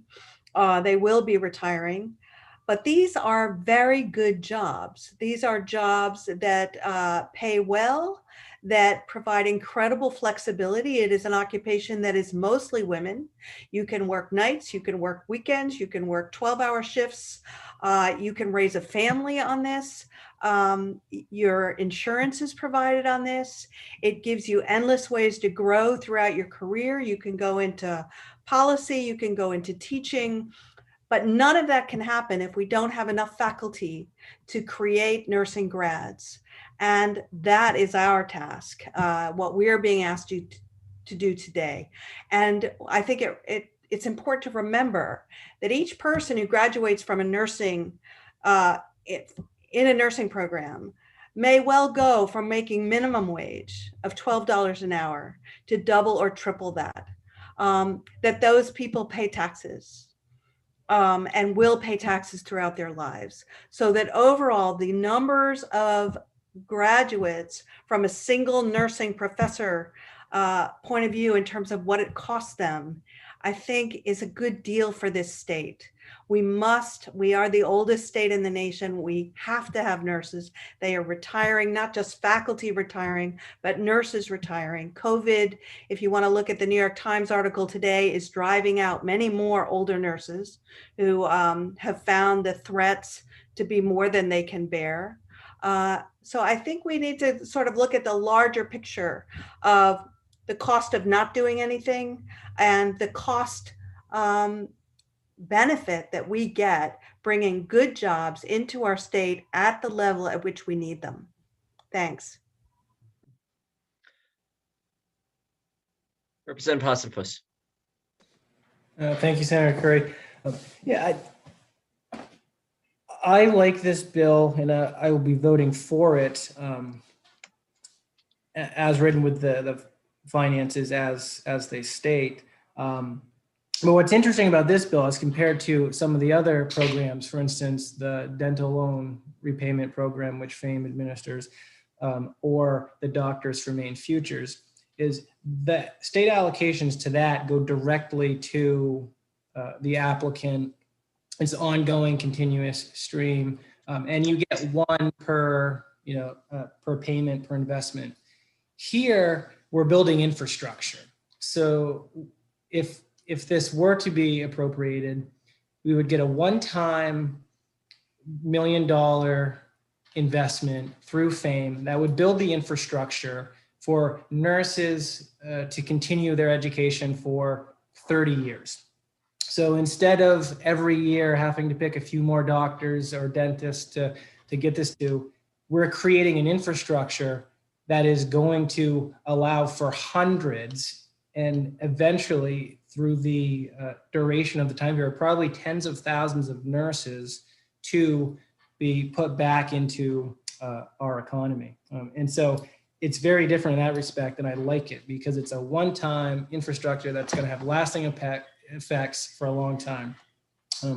And regarding the financial allocation of that, just like Representative Bailey, I'm new, I don't fully understand how everything works, but I do know that the sponsor of this bill sits on the AFA committee, and it will most likely will advocate for this bill.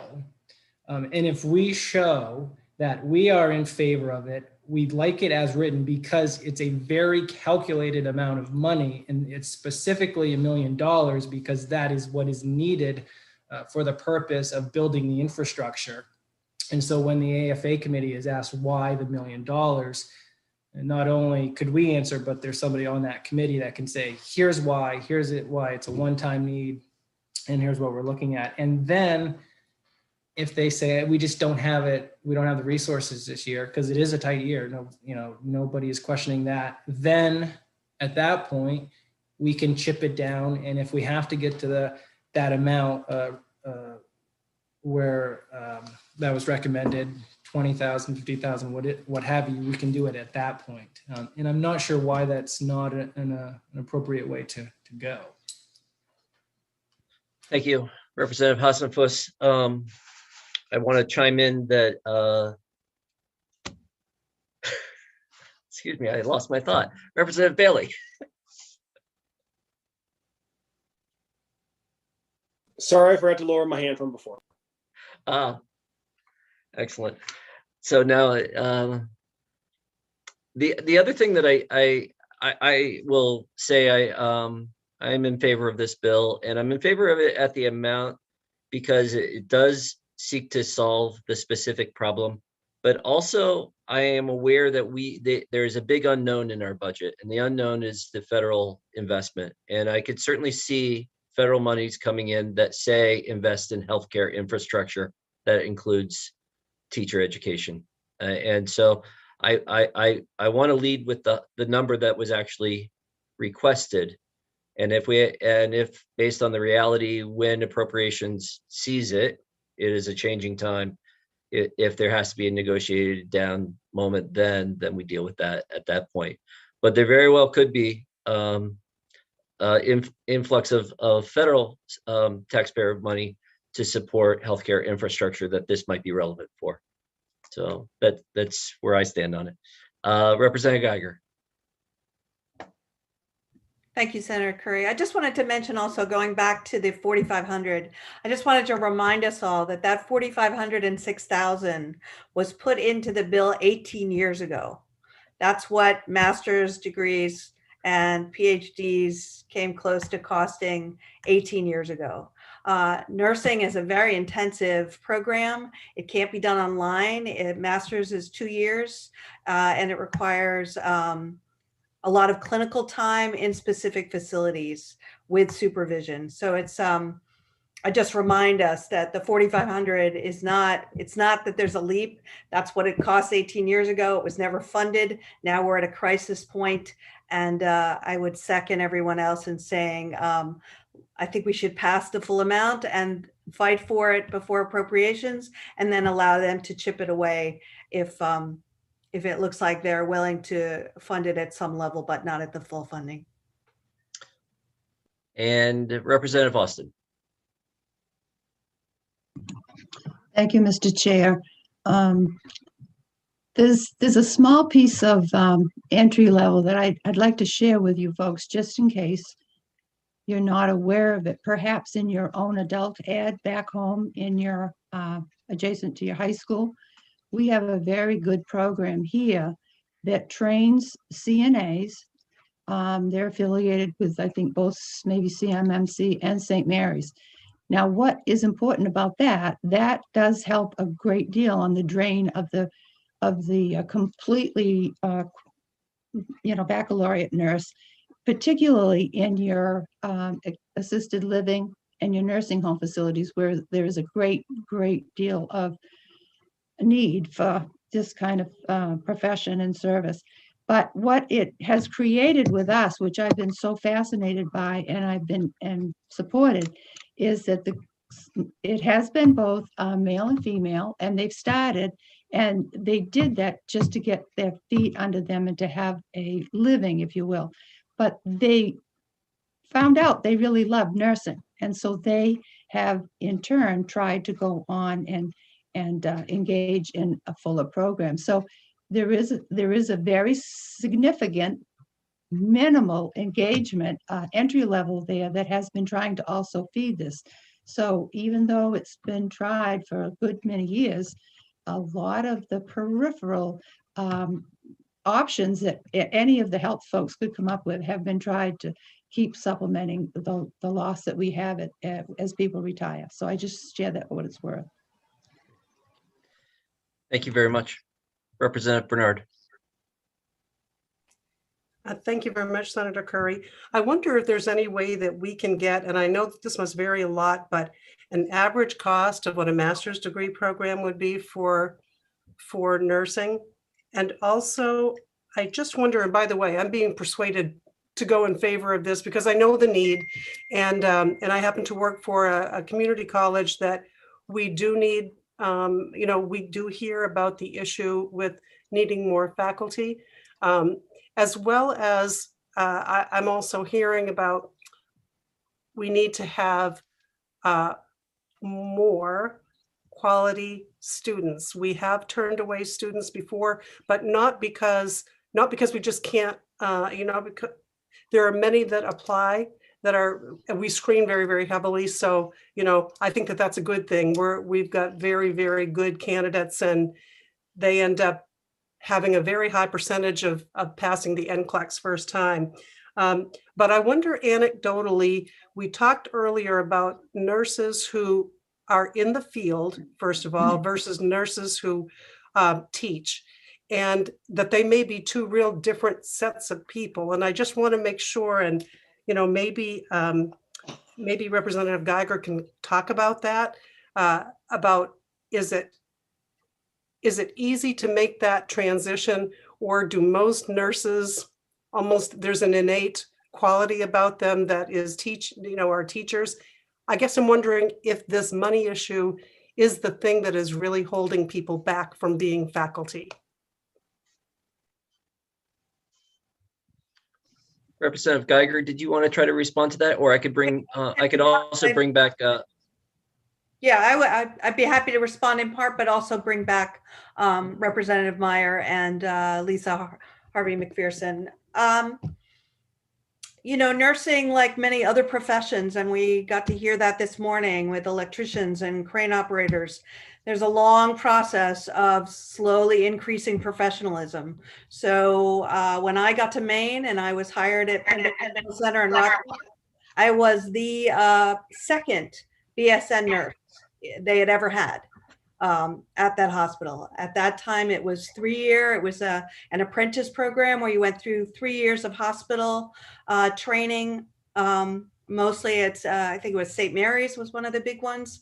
We don't do that anymore. Start out as an associate degree nurse. You can, in 2 years, work as a nurse, a full RN. And then there is sort of leadership professional nursing where you go back and get a BSN and then and a master's. And then if you are looking at teaching, you look to master's or PhD. So it's a profession that's changed over the 40 years that I've been in it. I would say, no, I've known nursing professors who started out as certified nurses assistants who are now have PhDs in nursing. I think it's a wonderful thing, and it is not easy to manage a family, to work, to go to school. Nursing school is very rigorous. Not as rigorous as medical school, but I can tell you, you work really hard there. There aren't this sort of throwaway courses there. So I think it's just hard to balance it all. if you're trying to go on to school. And most nurses they often come from the working class. They don't tend to say, oh, I'm going straight for a PhD and I'm going to be a nursing professor. It's usually this long process of working, going back for your BSN, working some more, going on for your master's. And I would welcome Lisa or Representative Myers for adding or arguing that point. So, Ms. Harvey McPherson, I'm wondering, there was a question that Representative Bernard had around what is the cost of a master's and what is the cost of a PhD? So when we pulled together the background information for the bill that we submitted in the 129th, we looked at those numbers, and we came with an average for a master's was about 30,000, and the average for a doctoral degree was about 60,000. What's important to know about the doctoral degree, there are no doctoral degree nursing, doctoral, and education programs in Maine. So a lot of the faculty would usually go to Boston and do some of that online and then some of that on campus in Boston. While you were having that discussion, I just happened to kind of say, okay, what do the numbers look like now? And if I were to use just St. Joseph's College as a proxy, they post that their master's in nursing program costs between $27,846 to $31,824 to complete. And so that's why also it's important to note in the text of the bill, it says up to. So you can only get up to the 30 or 60,000. If your program's less expensive, you have to provide documentation to FAME regarding your loan repayment. And if your program's less expensive, we can stretch those dollars further. Thank you very much. At this point, I feel like we're starting to circle around on the same argument. So I just want to check in. Representative Roberts, you had a comment, and I'm going to ask Ms. Breton to thank you very much, Ms. Harvey McPherson. We'll send you back to the attendee room. Okay, thank you. Thank you. Thank you, Mr. Chair. I just wanted to kind of, if this is the final note, to leave the committee with this. These children or these young adults that we're turning away, looks like by the hundreds, these are Maine kids. Statistics say that nursing students, 88% of them stay and practice in the state in which they graduate from. Our committee's tasked with economic development. 88% of these nurses. And if we don't have the faculty to teach them, we're not getting those students, point blank. I think it's time for a vote. Let's see. Seeing no other questions, no other comments, I'm going to ask Ms. Breton to call the roll. The motion before us is ought to pass as amended. So I have the motion ought to pass as amended, made by Representative Roberts, second by Representative Geiger. Representative Geiger. Yes. Representative Geiger, yes. Representative Andrews. No. Representative Andrews, no. Representative Pepworth, absent. Representative Collmore was absent. Senator Lucchini. Yes. Senator Lucchini, yes. Senator Seaway is absent. Representative Ducharme. No. Representative Ducharme, no. Representative Austin. Yes. Representative Austin, yes. Representative Hassenfuss. Yes. Representative Hassenfuss, yes. Representative Bailey. Yes. Representative Bailey, yes. Representative Bernard. Oh, we've lost Representative. I'm here. With Oh, there you are. hesitation, yes, with hesitation, no. I don't know if I can say amendment at the end of that, but So Representative Bernard is yes. I want to clarify there. Representative Bernard, were you seeking to do another report out as with a ought to pass with a different amendment? that's correct. Okay, so you would be voting no on this one, Correct. and you'd be having an ought to pass with another amendment. Correct. Then I'm gonna I have to mark that differently. Representative Roberts? Yes. Representative Roberts, yes. Senator Curry? Yes. Senator Curry, yes. 1, 2, 3, 4, 5, 6, 7, yes. 3, no. Representative Andrews? I need to know what your... Ought not to pass. Ought not to pass? Okay. And Representative Ducharme?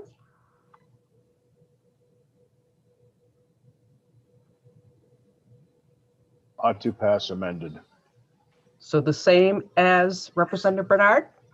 Yes. Thank you. And the amendment that you would support, or is it the same that Representative Ducharme and Representative Bernard? Do you have what would that amendment be? You're asking me? I think so. I think we need to know what the amendment is. Okay. Is it a different number? Is that what you're going for? That is correct. A different number. Okay. And I think we need to have it at this work session. We deal with all of the report outs need to happen. So if you two want to have a discussion as to what number, if you can come to agreement on the number that you support. Representative Bernard? Sure.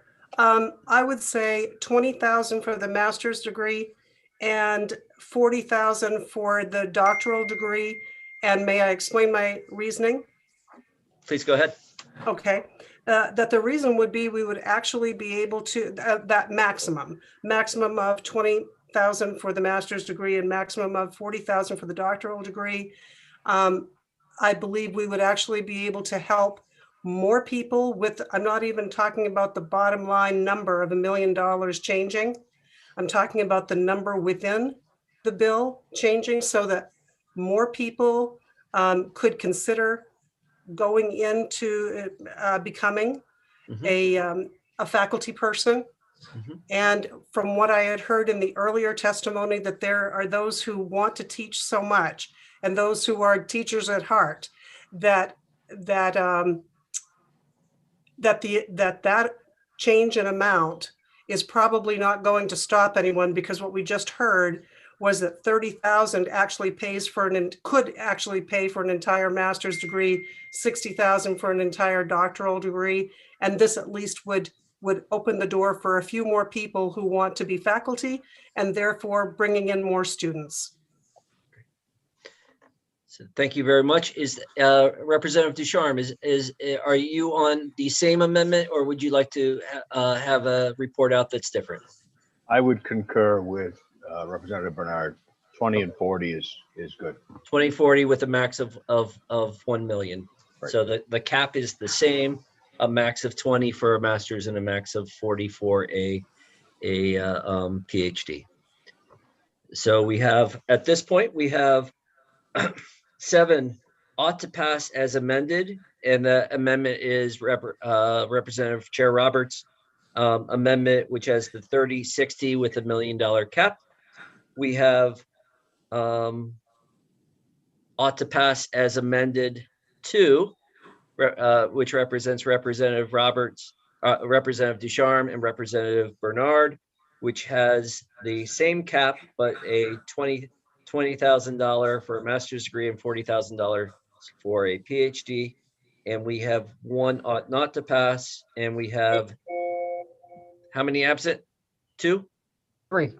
3 absent. I think that finishes our work session. That having completed the vote, I declare this work session on LD. Is this 119? Yes. LD 119 complete. And may I ask Representative Andrews, since I am still in possession of the voting tally sheet, if he would like his vote to be counted on LD 19? Representative Andrews, did you want your vote to be counted on LD 19 or so you were not a part of the vote earlier? No, he was not. Okay. Can you elaborate? Which one is 19 again?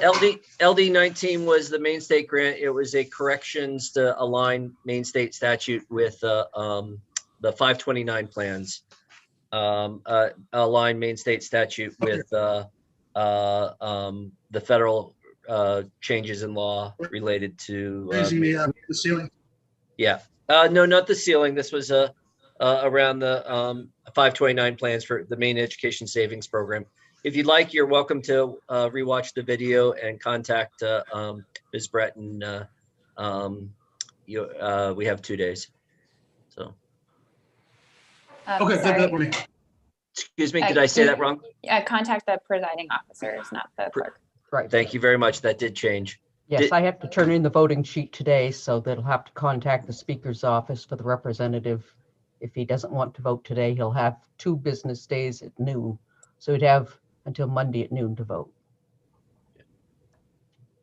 Okay. Did you care to vote now or call the presiding officer later? I'll call Speaker's office once I've watched the video. Okay. Having completed everything that was on our agenda today, I'll entertain a motion to adjourn. So moved. Second. Have a good evening, everybody.